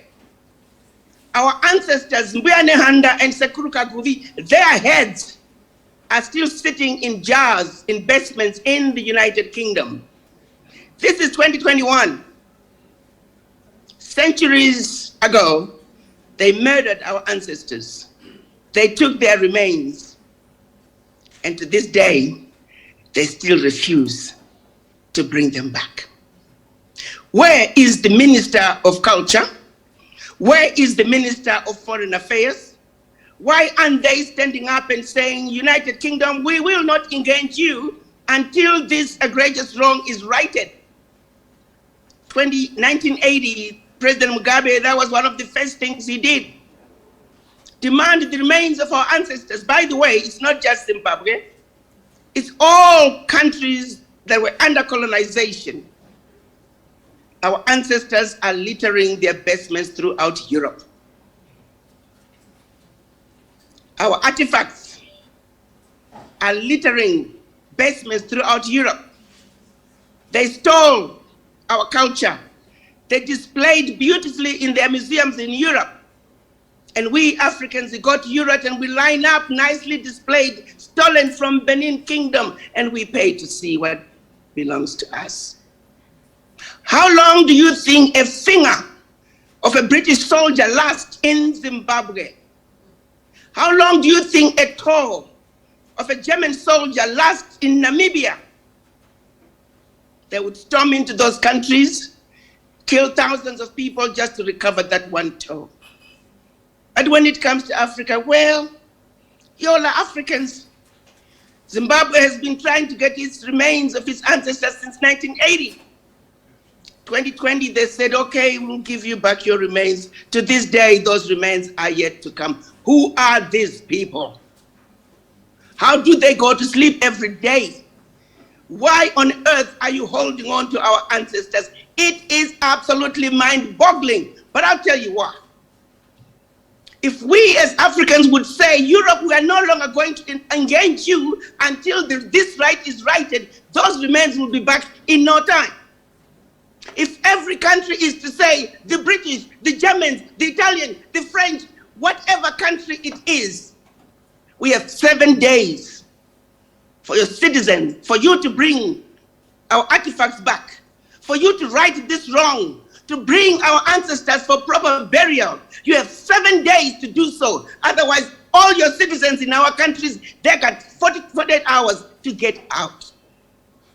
Let's see how quickly those remains would come back. Because what is keeping us from doing that? It goes back to the line number one. As Africans, we are defeated even before the conversations begin. Our ministers go to have meetings. They sit across from a white person, which I'm trying to avoid using that designation. They're Caucasians. Their knees buckle in because they automatically feel inferior.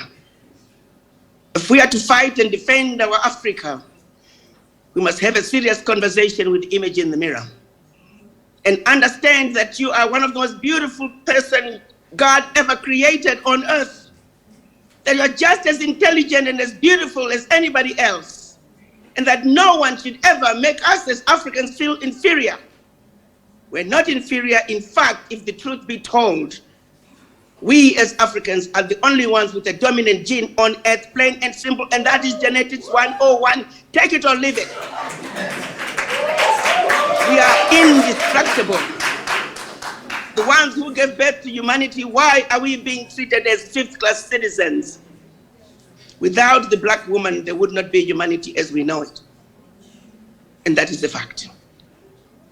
If all young people of today were to decide to mate with anyone, all black people, all Africans, all people of African descent were to decide to mate with non-black people, give it 2-3 generations, the world will be black, and that is the truth. So if you want to talk about who is who, let's remind the world that as Africans, we gave birth to humanity. We told the world what it means to be civilized.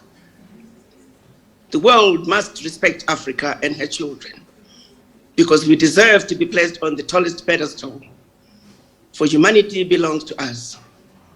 Without us, they wouldn't be.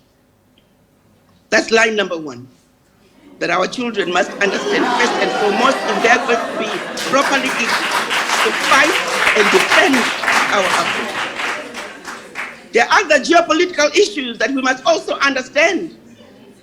The Bretton Woods institutions, when they were created in 1945, they were not created so Africa can prosper. They were created so their success is based on the failure of African nations and other developing nations. Why is it that the average African country, at a minimum, 1/3 of their GDP goes to World Bank in loan repayment? As we speak in Harare, $6.5 billion they go to the World Bank every year in loan repayment out of a GDP of the country of 11 billion. 11 billion GDP, the country of Zimbabwe, 6.5 goes to loan repayment. Hello. How is this country supposed to survive? And the same is true in many African countries. Some of the loans, they go back to colonization. Countries that have never defaulted on their loan repayments, the rating agencies give them poor rating so they can justify, give them ridiculous interest rates anywhere from 10 to 20%. Countries like the United States that do not need the break, they can get their loans sometimes at 0 interest rate.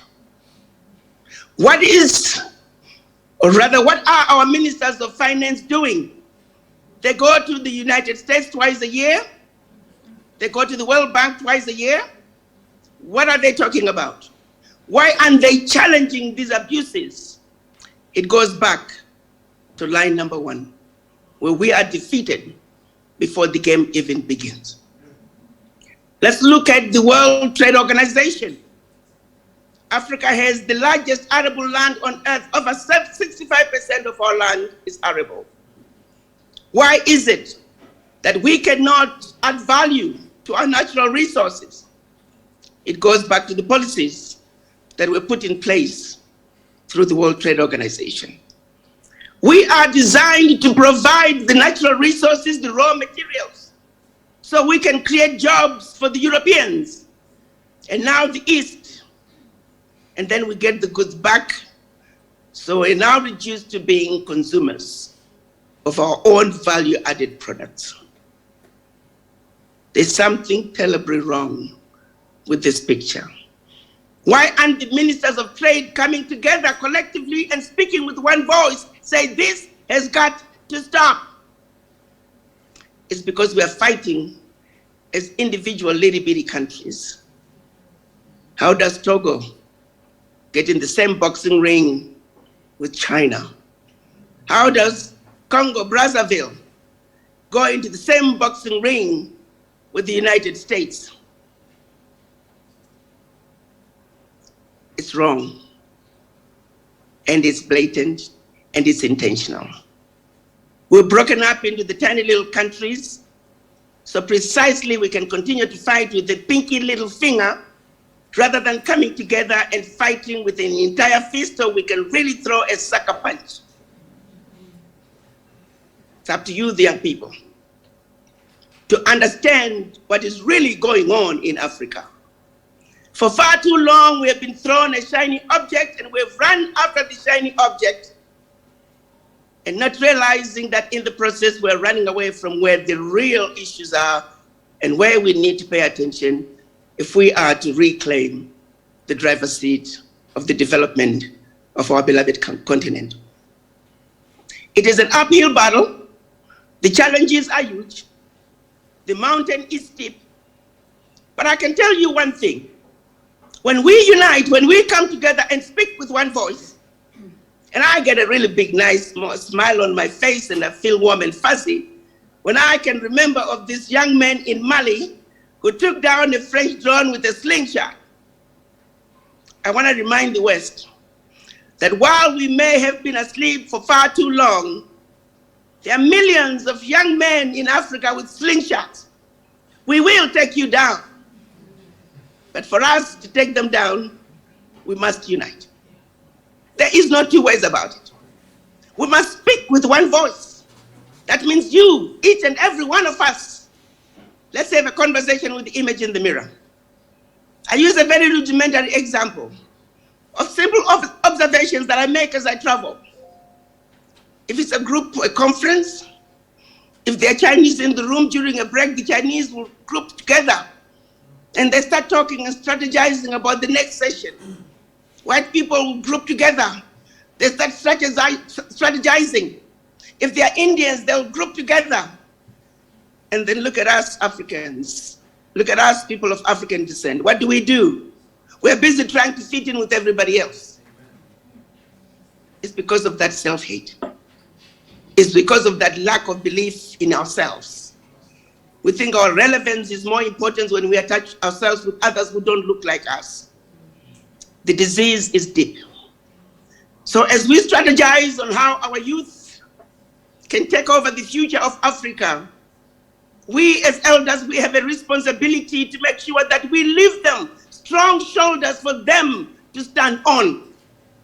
We need to leave our children well informed and equipped with knowledge about what is really going on. Know who your enemy is if you are going to war. Gotta come up with a strategy. What's going on in the world, it is a game that we must understand the rules of engagement. If we are going to defeat the enemies that are besieging our beloved continent, we must know and understand our continent and what is really going on. And each and every one of you as students at this famous University of Cambridge, to whom much is given, much is expected. You have a responsibility to wake up. Now don't blame your friends who don't look like you. They don't know. They too have been lied to. They're being raised in a world that says, oh, we're going to Africa to civilize them. What they don't tell you is that they stole the civilization from Africa to Europe, came back and started giving it back to us like it was their own. Remind them that that is a lie. Tell them the truth, that Africa is not a diseased and dying continent. They too, the children of the Caucasians of today, they have been lied to. They're not being told the truth. So you have a responsibility, African students at Cambridge, to educate your colleagues and tell them the truth and nothing but the truth. Invite them to come to Africa and see for yourself this amazing Garden of Eden, I call it. That is Africa. The Africa that people must see. We ask all of you to take off your jaundiced eyes, your spectacles that need to be readjusted. You need to see Africa with 2020 vision. The continent that has it all. The continent that every single country outside Africa, there is not a single strategic planning session that does not start with Africa, because everything they need is and can be found in Africa. And that is the fact. Now, when our children, you young people, are now armed with knowledge, you're armed with the realization that you got your elders who are strong shoulders, backing you, ready to defend you, ready to protect you. We want you to face the world, standing up tall. Every step that you take, you must know that you own this earth, because you do. The children of Africa, in the diaspora and around the world, and in Africa as well, stand up, push back, believe in yourself. You should never ever accept that you are inferior to anyone, because you, as a woman, as an African woman, as a woman of African descent, you are the mother of humanity. And you, as an African man, a man of African descent, you are the father of humanity. Stand up on the tallest mountain and proclaim to the world who you are: the proud, the beautiful, intelligent, sophisticated, highly adaptable, and totally indestructible Africa. That's who you are. Thank you.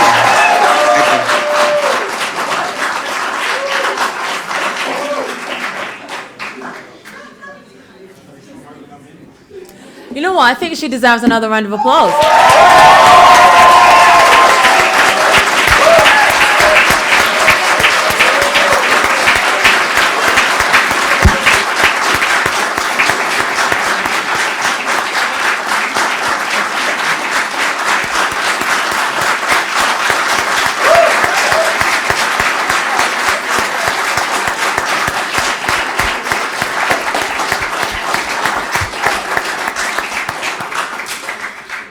Now, Your Excellency, I know you can't see us, but you did have a part standing ovation there. We're going to take one question from the room. Unfortunately, we don't have time for more. So if anyone would like to ask a question, now's your chance. Hands up. Any questions for Her Excellency? Okay. You there? Yeah? So the question is, by the way, I'm Joseph. So the question is, trying to stand firm, trying to stand strong as an African, particularly I'm a Cameroonian, and just like it was said in the previous session, our leaders have this strong military base that they sort of put out there for anyone who wants to speak truth to power and all that.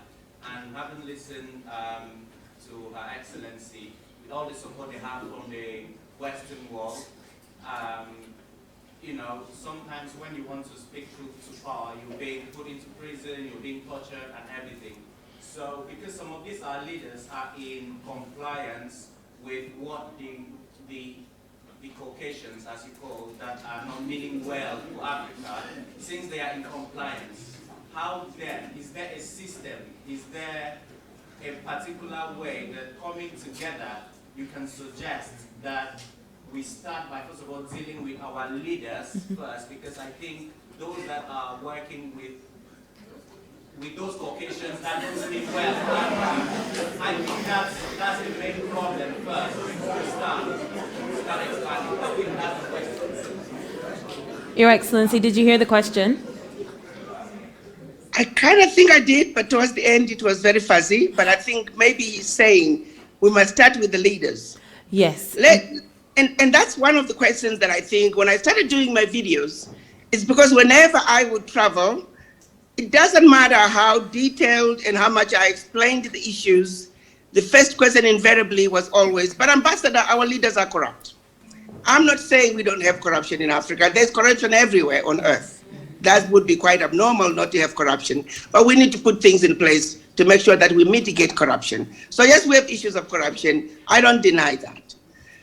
The point I was trying to make was that let's understand what is going on. Let me give you an example of the Francophone former French colonies, where we, even as we speak today, in spite of France ratifying a law in 2020, saying the African leaders no longer need to send money, their bank reserves to the French treasury, they are still sending the funds to the French treasury. Why? The system in place is so enormous and intricate that undoing it is a process. But be it as it may, as we speak today, the Pact for the Continuation of Colonization remains active in those former French colonies. They still have the heavy French presence. They are still sending their bank reserves to the French treasury. French companies still have first right of refusal. They still have a French desk at the president's office, French desk at the foreign ministry, French desk at the central bank. They are still controlling those economies. If a president tries to push back against those systems, before you know it, there's conflict in those countries. In some cases, presidents have been killed. The fears are real, my brothers and sisters. If presidents try to speak up, many presidents who have gotten into trouble is because they tried to do the good thing in their country. And because that good thing was going to destabilize the enormous funds going into a particular country, next thing we know, there's conflict. I often say, if you have to understand our Africa, whenever there's conflict, follow the guns. This is a continent that does not have a single gun manufacturing company, and yet we seem to have an endless supply of guns. During the conflict in Rwanda, there was an endless supply of machetes. They weren't even manufacturing them in Rwanda. Where did all those machetes come from? Suddenly, in a period of 1 month, who had amassed the machetes? Follow the guns, follow the weapons of destruction. I can tell you they're not coming from Africa. It's somebody else's strategy. It's a distraction of what was really going on. So while I'm not saying the African heads of states or any other leaders for that matter are not to blame. I'm saying don't be thrown a shiny object. Tell me one country that has changed a leader and things changed. None. None. Because the leader, yes, they have a role to play. Yes, they have a percentage of blame. But you must understand the bigger forces that are keeping things from moving forward. Example I just gave you right now. 6.5 billion of Zimbabwean money is going to the World Bank out of 11 billion GDP. There's something terribly wrong with that picture. Let's look at former French colonies. They're still giving up to 55, 60% of their bank reserves. Over 500 billion is leaving those 14 countries every year. The simple issue and example I gave was that you got two thieves. One thief is carrying a briefcase with 50 billion, which is what the corruption gurus have said comes out of Africa from corruption. The whole continent, 50 billion comes out of Africa from corruption. At the same time, 500 billion is getting out of Africa from 14 countries going to a little bitty country called France. Now you got two thieves. One thief is holding a briefcase with 50 billion, and another thief is holding a briefcase with 500 billion. And they want you to run after the thief with 50 billion and completely ignore, and in most cases not even know about the thief with 500 billion. I liken it to an example of we're sitting on the table, they are on the table, having what I call a 10-course meal, and then we are under the table, and they put systems in place for us to fight over who got the larger crumb of the crumbs under the table. That way we never have to talk about the full 10-course meal going on the table.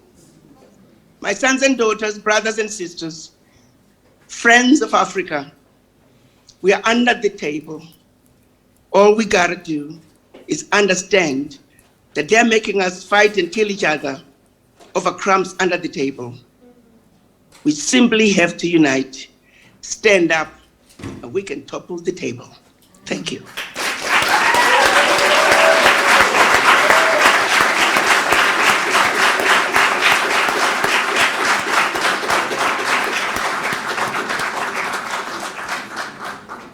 Your Excellency, thank you so much for joining us. We'll say goodbye to you now, but thank you for a brilliant, inspiring keynote speech. All of you keep up the good work. And Talk you later. too. Thank you.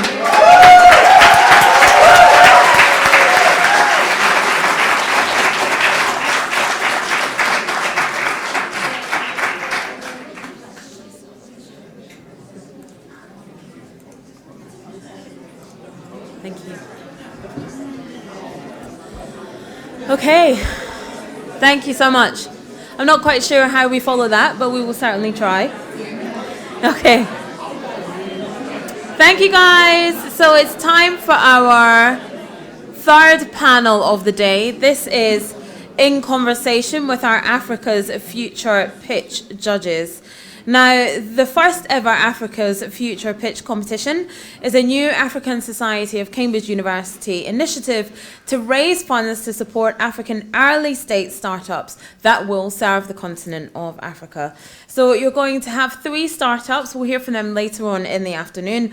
They're going to pitch their early stage startup or business to win £2,000 in funding. They'll also receive coaching and mentorship from Judge Business School students, networking opportunities with investors, and a chance to receive angel investment also. So before we actually meet the 3 finalists later on in the afternoon, we're going to meet the judges. So first I'd like to welcome to the stage Mr. Lamin K. Darboy, who's the CEO and co-founder of Bantaba. Let's welcome him to the stage.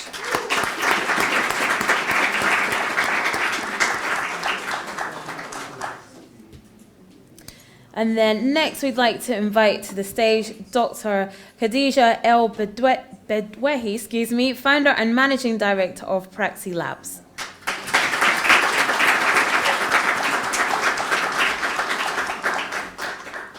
And then Mr. Ikeno Uzo, senior manager of Amazon Web Services.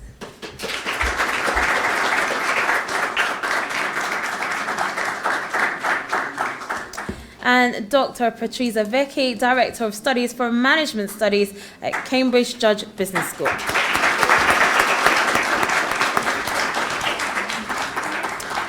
And to moderate our panel, I'd like to invite Angela Kakali, Cambridge Chevening Scholar and MBA candidate in finance at the University of Cambridge Judge Business School.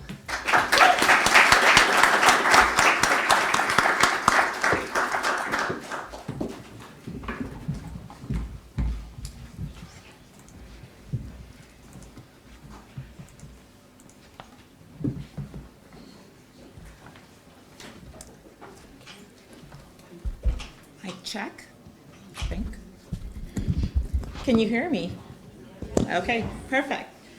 So thank you so much, everyone, for coming here today. It's a pleasure for me to be moderating this session. And I'm obviously joined by our lovely pitch judges for today. And I think the purpose of this session is really to set the stage for the pitch competition that's coming on later on this afternoon.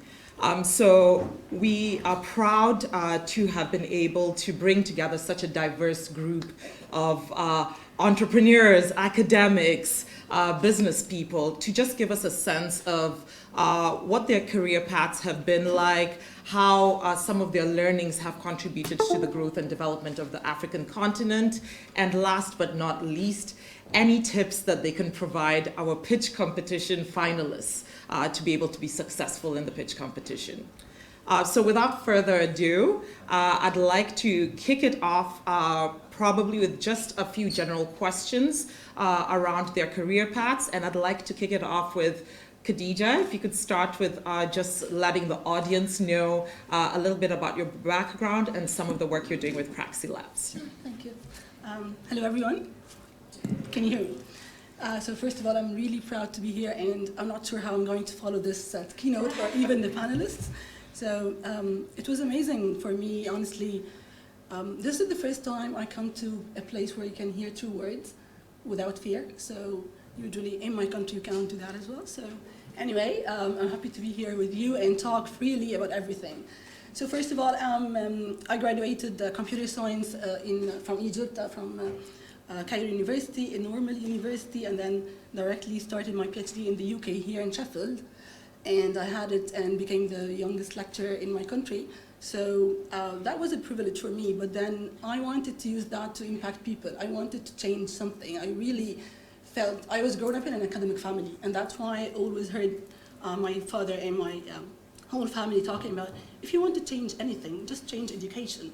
If you want to look at countries which are advancing, see what they changed. It will start always by education, because if people are not educated, they cannot go on and change poverty or climate change or anything, because they are not well educated first.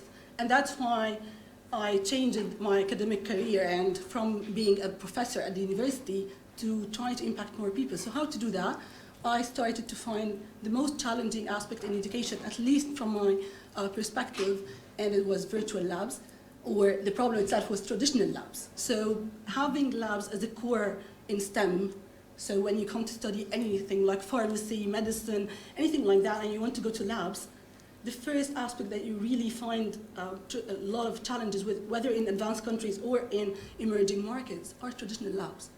I can talk on and a lot about the problems, but just like very brief is how many times a student can enter the lab and do their experiments without someone telling them it's expensive, it has safety concerns, you need to finish in the first 30 minutes or you are out of here, for example, we cannot afford that, etc., etc. So there are a lot of problems, and when you get to think about that, to think about STEM dropout rates. So this is one of the major challenges we've been seeing, and that's why I founded Praxi Labs in 2016, directly after my PhD.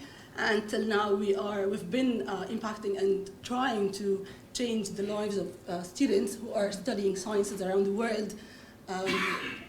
And I think now we are working with more than 17 different countries just in universities, but our website and our platform is being used by students around the whole world, trying to think how to give lab work to anyone without depending really on the resources they have. We've been talking a lot of the time in the last panel about resources, about not being lucky enough like the West. Of course, we have a lot of challenges in Africa, and one of the top challenges is education. If you look at it, just a quick thing, one statistic I heard was very shocking for me, that is our share of the world in the scientific output is less than 1%. And our population is going to be almost half the world. So think about it, it's huge. I mean, why is that? And because it's related again to STEM, I think we'll be able to do a lot of impact on lives and on Africa.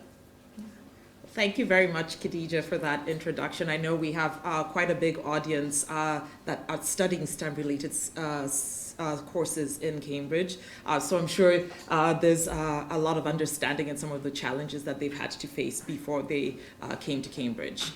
So switching gears a little bit from education, we're going to go online to Lamin, who's had experience in the finance industry and early stage financing for startups. So if you could just give us a very brief 1 to 2 minute summary of your experience, that would be great. Absolutely. Hello, everyone.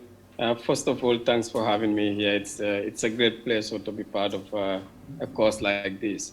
As you've already mentioned, my background is mainly in finance. I'm originally from Gambia in West Africa, and I completed my undergraduate studies in finance from Bocconi University in Milan, Italy.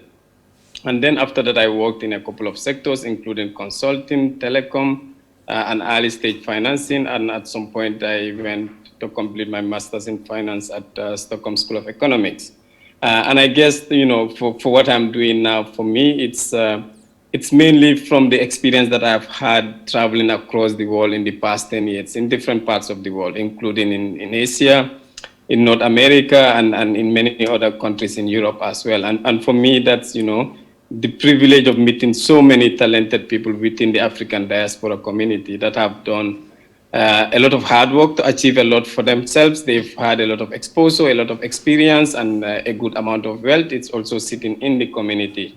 And then, you know, pairing that back to some of the challenges that entrepreneurs within the continent that are solving important problems are facing. And this is what got us to start Bantaba, which is a technology company that we founded in July last year. And the mission is to mobilize the knowledge and capital in the African diaspora community to empower the African tech ecosystem. And the purpose or the reason why we do this, it's simple. You know, most of us in the diaspora are here because there had been challenges in our home countries that made us live in the first place. And the truth is some of those challenges are still on the continent, but still I think the positive thing is that there are people that have dedicated their life to solving these challenges. And those are tech founders on the continent that are using technology to address the different challenges that Africa is facing right now. And I think from our perspective as the diaspora, the least that we could do is to be part of that journey and be part of that process in supporting these founders with first and foremost our knowledge, which is going to be very, very helpful for them, given the multifaceted experience and exposure that we have in the diaspora community, but also to a great extent being able to supply the capital that some of these founders would need in order to build the companies that are going to create the future of Africa and solve so many of the problems that we have. And that's what we do at Bantaba. We do it mainly through a technology platform that brings together professionals and investors in the diaspora community together with tech startups on the African continent. Thank you. Thanks, Lamin, for that. And now we're going to kick it back to the stage, and I'd like to invite Patricia to give us a little bit of insight into her academic journey and professional journey too. Thank you so much. It was a really pleasure to participate in this conference. It was incredibly highlighting and really inspirational morning. So thank you so much for having me. A little bit of myself and why I'm here, because obviously I have a different background from most people in this room. So I was born and raised in Italy. I have a Bachelor of Science in Economics. So I started out as an economics student, and then I went into finance. I was in banking for a few years in Italy. But I have always been interested in the human side of business. And because I was also very, I liked very much reading, engaging with ideas, I decided to pursue a PhD. And I decided to do it in the United States. And so I moved to the United States, where I lived for almost 8 years in total. I had different experiences. I had a Master of Science in Business Administration and then a PhD in Organizational Behavior. And that was an experience that changed me profoundly. I was in St. Louis. St. Louis, if you're not familiar with it, is the most segregated city in the United States. there's a street that cuts through the city that separates the white population, Caucasian population from black population. and it was the first time that I had ever lived in a situation like that. I was in St. Louis when the time of the killing of Michael Brown in Ferguson. Ferguson was only a few miles away from St. Louis. And I saw the Black Lives Matter movement starting and then developing and becoming what it is today. So that changed me profoundly. I've seen discrimination. I've never suffered discrimination, because even if I wasn't American, I was white, and that was enough to grant myself a privileged status in their society. But I've seen it around me, and it affected me a lot. It was the first time that I was face to face with social inequality, and I wanted to do something about it. And when I completed my PhD and I came to Cambridge, I'm an assistant professor of organizational behavior at Cambridge Business School, I realized that I had an opportunity to become part of change that was going on and happening here at University of Cambridge. So I became involved in a lot of initiatives and efforts to promote diversity and inclusion across the university. So I currently teach diversity and inclusion across programs at Cambridge Business School. I am the academic director of the Cambridge Rising Women Leaders, which help women with leadership ambition to pursue those ambitions through rigorous education, through support network that we help them establish. And that also made me realize, think about impact and how you impact people. You impact people by doing business, by founding this amazing organization that support others, but you do also through education. And I was amazed, I'm always amazed to see the impact that you can have on your students when you teach important subject matters. And I have the incredible privilege of teaching leadership and diversity and inclusion at Cambridge Judge, where many of our students are future leaders. And so being in that position where you can talk about leadership, send them powerful messages, and opening up those discussions around diversity and inclusion can really make a difference. And so that's my contribution, I guess, what I bring to this panel. Thank you. Thanks, Patricia. And last but not least, we have Ikenna. I'd love to hear a little bit about your story, and I know you've also been through the Judge Business School, so happy to have you on board for this discussion too. Yeah, thank you. I just want to say a big thank you for the organizers to getting me here, and sitting with my professor here and on the same stage and trying to have a dialogue. I'm actually doing the executive MBA at Cambridge, so he took one of our courses. So it's a privilege myself to just sit down here. So.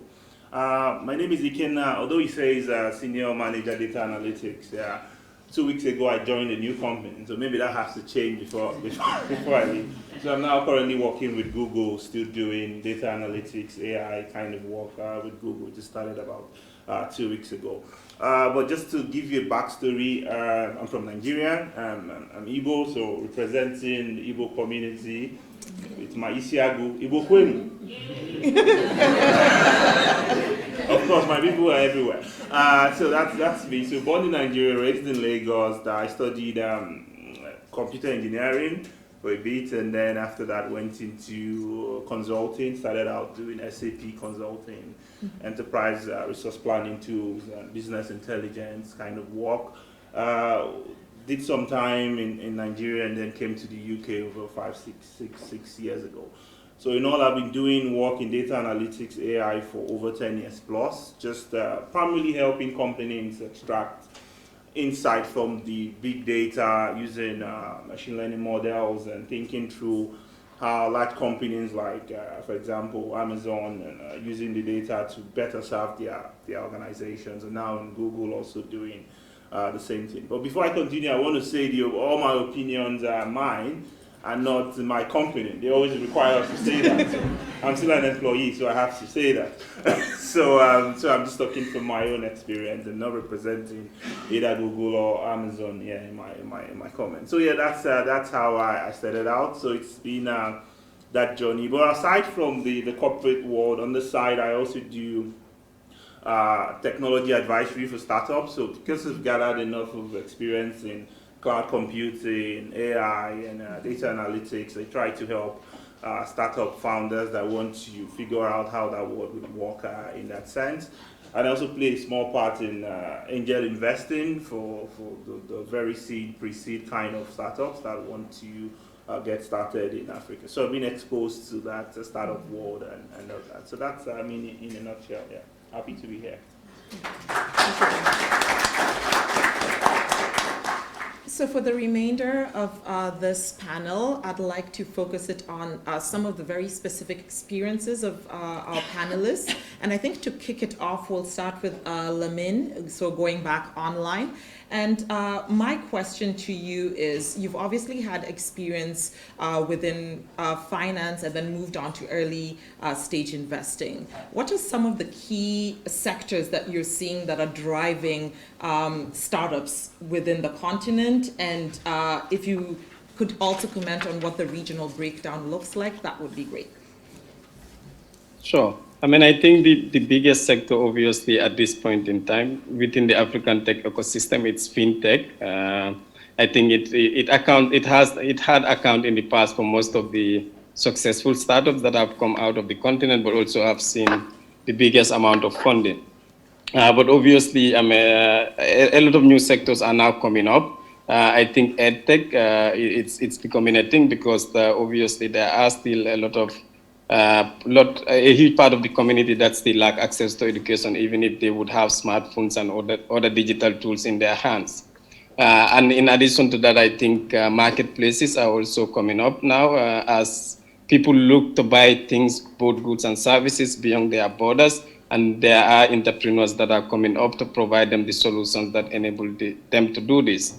And I guess that's especially e-commerce and logistics, it's going to see a lot of increase given the new policies that are coming up, especially with AFTA. That's hopefully it's going to make it easier for African countries to trade between themselves. And I think that's something we need a lot in the continent if we are going to see a rapid growth, especially within the tech sector. Then in terms of the key countries that are driving the ecosystem now, I think there is these top 5 countries that account for the bulk of the startup ecosystem on the continent, and these are mainly South Africa, Nigeria, Ghana, Kenya, and Egypt. And these, I think, these are the countries that are seeing most of the startups that people typically are talking about on the continent. Having said that, I think a lot of new markets are also coming up as policymakers and other stakeholders are beginning to see the importance of nurturing an innovation ecosystem within their countries. So a lot of good news are coming, for example, recently from the Francophone countries as well. Thanks so much for that comprehensive response. And I think the next one is going to probably kick it back to Ikenna. So you talked a little bit about how you've been supporting startups within the African ecosystem in terms of tech consulting. So Lamin has mentioned obviously the top 5 countries that are receiving a lot of the investment. When you think about advice that you'd give to startups that are outside these major ecosystems, is there anything thinking about it from a tech consulting perspective or from a data perspective that can help them get a piece of that pie of investment? Thank you for the question. I think I'll start off by saying that it's never been easier to start a company from a technology perspective. And I'll come from a cloud computing side of things, right? Before the advent of the cloud and all that we see, people typically, to start a tech company, you need to buy expensive servers. You need to get experts in doing, building those servers and getting them to operate, and then get analysts and admin. So for starters, to experiment your ideas, because where it starts is actually, how do I get that product market fit? How do I make sure I'm solving a real problem? How's the feasibility of the idea, right? Or at the stage where you're still trying to fundamentally think whether the idea will work, it's now easier than ever to just spin up a quick technology startup platform in one of the cloud providers to just say, okay, I want to build a fintech company and I want to build an edtech company.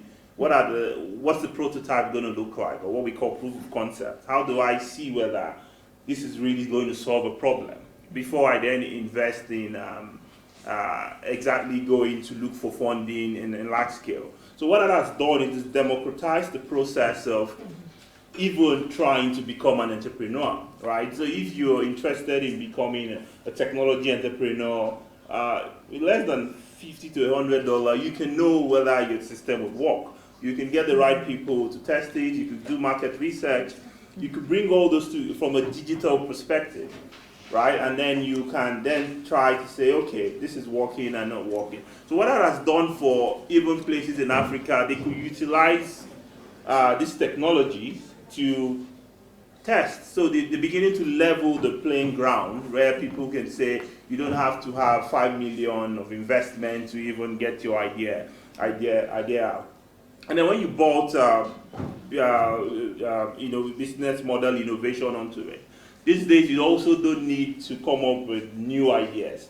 Sometimes it's all about looking around you and seeing how do you just innovate the business model that's currently working in terms of is it the sequence of the processes, or you're talking about innovating around the timelines or reallocating the risks generally around those innovation, and then you could just copy it. For example, Paystack would say they are the Stripe. So they looked at Stripe, a model that's working, they implemented in Africa, they came out with $200 million. So sometimes starting this startup doesn't have to be grand anymore. It's not those days that I have to be a wizard or a geek or a genius. It's just having an idea, and there are tools for you to test the ideas quickly to see whether it works or doesn't work.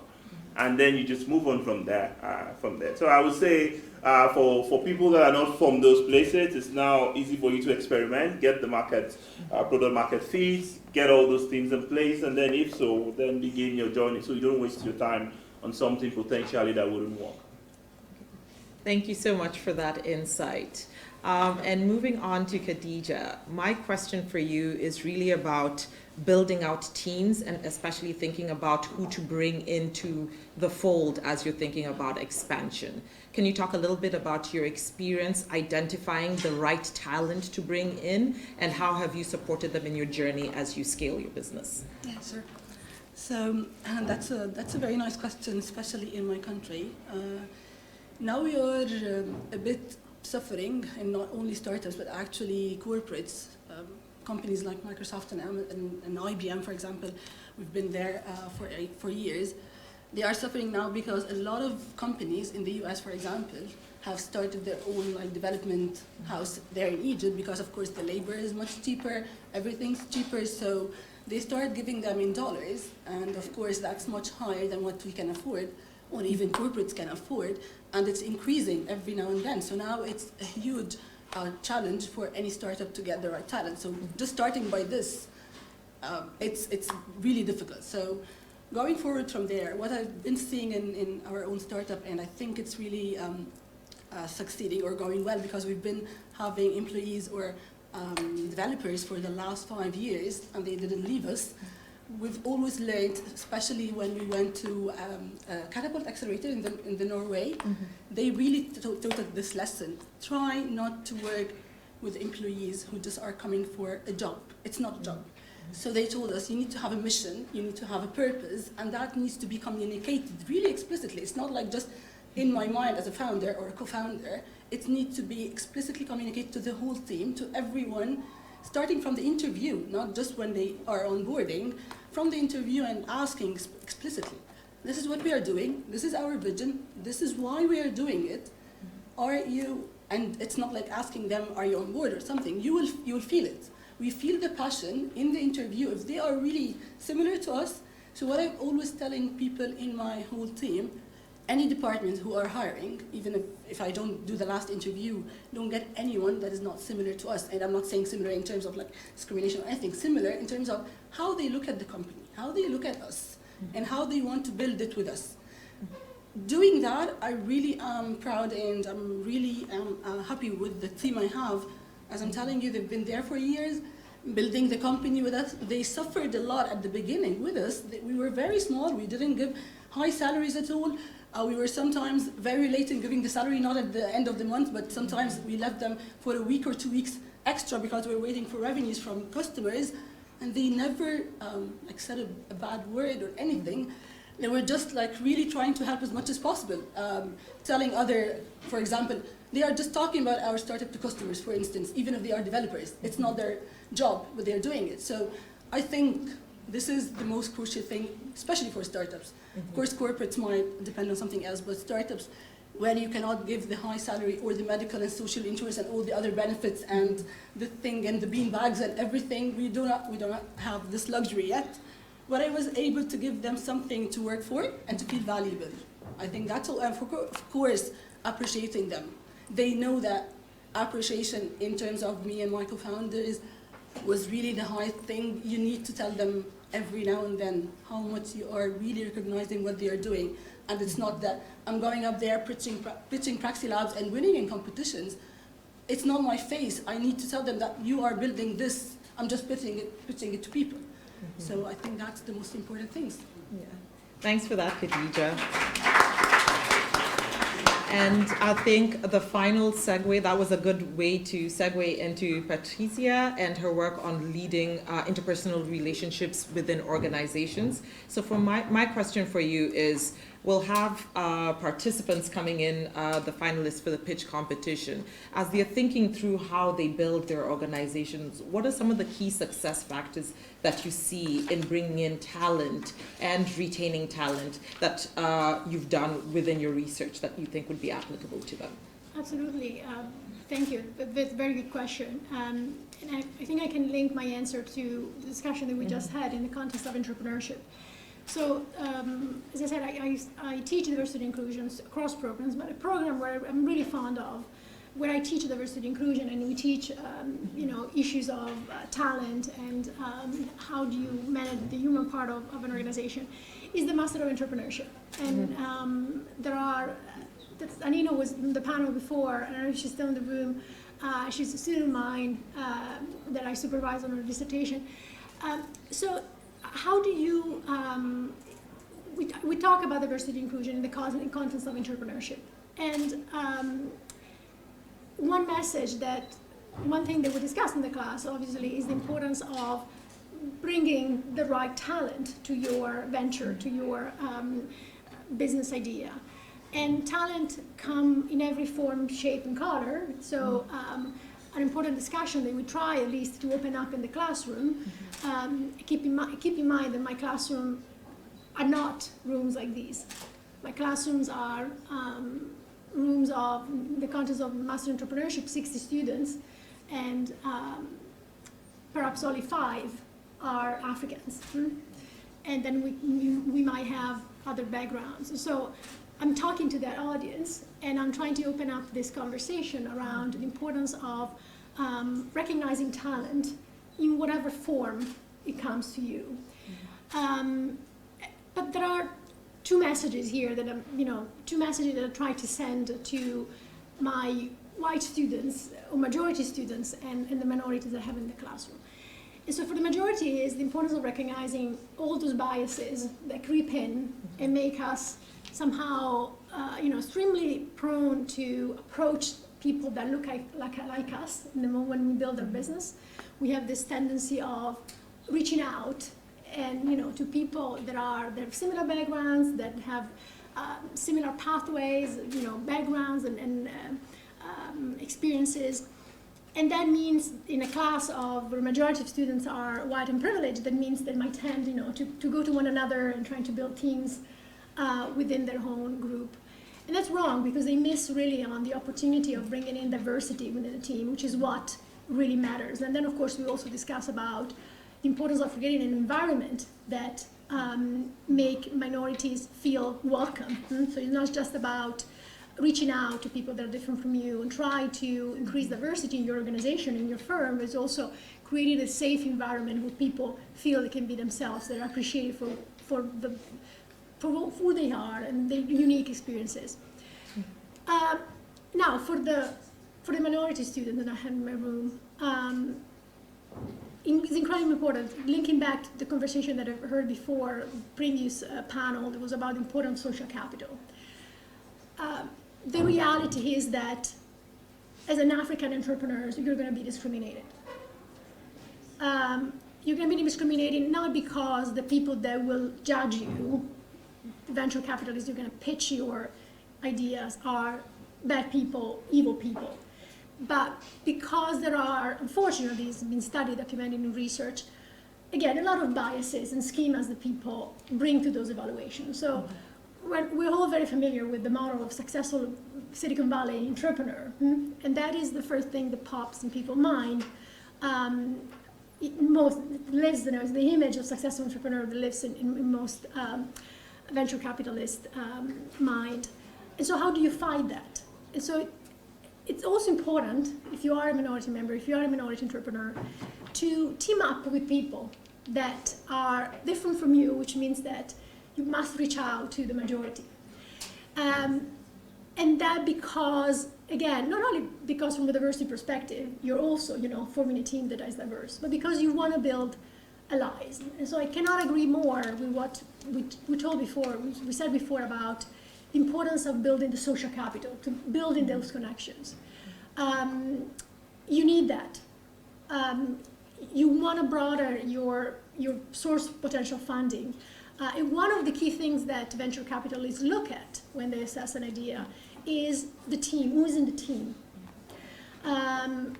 Is a diverse team in terms of backgrounds, which means that you have talent, different talent in your organization, means that people that are in the team brings different competences. But also, what are their life experiences? And are they different? An African student very likely has a different network than a typical European Cambridge student. And then differences in network is important too, because all businesses want to be global. They look for opportunity to grow. And so the fact that you have in the team people with different backgrounds, with different networks, different social capital, means that your venture is going to benefit from all of that. And so, because I've heard throughout the day, which is really admirable, there's this really determination of making on your own. And Africa wants to rebuild itself and make it on its own, because for too long has been in the hands of others that have managed the continent. And I do understand that, but I also want to emphasize, this message of, as an entrepreneur, don't try to make it alone, because you're choosing a very difficult path for yourself. And so try to find people that are different from you, that might play the role of allies, and might give you, the social capital that you might need to get to certain sources of funding. People, of course, they want to work with you. And there are many, and I want to hope that many of our students that come to Cambridge and have the Cambridge experience and take our courses and hear our messages about leadership and the importance of diversity and inclusion are the kind of students. I want to believe that the majority of students that I have in my class wants to team up with the entrepreneurs that we have in this room and really join forces to create something that will have an impact. Thank you. Thank you very much.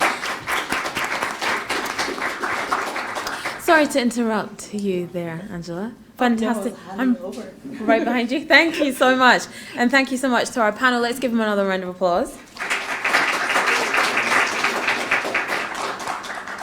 Now it's time to hear from the startups that are actually going to pitch.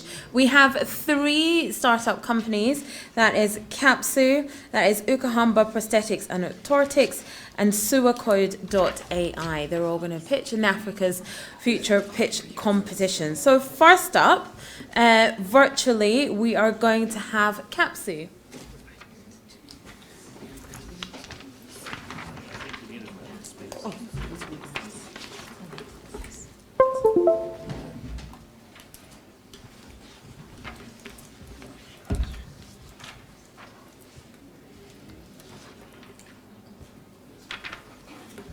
Now just take this opportunity to remind all the startups, excuse me, that they have 5 minutes each to pitch. That's 5 minutes per company to allow time for the judges to ask them any questions. So each of our finalists will get 5 minutes to pitch.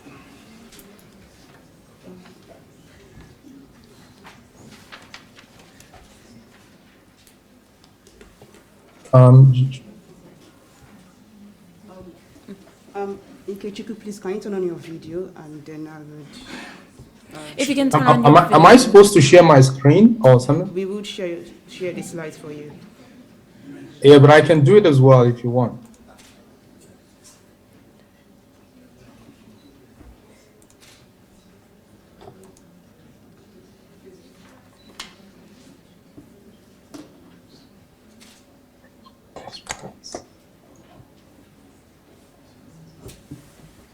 You can start. Okay. All right. Good afternoon, everyone. Please confirm you can hear me before I go on. We can hear you. Okay. So I can go straight, isn't it? Yes, please. Yes, please. Your 5 minutes starts now. Okay. Sorry, next slide then. So SMEs in Africa account for 90% of the businesses and also 50% of employment. But what we know from research is that SMEs in terms of funding get less than 10% of all of the funding that goes into businesses. And this is what we want to address. Next slide. We want our vision as a startup in fintech, this fintech space in Africa, is to become the information infrastructure for funding SMEs. We want to be that technology platform that provides all of the required information, either in terms of a business transaction information, in terms of credit rating, and just all of the kind of information that investors and financial institutions require to make funding decisions for SMEs. Because one of the things we'll find out in the market is also that investors are wary and scared about investing in SMEs because most of their transactions are not documented. You know, they don't have the system to keep record, and they become very risky in terms of lending. So our vision is to become that information infrastructure for helping investors and financial institutions make lending decisions to SMEs. We also want to enable financial institutions, investors to make funding decisions faster, conveniently, and cost effectively. Next slide. And how are we doing this? Our solutions are in three elements. So the first is the enterprise solution. The second one is the information infrastructure, and then third is the core APIs. In terms of the enterprise solutions, we have this has to do with the bookkeeping app that we provided for SMEs, something that makes it very easy. Of course, we know there are thousands of bookkeeping or accounting apps there in the market, but many SMEs don't have the capabilities to use those existing accounting apps, and in many cases they are very expensive for them. So we have this very simple bookkeeping app that enables SMEs to capture their spending, sales, revenue, assets, and all of those things, which is the first step for them to get access, to even have a foot on the door for investors to listen to them. Our second solution is the market relevant insight and compliance. So we help SMEs to comply with existing regulations in terms of business registration, all of the tax details that they need to provide. And thirdly is the core API that we're providing. How does this core API services work? Our credit rating, which is part of the enterprise services, enables investors to have access to, sort of the credit rating of these institutions. And then through sharing of APIs, investors and financial institutions get to understand the credit history and the credit worthiness of SMEs. And this helps very significantly in reducing the cost of lending and makes lending risk-free for this for investors. And this is one of the core services that we're providing as part of our vision of becoming the information infrastructure for lending to SMEs in Africa. Next slide. What is our pricing model? So for the enterprise solutions, we have a combination of freemium and then business documentation access fees. So there is an aspect of our service, which is, just a bit of the certain level of the bookkeeping services, which are free, just a way like a funnel to help us get SMEs to use our services. But when they start using this service, when it comes to the stage of having to apply for funding, then they have to subscribe to our services, and then they pay a certain minimum commitment fee on a monthly basis to continue to access this enterprise solution. The second one is the core APIs for financial institutions who access our core API just to have access to information about SMEs, they have to pay volume, API volume fees on a regular basis, depending on the number of SMEs that they're accessing their information, to be able to make lending decisions. The third one is the syndicated loan services. We get a commission for every syndicated loan service that is provided to SMEs through our platform. Next slide. This is our team. We have a combination of IT experts. We have people in marketing. We have people who have also experience in international development, who are all putting their skills and knowledge and experience to bear in order to drive this vision. Thank you.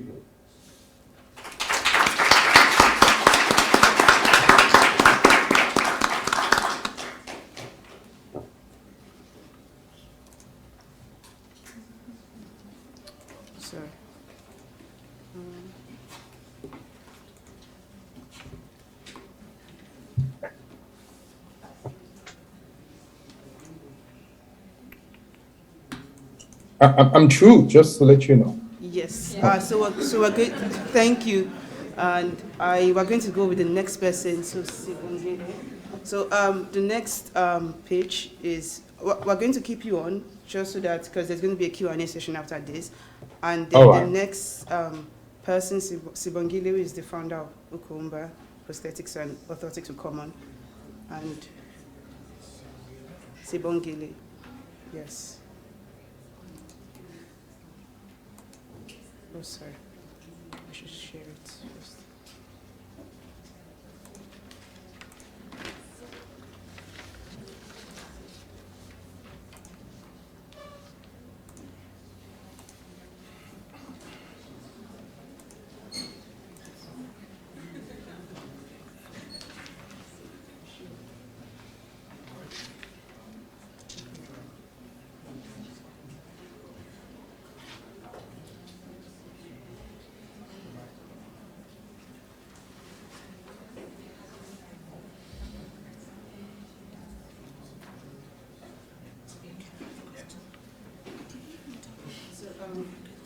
Sibongile, if you can start and let me know, then we can.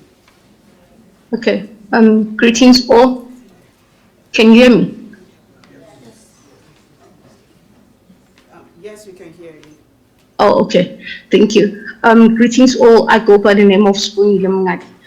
I serve as a founder of a company called Ukuhamba Prosthetics and Orthotics, and our motto says giving you a hand. Next slide, please. This is Dumsani. He lost his legs due to sugar diabetes, and there are more people like him in South Africa. He could not access a prosthetic limb due to the fact that it's expensive, and he's been on the waiting list for more than 5 years trying to access a prosthetic limbs. Thousands of people across South Africa suffer from such, with no solution available, no hope of more comfortable life. So in a nutshell, as Ukuhamba Prosthetic, the problem that we are solving is the demand of affordable prosthetic limbs, which is currently higher than what is available in the market. For example, one of the third largest hospital in the entire world from the Southern Hemisphere, known as Chris and Baragwanath Hospital, can only produce 120 prosthetics annually with a database of 10,000 patients annually. So what that simply says, according to World Health Organization, it is estimated that 1 out of 10 low-income countries have access to these form of prosthetic care and orthotics. So this is what actually inspired me to think there must be a better way. How can we provide Dumi and others with a comfortable, light, affordable prosthetics with a short waiting turnaround time? Next slide, please. As Ukuhamba, we actually leverage the digital technology for faster production, better fit, sustainability, and affordability of prosthetic limbs for less privileged people in South Africa, in Africa, and globally. By using 3D printing technology to produce these prosthetic limbs, and also 3D scans and mobile apps for ordering and measurements, so that it can be convenient. We do this quickly, efficient, produce prosthetic at a relative low cost, providing this to those that are in need of a prosthetic. As you can see on the picture, this is Dumsani now wearing our new lightweight, durable plastic prosthetics that was proudly manufactured by Ukuhamba using recyclable material. Next slide, please. This is our products. They actually come in various colors that delights the user. It's not a one-size-fits-all, and also they're lightweight, durable, And they also come with an adjuster, meaning that even if a user gains weight or loses weight, he or she would be able to actually adjust his or her own prosthetic limbs. And also they are customized with design according to a client specification. Next slide, please. And these are some of our competitors, people that are actually doing what we are also doing. Christian Parakwani Hospital is also one of the competitors, but now what set us apart from the rest is that we actually produce this by making it more fashionable, when a user can able to overcome disability in a psychological level, meaning that we produce this by designing according to the client's requirements, and also we are affordable. As you can see, one of our competitors, known as Michael Nell, they actually charge this at $2,855 upwards, and ours it starts from $951. Next slide, please.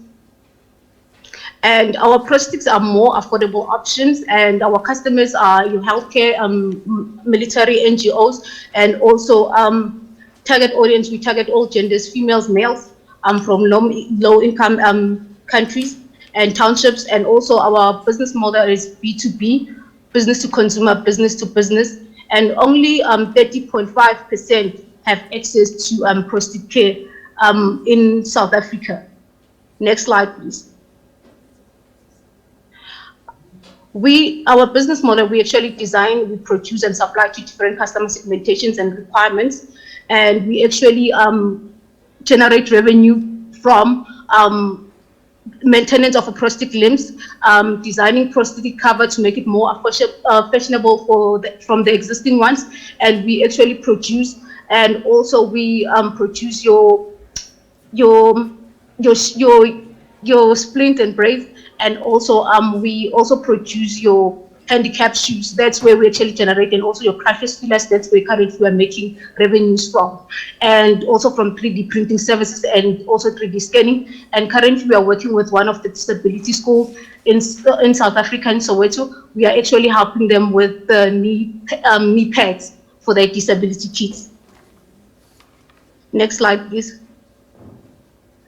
Our financial support, our ask is the non-financial support being in the form of mentorship, also access to industry experts, and also financial support, where we are actually in need of $49,361 that will actually be used to purchase more of our industrial equipment, because currently we are working with a domestic machinery that actually helps us to produce these prosthetics. As you can see, Tumsan is actually using it. Next slide, please. And then this is our team. Currently, as Smongi Lemungadi, the founder of Ukuhamba Prosthetics, I hold a background, educational background in Internet of Things, 3D printing, and also currently an undergraduate under Faculty of Business and Commerce. And this is our board of advisory with more than 40 years experience in sales and marketing, procurement, scientific quality assurance, technological management. Thank you.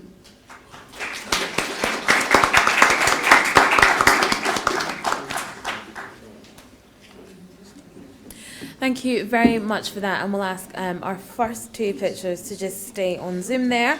And in the room we have the final pitch in the Africa's Future Pitch competition, and that's from sewercode.ai. Let's give him a round of applause.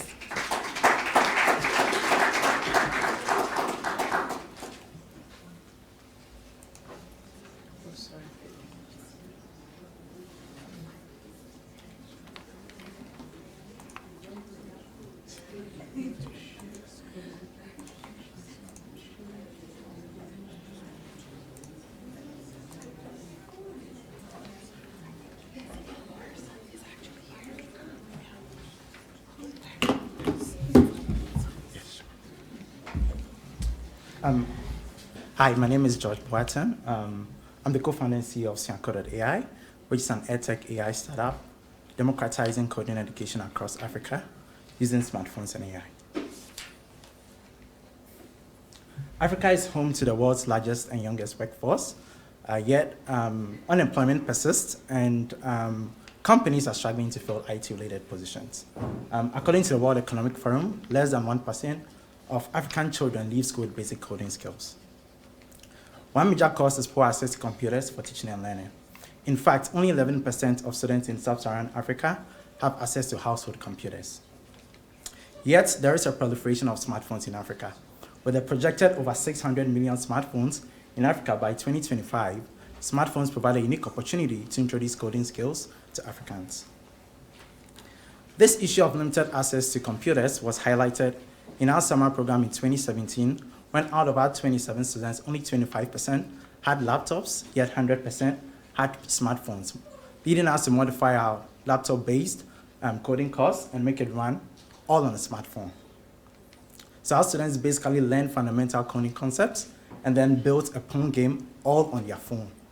The program went so well that we decided to take it online so that we could scale to millions of Africans. And that's how Siancode was born. Siancode is a smartphone app with an AI teaching assistant, Kwame, that enables you to learn coding in monthly online cohorts. When a student downloads our app and signs up, she can enroll in one of our courses. When she does that, she can read the lesson notes offline in English and French. She can work on coding assignments and quizzes, submit and get feedback from our AI. And if she runs into issues, she can post on the forum, get help from our team of facilitators, her peers, and our AI teaching assistant, Kwame. Our courses are project-based, hands-on. Students learn to build things like games while enjoying the learning experience. Our courses are in English and French, which cover most countries across Africa. We have an AI-powered forum where students can get help from our AI teaching assistant, Kwame. We connect our students with African mentors, and students that complete receive a certificate. So there are currently computer-based platforms like Codecademy, Coursera, Udacity, and there are mobile coding apps like SoloLearn, where students can learn to code. But ours is the only mobile app with an AI teaching assistant that helps you learn on the way. Also, we run in cohorts, which means that our students get to learn in a community, helping increase our completion rates. Between 2018 and 2020, we ran a number of pilots, which has had over 2K learners across 5 continents, 42 in Africa, with an average completion rate of 62%, which is well above the industry average of under 10%. Our alums are doing great studying computer science and engineering in top universities like MIT, Yale, Columbia, Dartmouth, and also going to work in companies like Microsoft and Google. We are targeting the 46 million smartphone-owning youth across Africa. So we have 2 approaches for the revenue model, B2C and B2B. For the B2C, we're using a freemium model, so students can basically enroll in the course for free, have access to lesson notes, and then they have to upgrade for the full features and pay $25. And for that, they would have access to AI-powered feedback and a certificate upon completion. And for students that can afford, we offer scholarships, and we are working to partner with various global nonprofits and organizations to make that happen. For the B2B route, the plan is to offer Siancode classrooms to schools and companies for upskilling of learners and employees. And we also plan to offer AI teaching assistant Kwame as a service edtech companies so that they can offer scalable question answering to their students. So my co-founder and I, we've been friends since high school. We've been mentoring and teaching young Africans for the past 8 years. My co-founder is doing his PhD in neuroscience at Charité Berlin. I have a computer science and engineering degree from Dartmouth College. I'm doing my PhD in applied machine learning in ETH. And I work at Amazon in the Alexa AI team. And we have a team of 4 engineers and 2 operation personnel. We've published our work in prestigious conferences, global conferences across the world. And we've won prestigious awards for our work, including the African Union Education Innovation Prize and the MIT Technology Review 35 Innovators Under 35. I'm truly excited about what we are doing to bring coding skills within arm's reach of millions across Africa, literally into their palms, thereby improving their career and economic prospects. Thank you.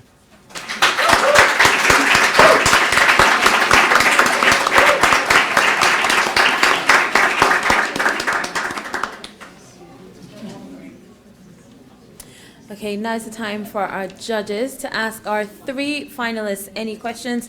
We've got about 10 minutes for this, so please go ahead. Sibongile and Ikechukwu, please, can you unmute yourself, because there is a Q&A session now for you. Yeah.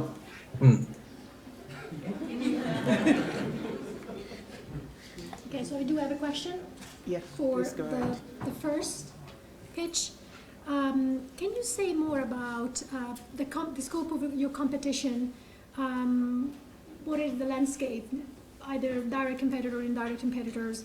I'd like to know a little bit more about if there's anybody else who is filling that gap in the market.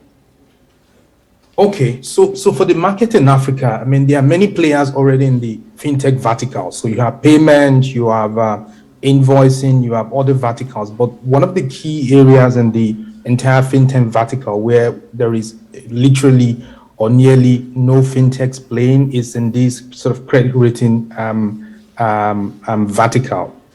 There is a bit of activity in that with some companies that we've seen in South Africa and one other one in Kenya, but it's one area that is largely lacking in terms of fintech participation. So in terms of direct competition, I would say it's a very weak one.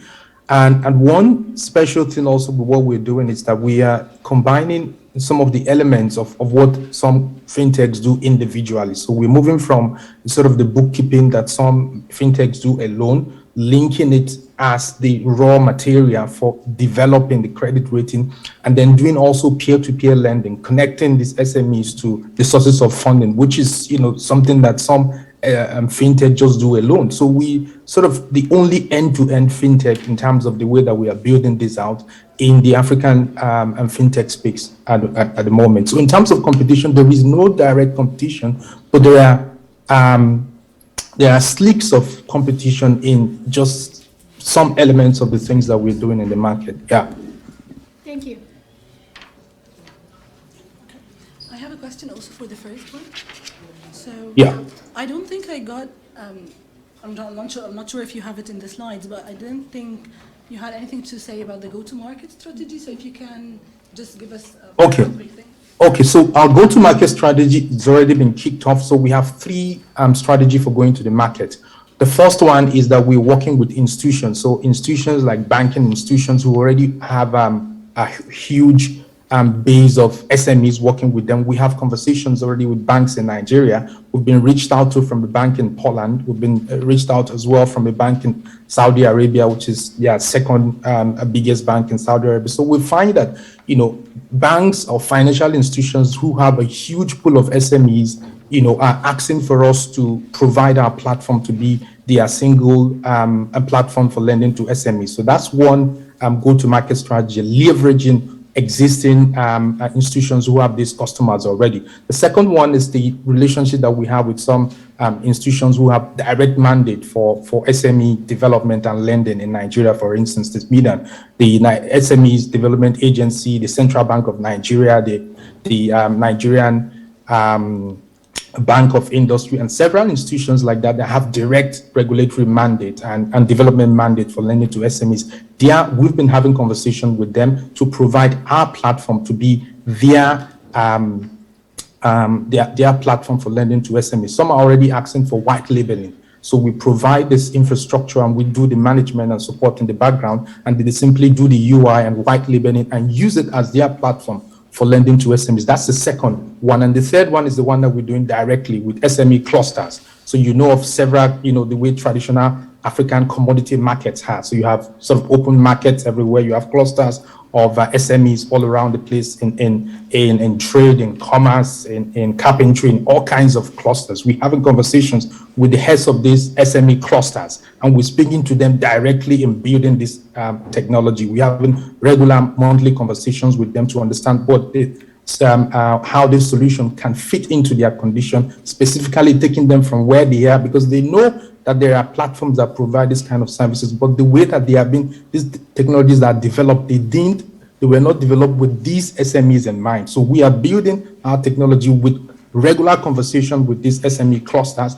understanding where they are, understanding what level of technology savvy exists within them, and then building technologies that fit into this, so that once, you know, they get on our platform, is seamless in terms of how they enjoy our services and in terms of how they get benefit from from what we provide.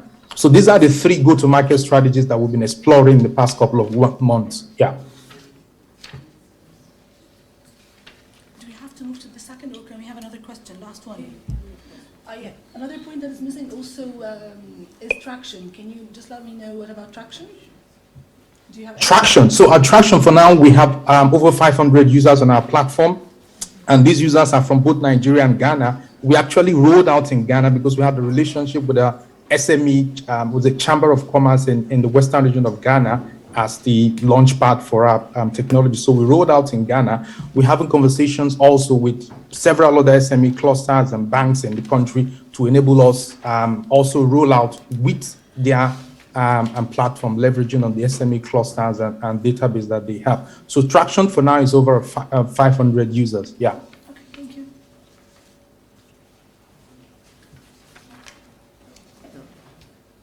No, the next one. Okay.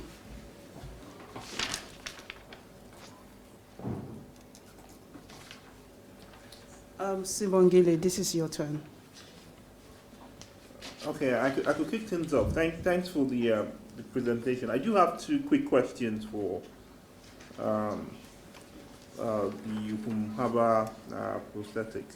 The first one would be how does this scale, right? Scalability of this solution. How would you scale it? And the second one would be in terms of affordability. I saw the price tag was around $951, right? I don't know what your target audience is in terms of people that could afford it, or how you plan for people to afford it. So if you could just shed more light on those 2 areas. Okay, thank you for your question. Can you please kindly repeat the first question? But the second one, you were actually referring to in terms of the pricing. Yes. So, okay, in terms of the pricing, we have different prices for different products. So with that price that's on our presentation, it's for like your lower limb leg. So the 950, it's for the entire like lower limb. And then for adults. So our primary customers are kids, because kids actually change annually, like every year, because they outgrow the prosthesis. So in that way, if like, for example, if a child needs like a hand or an arm or a finger, obviously now the price will be lower compared to the one that you see for Tumsani, because Tumsani now it was for the entire leg. Okay, but did you do some market analysis around affordability? Can people afford that price tag? That's just where the question is headed to.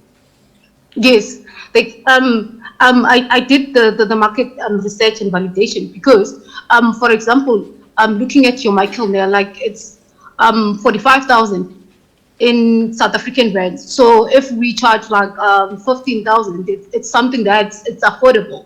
Like with the hospitals, they will have like a contract kind of thing, so that they can actually order from us, then we supply them. Same with the NGOs, they can raise funds on behalf of the donors. And like same with militaries as well. Then coming to individuals, it's like those that are actually employed, because most of the time people cannot go to work because he or she does not have a leg or an arm. But if he or she is able to go back to work and paying like 15,000 rand to have an arm or a leg, I think it's something affordable. Okay. So what do you think around the payment plan, for example? Is that part of your model, for example, how people, because I'm also from Africa, 951 sounds a lot, I think. So it's just how, maybe think around what strategy you would use around how people would pay might be a good one. And the second question is just in terms of scaling production, right? You said you do the printing. How do you plan to upscale? So if you then have 1,000 of such demand, what's your plan for scale? I beg your pardon? What's your plan for scaling the business? I don't know how many you do currently, but say you get an order of 1,000 or 2,000 or so. Okay. How would you meet that demand? Okay, currently like we are having like 2 of these machines. So in order for us to actually scale, it's actually we need like the industrial one, which is the bigger one. So with the bigger one, we are able to actually minimize the hours, because currently we spend like 8 hours to 10 hours to just produce like one. So in terms of scalability, we would need more machinery so that we can produce in a mass scale. And then also that thing is, like I said, partnering up with relevant stakeholders, that will definitely help us to scale, because like currently, as we said, that it's only 30.5% in South Africa that have access to this. So if we can at least improve or impact 69.5%, like close to 70%, I think that would also talk more about scalability. Okay, that's me for now. I have a question about your team. I know that advisors are important and everything, but I think more important is the team itself. So I saw you having 3 advisors, but I didn't get the whole team. How many, or do you have co-founders, or the skills? Guys, I'm not sure. I'm struggling to hear you guys. I don't know, is it from my side or from your side? Can you hear me now? Yes. Okay, I'm talking about the team, your team. I saw on the slide that you have 3 different advisors, and you talked about them, but I'm not sure you talked about your team, the ones who are building this. So do you have co-founders? How many person in the team? Oh, okay. Okay, thank you for that. So currently, like I, as a founder, I also lead the production side of things. And then currently we are working with 2 interns, the one with an educational background of biomedical engineer and also mechanical engineer. So what happens is that they're also part of the production, where we actually, because before we actually produce this, we actually design it from the software. Okay, thank you. May I ask a quick question?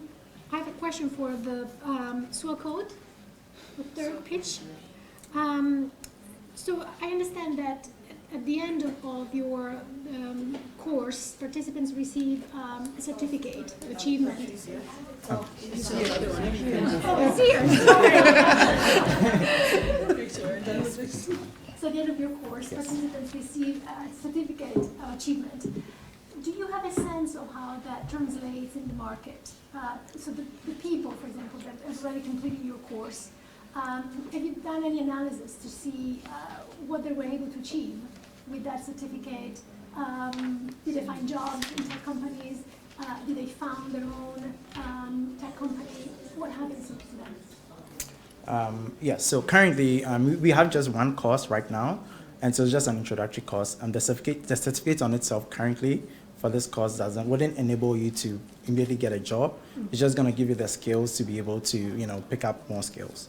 But the plan is to partner with various universities across Africa, so that the certificate would actually mean much more in terms of being able to get a job. Mm-hmm. So for now, you hope. Yes, right now it's just like a way to demonstrate to a future employee that you take initiative personally, or you go the extra mile to acquire skills. I see. Yeah. Thank you. I have a question for you. On the slide of the team, you mentioned you and your co-founder, yes, CEO and COO, right? Yes. Do you have anyone who's working on sales and marketing? Because this is, I think, a very important part for you. So who's doing the sales and marketing? Yeah, so we have a marketing lead who handles all things related to the marketing. But not a co-founder. He's not a co-founder, a no. full-time employee. Yeah, he's and one of our 2. As well? Sorry? And the sales as well? The what? Sales. So the Sales. Yes, we have 4 engineers. We have an operations lead who handles their sales, and then a marketing lead. So 6 people. Yeah. Perhaps Lamine might have a question for one of the or all of the startups. Yes, I do. Thank you. Yeah, I mean, starting with SWA code, just finished talking. I looked at the business model slide, and you talked about 2 billion revenue, which I think it's very ambitious, so that's nice. But given that you sell courses for 25 USD, I'm not sure that would require you to sell 8 million courses. What's the scalability plans for this? Yeah, so we have an app, so everything is automated. A student just needs to enroll in the course. We have monthly courses, so the course runs throughout the year, and we're going to have more courses, so you just multiply. The more the number of courses, the more the potential to make money from it. The goal is to reach millions of Africans, so once we reach that, I mean, the number becomes more realistic, right? Right, and what are the plans of reaching those million people? Because again, at the end, it's the ability of getting the paying customers, right? Yeah, exactly. So that's one key challenge. So right now, in terms of marketing, we're exploring, we're using various digital avenues like social media to reach our potential clients. The future plan is to potentially partner with, governments, right? Right now, governments are interested in including coding as part of the main curriculum, right? So once we get to that point, it becomes easy. We have a platform that, is accessible, smartphone. So once that, becomes included, we can just reach millions of people. Thank you. And finally, are there plans to ensure that this service reach the communities that are not necessarily connected to the internet? Yeah, so that's one big challenge. So we take a number of measures to make sure that the platform works with limited internet. So our course materials, students can save it offline. So they don't need to be online to be able to, read the lesson notes or run their code. So we take some measures, but at least they have to still have access to the internet to at least download the app. But in the future also, we plan to partner with various telecoms so that, our app could be whitelisted so that students don't need internet to be able to download or use the app. Awesome, thank you. And then I have a question for Capsule as well. I was wondering, since you have two different stakeholders paying for your services, the API users and the SMEs that are using the data functions, who do you consider among these two as the most important paying customer?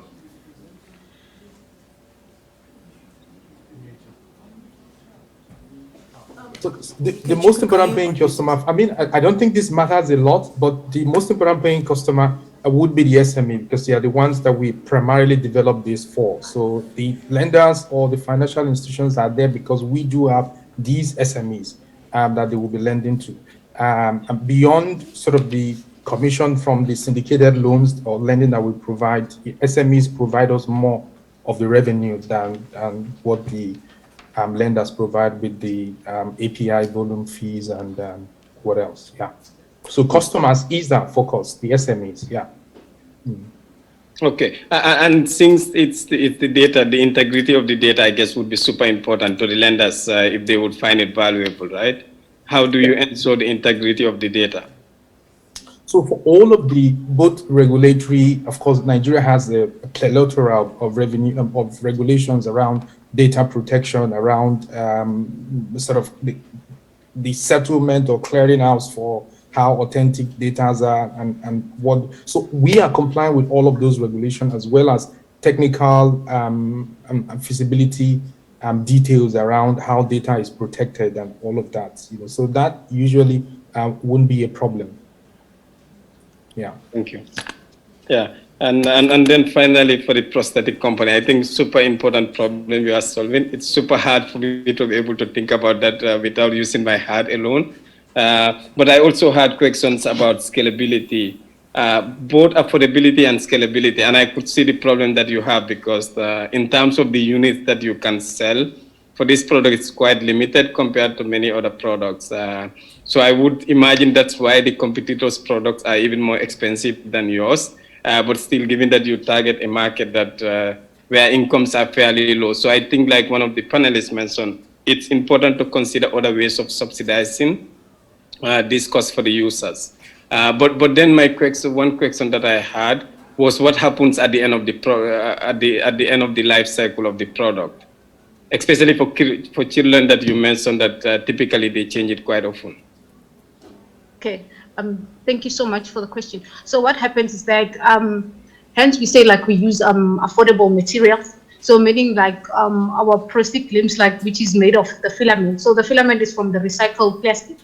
So even with the prosthetic limbs, that's what it happens. Let's say like the cycle has ended, or now it's the prosthetic is broken or whatever the case may be, we recycle it and build a new product out of it. Then take it again to the market. Thank you. And is the recycling cost lower than producing a new unit from scratch? Yes, it's more sustainability.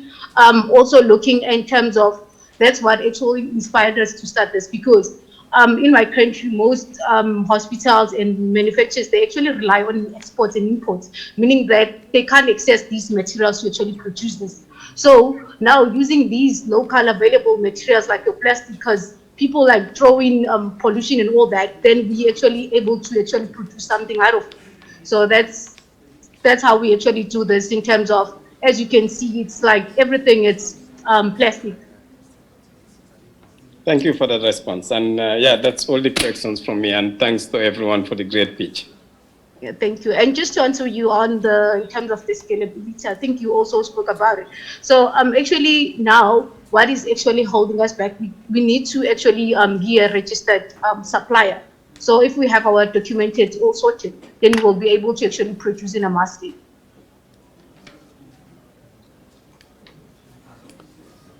Can I have a last question too? So you said in the competitive advantage something about accessibility, right? Can you just give us a quick thing about accessibility? What exactly do you mean by it? Yes, so the first thing is the fact that because we are mobile based, right, it makes it easy to learn to code for students that don't have access to computers. So that's the first one. So you mean access, not accessibility? Because accessibility is more for the disabled persons, for example, so that's why I was confused. So it's not about not in accessibility, terms but of you mean disability, yes. So yes. access to students. Yes, okay. yes. That's clear. I just wanted to make sure which one. Okay. Okay, yeah, just final one for me. I just want to talk a bit about the tech. You said something around AI teaching assistants and then technology stack. I just want to get what's behind it, just not just secret sauce, but just walk me through how that works and how that would potentially scale if you get to hit those millions of numbers to hit the billion revenue. Okay, so Kwame, the AI teaching assistant, answers students' questions. So a student asks a question, a coding question, and they get an answer immediately. So we're using a deep learning natural language processing model that basically takes a question and then retrieves an answer based on our course materials. So on a high level, that's basically what it's doing. Okay, so does it hit the back end, or does it process it on the phone, or it does do it somewhere else? No, so currently we do it in Google Cloud. So we already index the course materials and then it just retrieves it on Google Cloud and then returns it to the front end. Okay.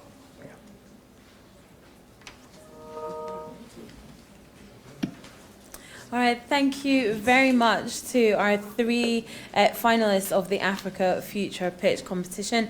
That was Kapsu, Ukahamba Prosthetics and Orthotics, and Sua Code. We're going to find out the winners of the Africa Future Pitch competition within the hour. First of all, we're just going to take a quick break, so 10-minute coffee break. Let's meet back here for our final keynote speech, and of course the winners of that competition at 4:10. Just follow me. Judges will follow me. Okay. And if the judges could just follow me. Yeah, yes. Sorry. Yeah. You can't put him in the room. Can someone use their phone to down them on Zoom? Yes. So judges this way. Thank you. Please can you follow me, please?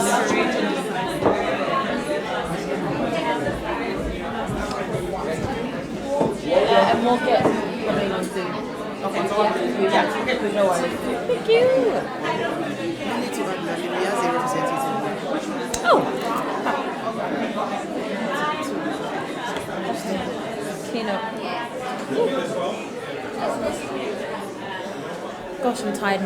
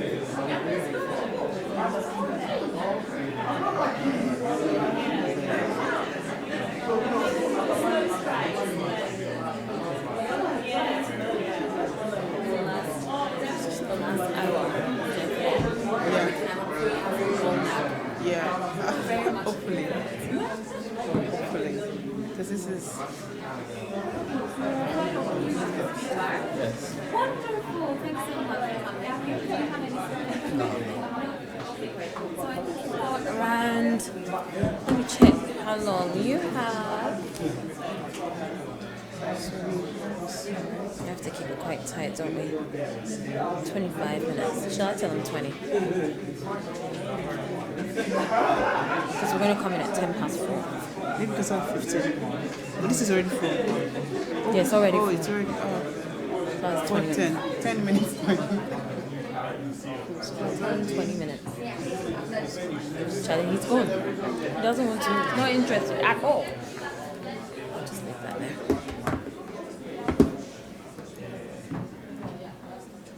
Let me go to the bathroom real fast.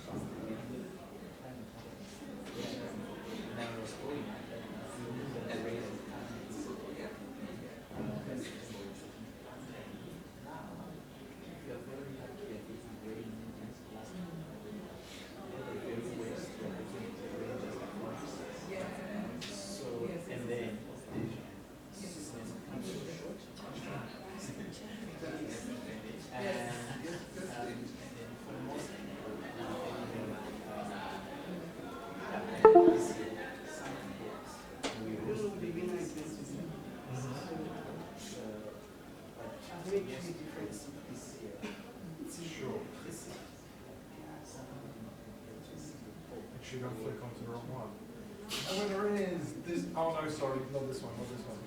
I take it back.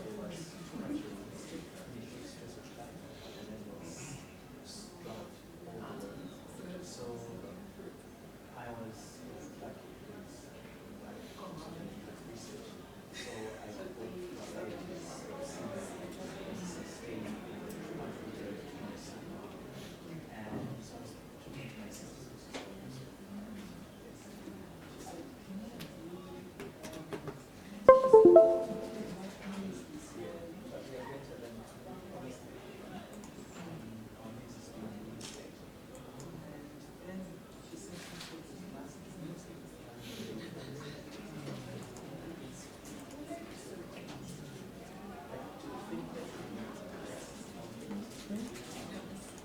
and press escape, it will come out of it.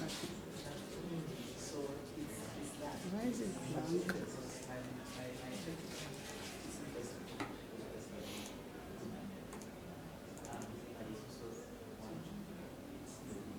I don't know why it's blank.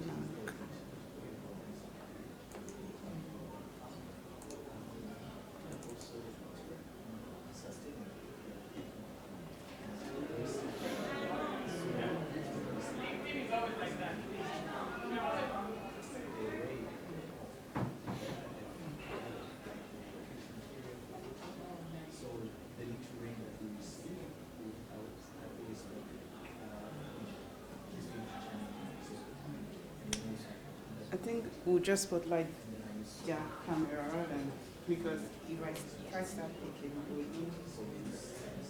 because I labeled the Yeah, I mean, if we're showing a slide, then it doesn't matter who you spotlight because the slide is going to be on screen anyway. So we need to spotlight In order to spotlight someone, you have to stop sharing. Stop sharing screen. And I open the stuff so that they don't know, because if they see me go play because their PDF is saved by their company, so you see it, they will know. Yeah. So yeah. Everything.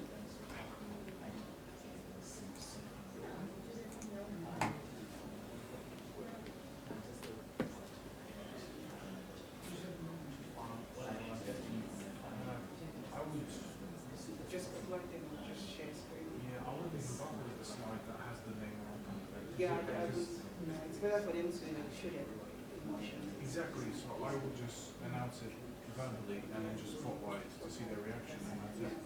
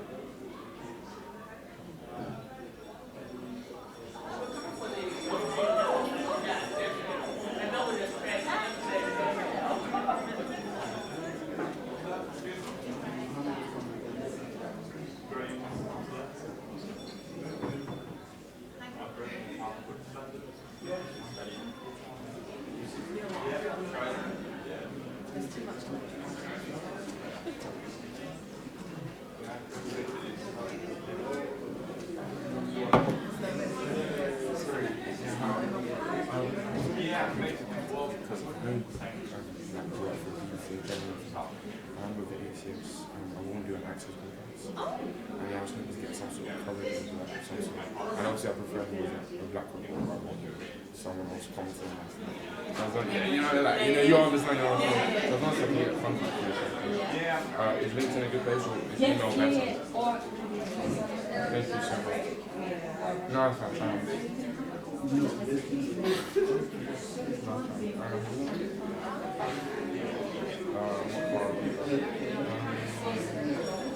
Just type it in there and then I'll try to send you a message. But yeah, I don't know if your availability during summer if you're like really busy. No. Yeah, what is the... We have quite a conference, so the southern one is going to be available. I'm happy we're going to have an older one as well for the first time. Hopefully in Manchester, South, and that kind of area. So I was hoping to get some numbers. So I'll contact you now. I'll email you and then we can listen to you. Thank you so much.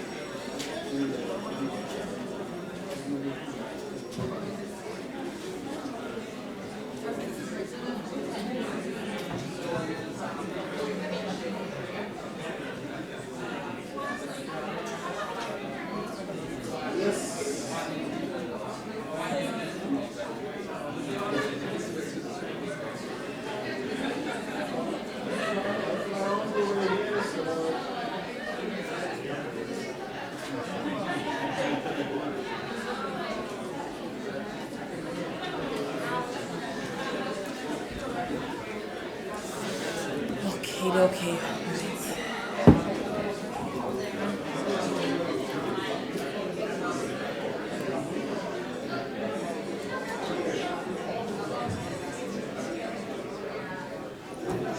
So it's Stephanie.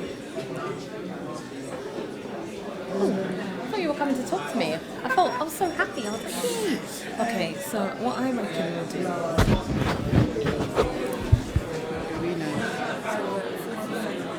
For the winners, we're going to spotlight them on the Hi, how are you doing? Are you enjoying the conference? Oh, yes, definitely. Are you also enjoying organizing it and hosting it all? Oh, that's lovely. Yeah. I was just wondering, with some of the speakers and stuff, do you, is there going to be all the conference, whatever, contact details of people? Do you? I think even Alice, the person in church, probably already has contact details. But she's the best person to, because they already have everyone's contact details. So she's the best person to gather. Thank you.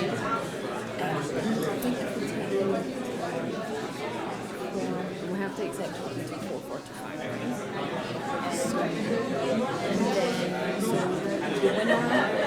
Then we'll announce the winners. When you announce the person, we would spotlight them, add them after this keynote. We would before they announce, we will bring everybody back as panelists, and then we'll pin the winner so that we can get their reactions and they can really say something. Thank you. And then we present with the award. And then Alice does our closing remarks, and I'll do a quick thank you for having me. And Alice is going to herself, and then the Afro ball, I have the flyer, so I'll share it. And then I've got a bit of information. Good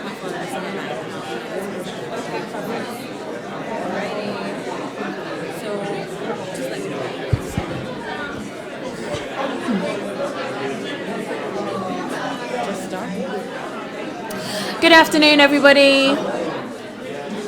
Good afternoon, everyone. Thank you so much for returning for our final session of the day. I hope you're refreshed. We're into the last hour. And of course, that means it's time for our final keynote speaker of the afternoon.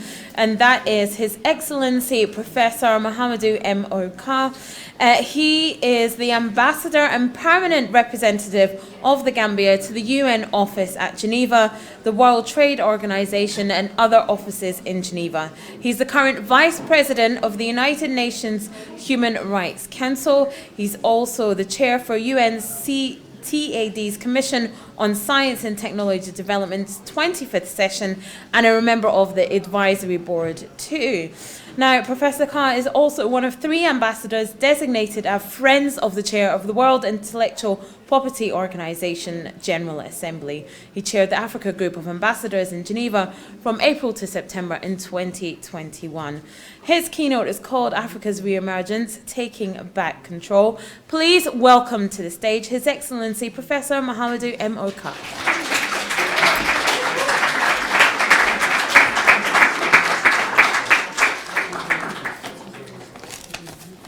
Good afternoon.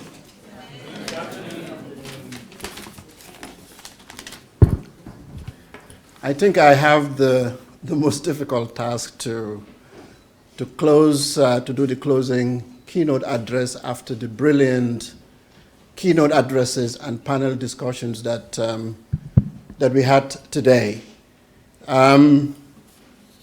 Ladies and gentlemen, members of the African Society of Cambridge and the learning community as a whole, I thank you for your very warm welcome. I would also like to take the opportunity to thank the leadership of the African Society of Cambridge University, their team, and the many volunteers for a very brilliant job. I think they deserve a round of applause. I'm deeply honored to be with you here and feel quite privileged to address you on a very broad, provocative topic, I must say, and I think the deliberations from today have shed light of its importance and its timeliness.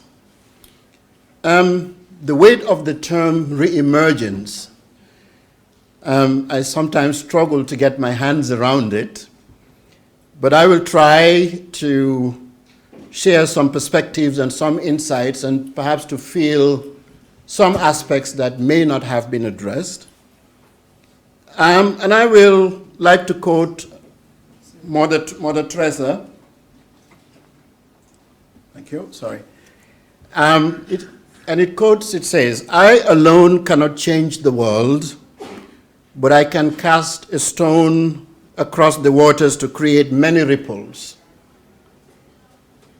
Now, the theme of the conference, we can make many ripples that will converge for us to take control for the sustainable and progressive Africa's re-emergence. Our collective ripples can put us to that path. I think we must first start by taking a moment to weight the term re-emergence.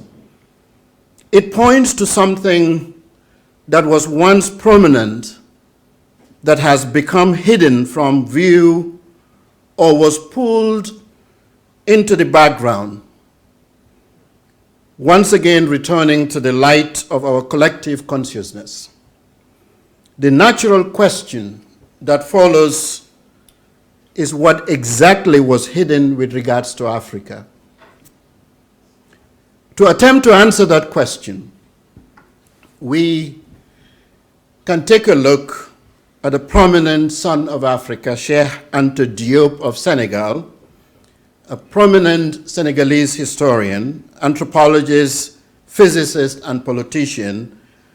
who an active contributor to the restoration of the African consciousness, to dismantle the rhetoric spawned by colonial campaigns and slavery.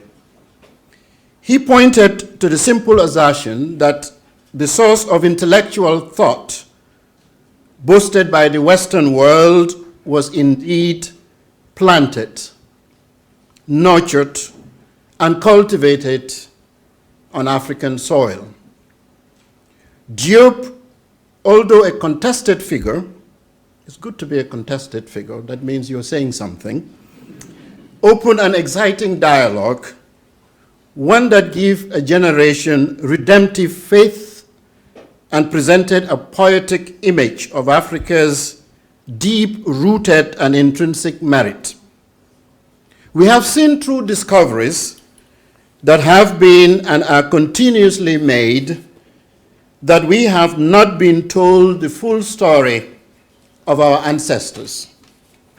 Africa, where human life emerged and spread throughout the globe, the cradle of the civilizations, it was on African soil that mathematics, astronomy, the calendar, sciences in general, arts, agriculture, social organizations, medicine, architecture, etc., had their beginnings and existed in earnest. It is clear that the overblown and incredulous false narrative of the dark continent was far from the truth. What had been hidden with regards to Africa was the truth of ourselves, the knowledge that was, as African people and our respective civilizations had a long and rich history before Europe ever decided to set its course in our direction, that our societies had vast and diverse contributions to the collective human consciousness, that we had a history of bringing things of immense value to the global table. In the insidious concealment and interruption of this truth, there was a loss of knowledge. Knowledge that could have been built upon and innovated. Knowledge that would have presented an opportunity to enrich ourselves and one another, and we are all the poorer for it. Hence the importance of your brilliantly chosen theme of re-emergence. There is a weight that we must all come to recognize that is intrinsic in a re-emergence, one that requires that we learn from and do not dispose or ignore our past and histories, but rather learn and build from them to inform our future steps, our sustainable re-emergence, and to truly and confidently take back control. A return to ourselves and to all that is within us calls for a worthy and necessary reclamation of our narratives and abilities, bringing them to the light once more, reminding ourselves and every onlooker that we have been here all along. And it is time to hear what we have to say and see what we have to offer. It is time to pay attention and actively listen and efficiently execute with discipline, integrity, responsibility, and a sense of purpose, with a game-changing mindset to uplift our people, all of our peoples. The next question you might be asking is how? How does Africa take back control? I cannot assume that I have all the answers to that multi-layered questions, which quite a number of the panelists and keynote speakers brilliantly shared their very best thoughts. I will try to share some. I submit to all of you the significance of situating Africa's re-emergence and taking back control of the place of Africa's communal philosophy as essential for contributing to addressing modern global transboundary challenges and problems such as climate change adaptation, food security, and pandemics, and it's not the end of pandemics, and those of you who are scientists know that are incurable by global self-interest, if not the cause. The rising challenge of food security and energy crisis are spillover effects that are triggered by the Ukraine-Russia crisis, leading to disruptions of supply chains and imports, must not be ignored in our question for Africa's re-emergence and taking back control. Food security is crucial and important, and a trigger for many things that may equip us to be able to take control or our inability to take control. Food systems play a crucial role in providing food security and nutrition, providing livelihoods for the millions of Africans, mitigating economic shocks, and managing extreme climate events and the increasing environmental degradations. We need to have, as we rethink the re-emergence or to reset the re-emergence of Africa, policy innovations for food systems to transform our countries, to ensure the sustainability and resilience of food security, the need for embracing food systems as an approach for addressing food insecurity. I submit to you that complex challenges require complex solutions in some instances, with multi-sector strategies and stakeholders that go beyond one African country. Very important. Thus, a part of taking back control of the security of livelihoods, such as food security, we must return to our roots and values and take heed and embrace what was beautifully intimated this morning, which is Ubuntu. Taking control of feeding our people and ensuring sustainability, which was another important topic that one of the keynote speakers touched on, particularly on food security, is the biggest security risk and challenge for Africa's re-emergence, is a commitment to ensure that all Africans not only believe but commit that the right to food is one of the most fundamental human rights of mankind. Conflict and hunger are closely linked. When one escalates, the other is triggered. Taking control for Africa's emergence must solely include stepping up Africa's commitment to food systems transformation. Another point that is very important as we reflect and challenge ourselves on the re-emergence of Africa in the context of what I have just shared is the role of education, the role of quality education. Undoubtedly, education plays a significant role in liberating societies and is the foundation that will ensure that as we pursue re-emergence progressively, it is anchored and guided by freedom and democracy. I quote W.E.B. Du Bois, who reminded us of all the civil rights that the world has struggled for over 5,000 years. The right to learn effectively is undoubtedly the most fundamental. That's why you are all here.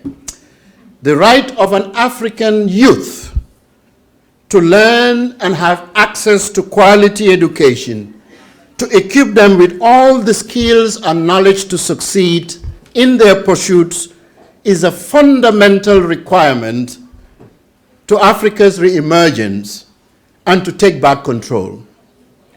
My story, my humble story, is not uncommon, but one that nonetheless shows that the sheer transformation of the power of education.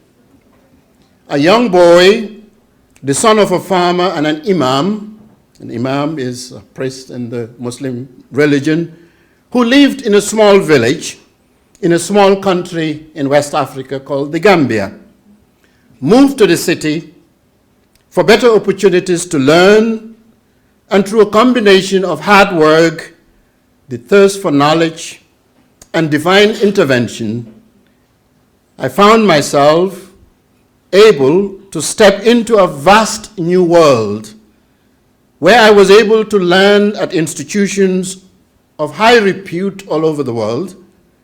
That young boy grew into this man that is speaking to you today, served as professor across universities, served as vice chancellor, leadership positions in corporations, and of course, as you heard from the introduction, an ambassador to Switzerland and a permanent rep in international organizations, lending voice to multilateralism. All of this was possible to do so through the skills and insights gifted to me through the opportunity and access to quality education.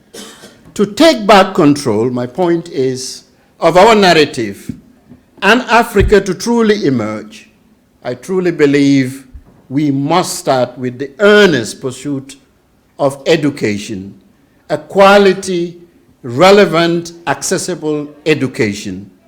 We must become the guardians and purveyors of the rich and diverse repositories of our knowledge, indigenous knowledge, our known creativity and intellect.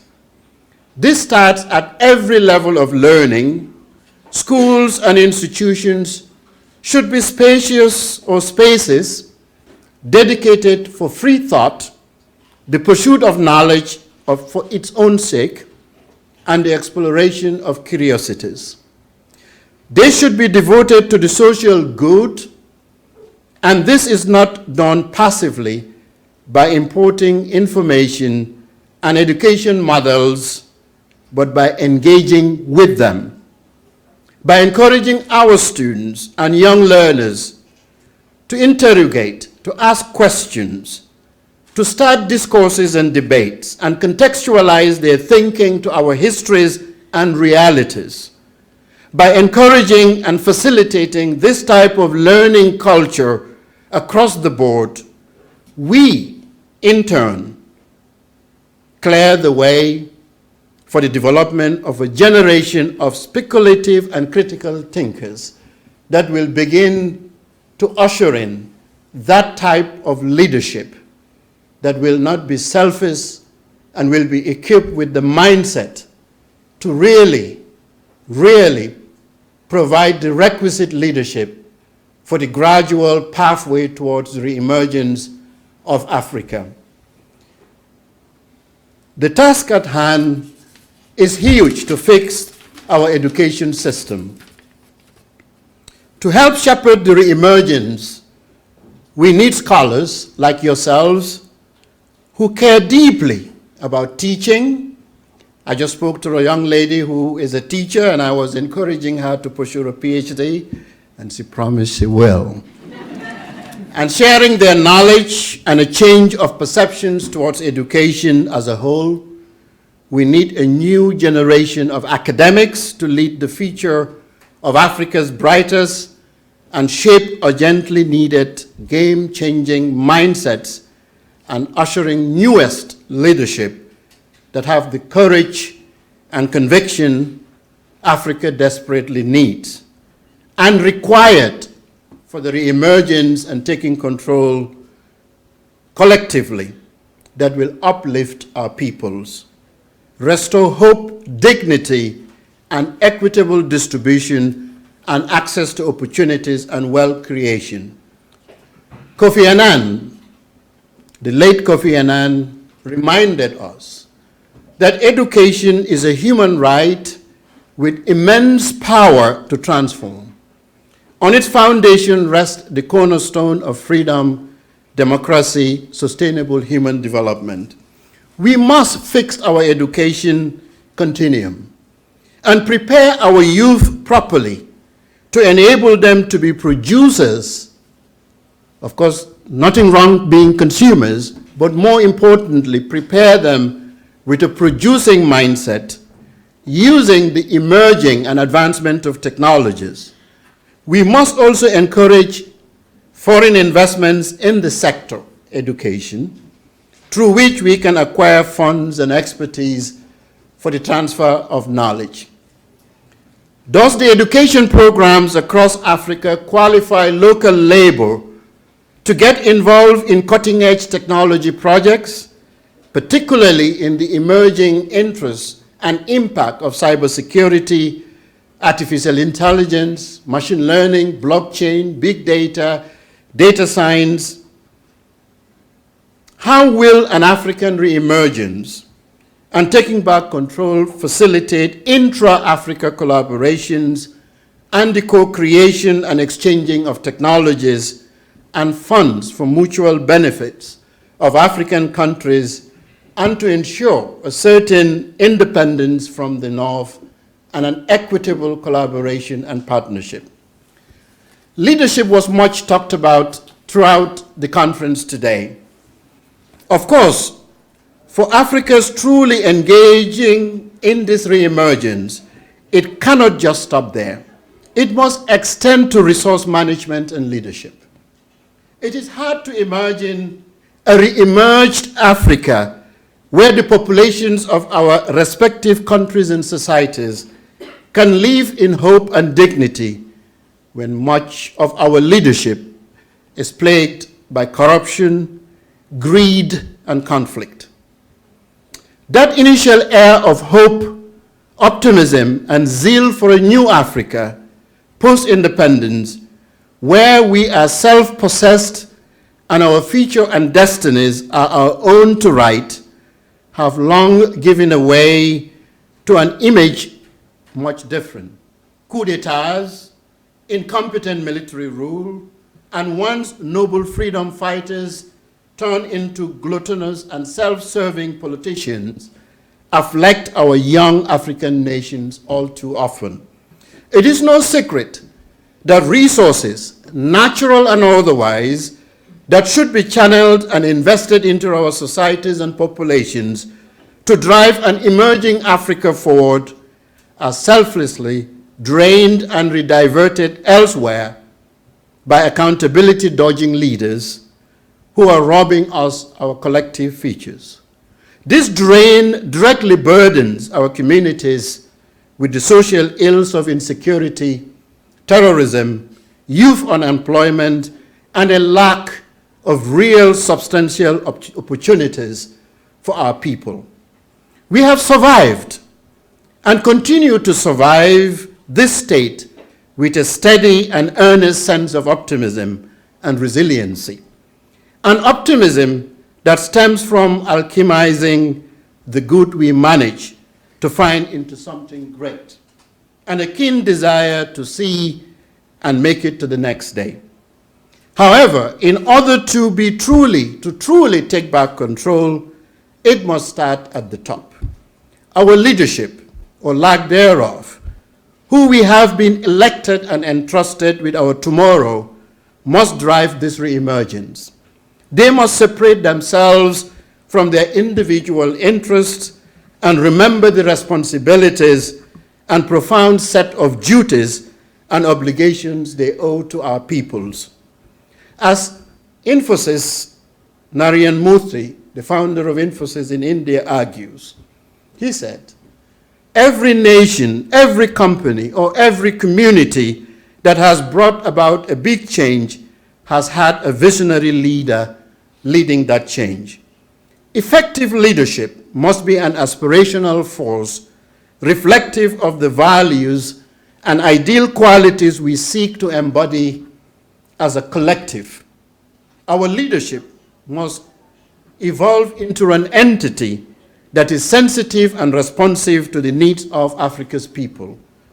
Professionalism, punctuality, selflessness, self-discipline are critical components of governance whose examples should not be so far and few between on our dear continent.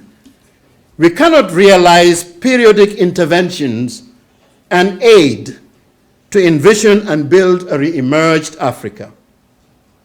We must realize and develop the resources that are available to us and invest them back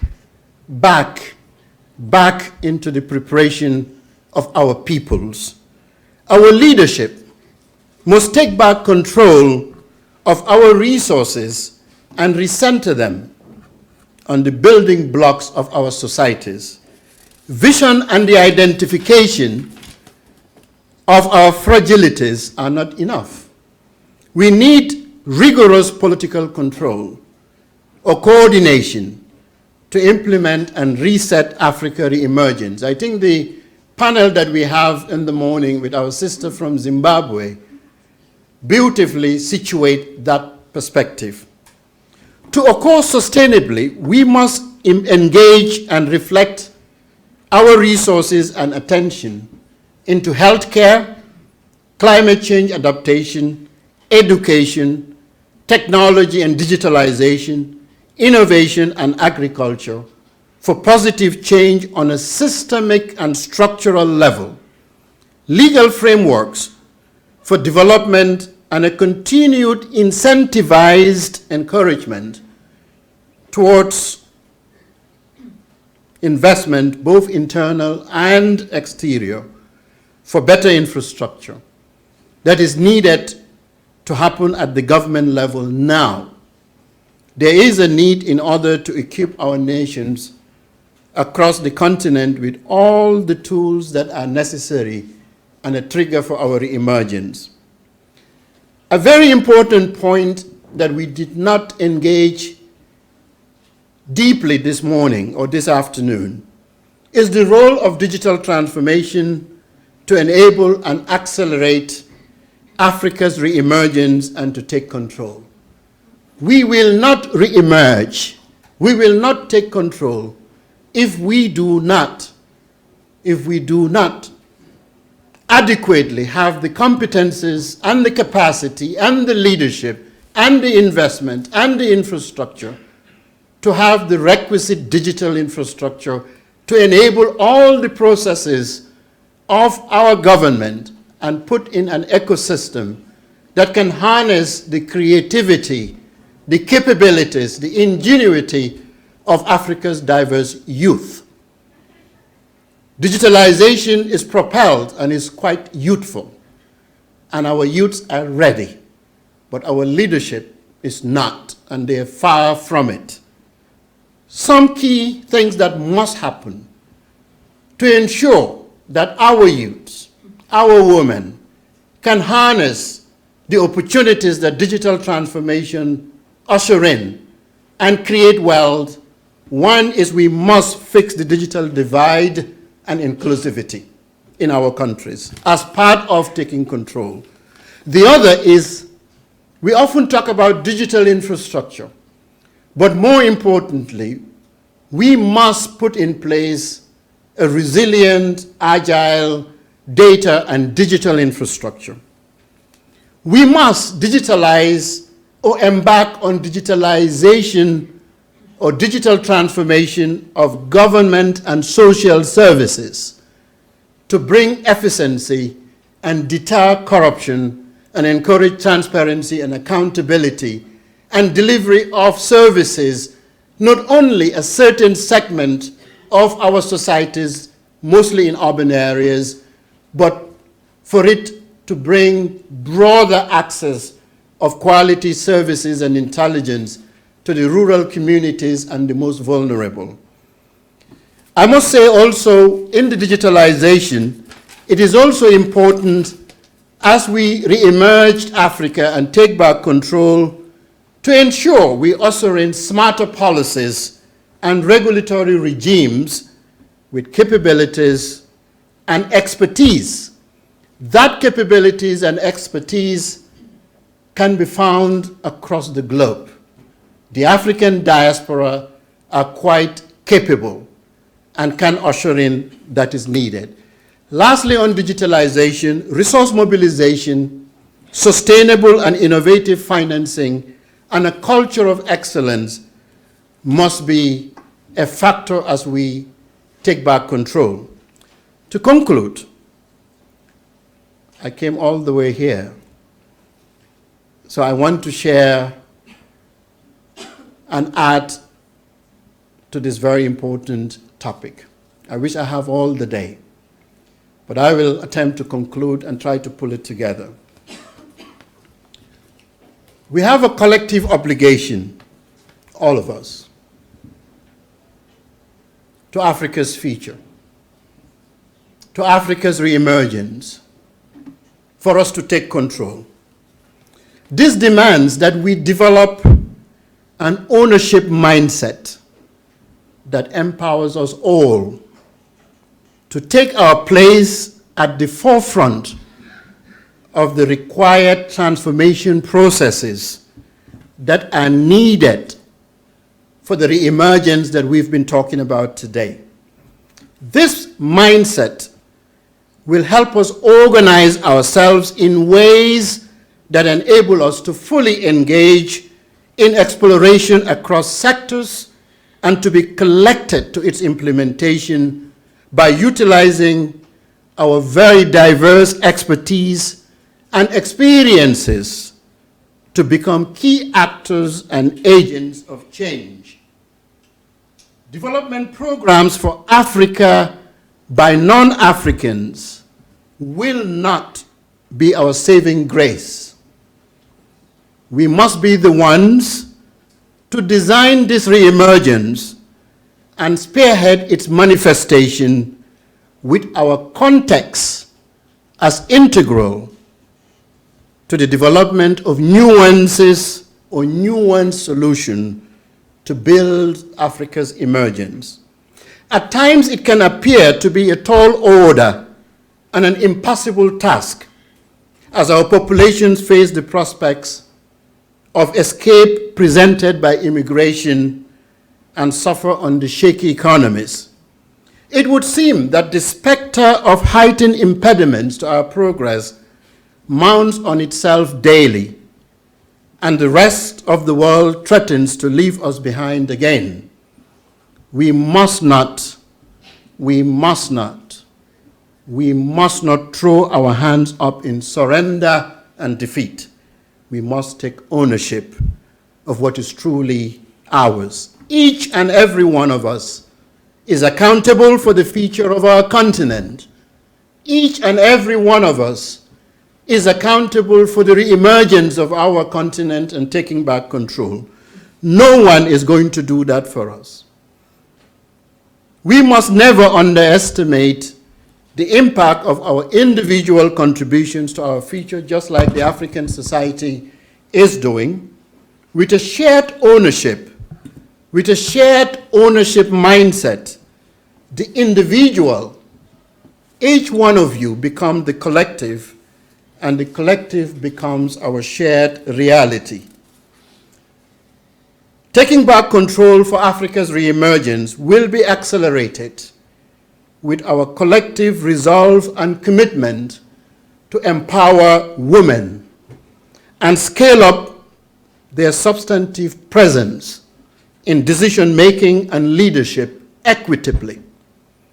Africa will not, and I repeat, Africa will not, and I repeat, Africa will not emerge and be in control of her destiny without equitable representation of our mothers, our women, our sisters in leadership across the governments, across governance of all sectors, across government and legislature.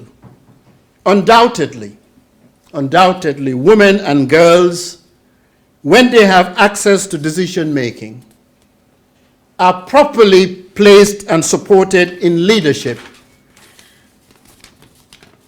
and resources for implementation, they are superior in the power as powerful agents of change, driving national and continent-wide ambitions in action with impact and value, and a commitment that will truly uplift livelihoods and not leaving anyone behind. They have that ingenuity and capability. We are no doubt already making strides in this area. A beautiful example that is making impact is what is happening in Rwanda in terms of placing women in significant leadership positions and decision making. We've seen that in Ethiopia. We've seen that in Ghana as good examples championing the right path. And we can instantly see the economic improvements and impacts resulting in their national economic. So change is important. As Obama reminds us, that change will not come if we wait for some other person, or if we wait for some other time. We are the ones we've been waiting for. We are the change that we seek. That's what Obama has reminded us. I don't know how much time I have, Madam Moderator, but I will wrap up here. Another point that I wanted to touch on, which is you all, the call to return home. The call to return home. The call to return home after venturing into brilliant Cambridge, Oxford, and all these great institutions and this great United Kingdom is not an easy one to answer, especially when in so many ways that home seems or feel broken beyond repair. We must take time to acknowledge the fractures in our societies and in our respective countries. Recognize and not gloss over them with throwaway pleasantries and naive ambivalences, but to see them for what they are. But once we see these cracks, what then? We pack up, we muster courage, and we have the conviction, and we charge forward, not as individuals, but as collective. And you will be amazed the success and the satisfaction and the contentment that awaits you in beautiful, wonderful Africa, which its gratification is nowhere else. So go home. Sometimes we look upon these things in horror and dismay, chastises the indignation of their presence, but do we remain in this state? The memory of who we are as a people is all around us if you look closely. It is in the gait of our work, the harmony of our laughter, the beauty of how we recognize and see one another when we cross paths in this strange, cold, rainy land across the waters. It is so deeply imbued in all that we do. I believe that it is not lost, but simply a memory to be collected. Thus, it is time for Africa to re-emerge. It is time for the world to pay attention again. I pray for the Almighty's guidance, mercy, and protection. I pray that the Almighty will give us the wisdom the humility and forthrightness to carry this heavy burden of championing and rolling out our sleeves towards ensuring a solid path and foundation for Africa's re-emergence and taking back control. I thank you. I thank you for the opportunity, and I hope we all collectively walk and commit towards the re-emergence of Africa and to truly take back control, all of us, and I thank you.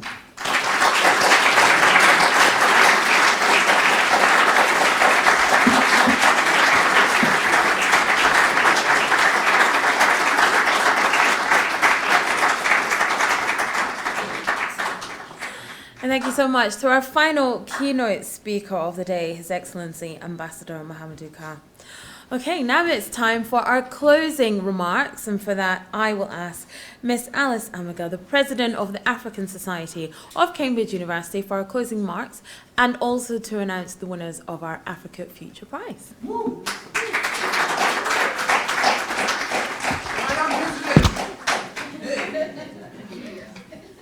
I can't believe it's already evening. Time flew quite fast. I was hoping to enjoy a little bit more, but it doesn't end yet, so I guess we'll move. I would first announce the winner of the Africa's Future Pitch competition, and this is the first ever of its kind, and we are using this opportunity to mobilize everyone here who is interested, who would want to be mentors to the startups and funding, however, but the main or core essence of this is to provide African startups that would not have the opportunity to test themselves on a platform like this, which is quite competitive or might be competitive for them to get in. And so the winner of the first ever Africa's Future Pitch competition goes to Suya Code.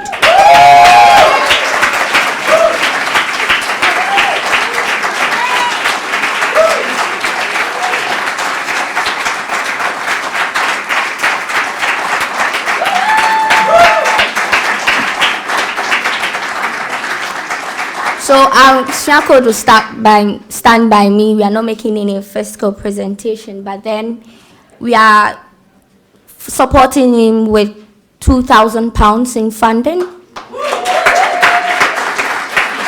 There is coaching and mentorship support for him if he wants to assess it. There is feedback from all of our 3 judges or 4 judges for him, as well as all the other startups that pitched. In addition to the £2,000, which is going to be transferred to Suya Code, he is receiving in-kind gifts from Bantaba, who have been generous to source out different levels of in-kind gifts, not only for Suya Code, but also generously for our 2 other pitch contestants. And so they are receiving $1,000 credit on Miro, 5,000 credits of Amazon WAS for startups. And in addition to that, they are receiving Trilo $1,500 credits of SMS, voice, and WhatsApp in credits. They are also receiving 1,000 Trilo Send grip. And also they also have access to Trilo Startups team. And so in addition to the £2,000, we are having almost over almost 10,000 in addition to the in-kind prizes for Suya Code, an additional 5,000 for each of the pitch contestants who didn't win. Thank you very much. I would want the photographers to take a picture.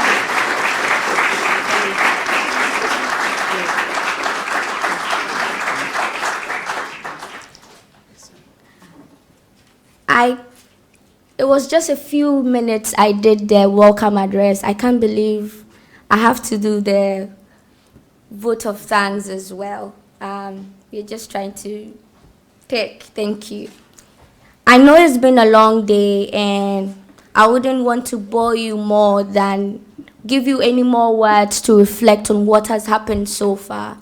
We've had an amazing conversation, and I just want to use this opportunity to thank everyone that has been important to this conference. And so I would have to read out the vote of thanks that myself and the committee members would like to propose to this August occasion and attendees.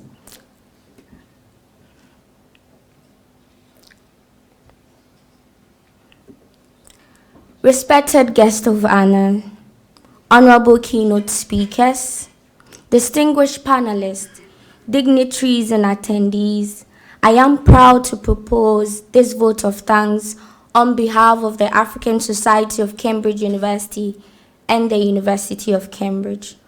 We are beyond thankful for the success of the Africa Together Conference 2022, which you have graced with your presence.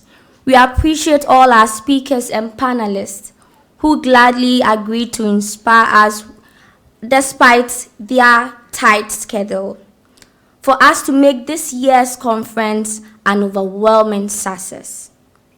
I believe we are all inspired by your words and the concrete strategies for Africa's re-emergence that you have shared with us. Our enormous gratitude goes to our main sponsor, ZPay, and other of our sponsors, Golden Palm Investment, Bantaba, and the Vice Chancellor's Office for finding value in the Africa Together Conference, and despite the ongoing global financial crunch, has decided to substantially fund the conference for us to see what we have experienced today. We do not take your sponsorship for granted, and we hope to collaborate more with you in future to create value and impact for Africa. We must also mention our deep appreciation for all our partners, including African-related student societies, organizations such as the Mola Institute, and the many Cambridge African University colleges and centers who rallied up to ensure the success of today's conference. There were many remarkable feats at this year's conference, and I would like to highlight just one of the most proudest of it. For the first time, we were able to collaborate with the Museum of Archaeology and Anthropology at the University of Cambridge to showcase some valuable artifacts, particularly the wooden replica of the famous Benin bronzes, which was symbolic of our theme of taking back control. We appreciate the kind gesture of the Museum of Archaeology and Anthropology in allowing us to display these artifacts, and we hope to keep this and the many partnership that would have evolved and has evolved from this conference into the future. Most importantly, we would like to thank each one of you, our extraordinary attendees, for making time to join us and sparing your Saturday to listen to our amazing speakers and keynote speakers, empowering us with your thought-provoking questions and believing in us. We are grateful for your audience and participation. Finally, I would like to thank all known and unknown hands that contributed to the success of this program. I'd like to express my deep sense of gratitude to our team members who, despite the unique challenges faced through the academic year and the conference organization, have embodied our core values of resilience, community, and excellence, particularly in executing this year's conference strategically. I would like to use this opportunity to express my profound gratitude to Ms. Kenechukwu Nwagbo, the ATC Head of Logistics. Can you join me here? For her exceptional leadership and organizational skills. She ran this.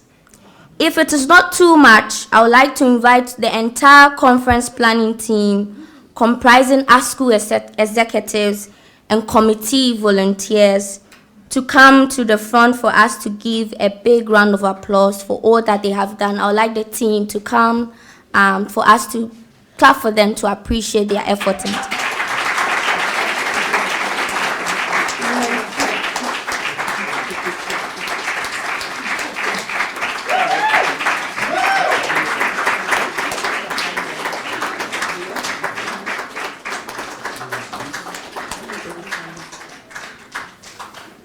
We couldn't have made this possible without your time, despite the rigorous academic demands at the University of Cambridge.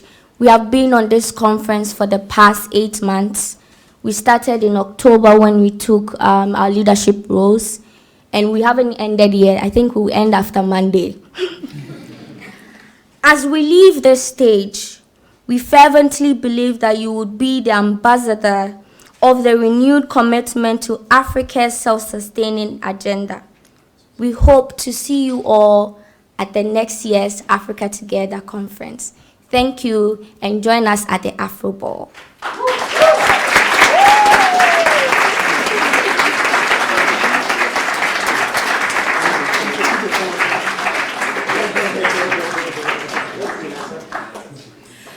Thank you very much. Thank you everybody for coming. As Alice said there, please join us at the Afro Bowl. Drinks reception kicks off at the Isaac Newton Suite at the Hilton Hotel at 6:45. Dinner's at 7:45.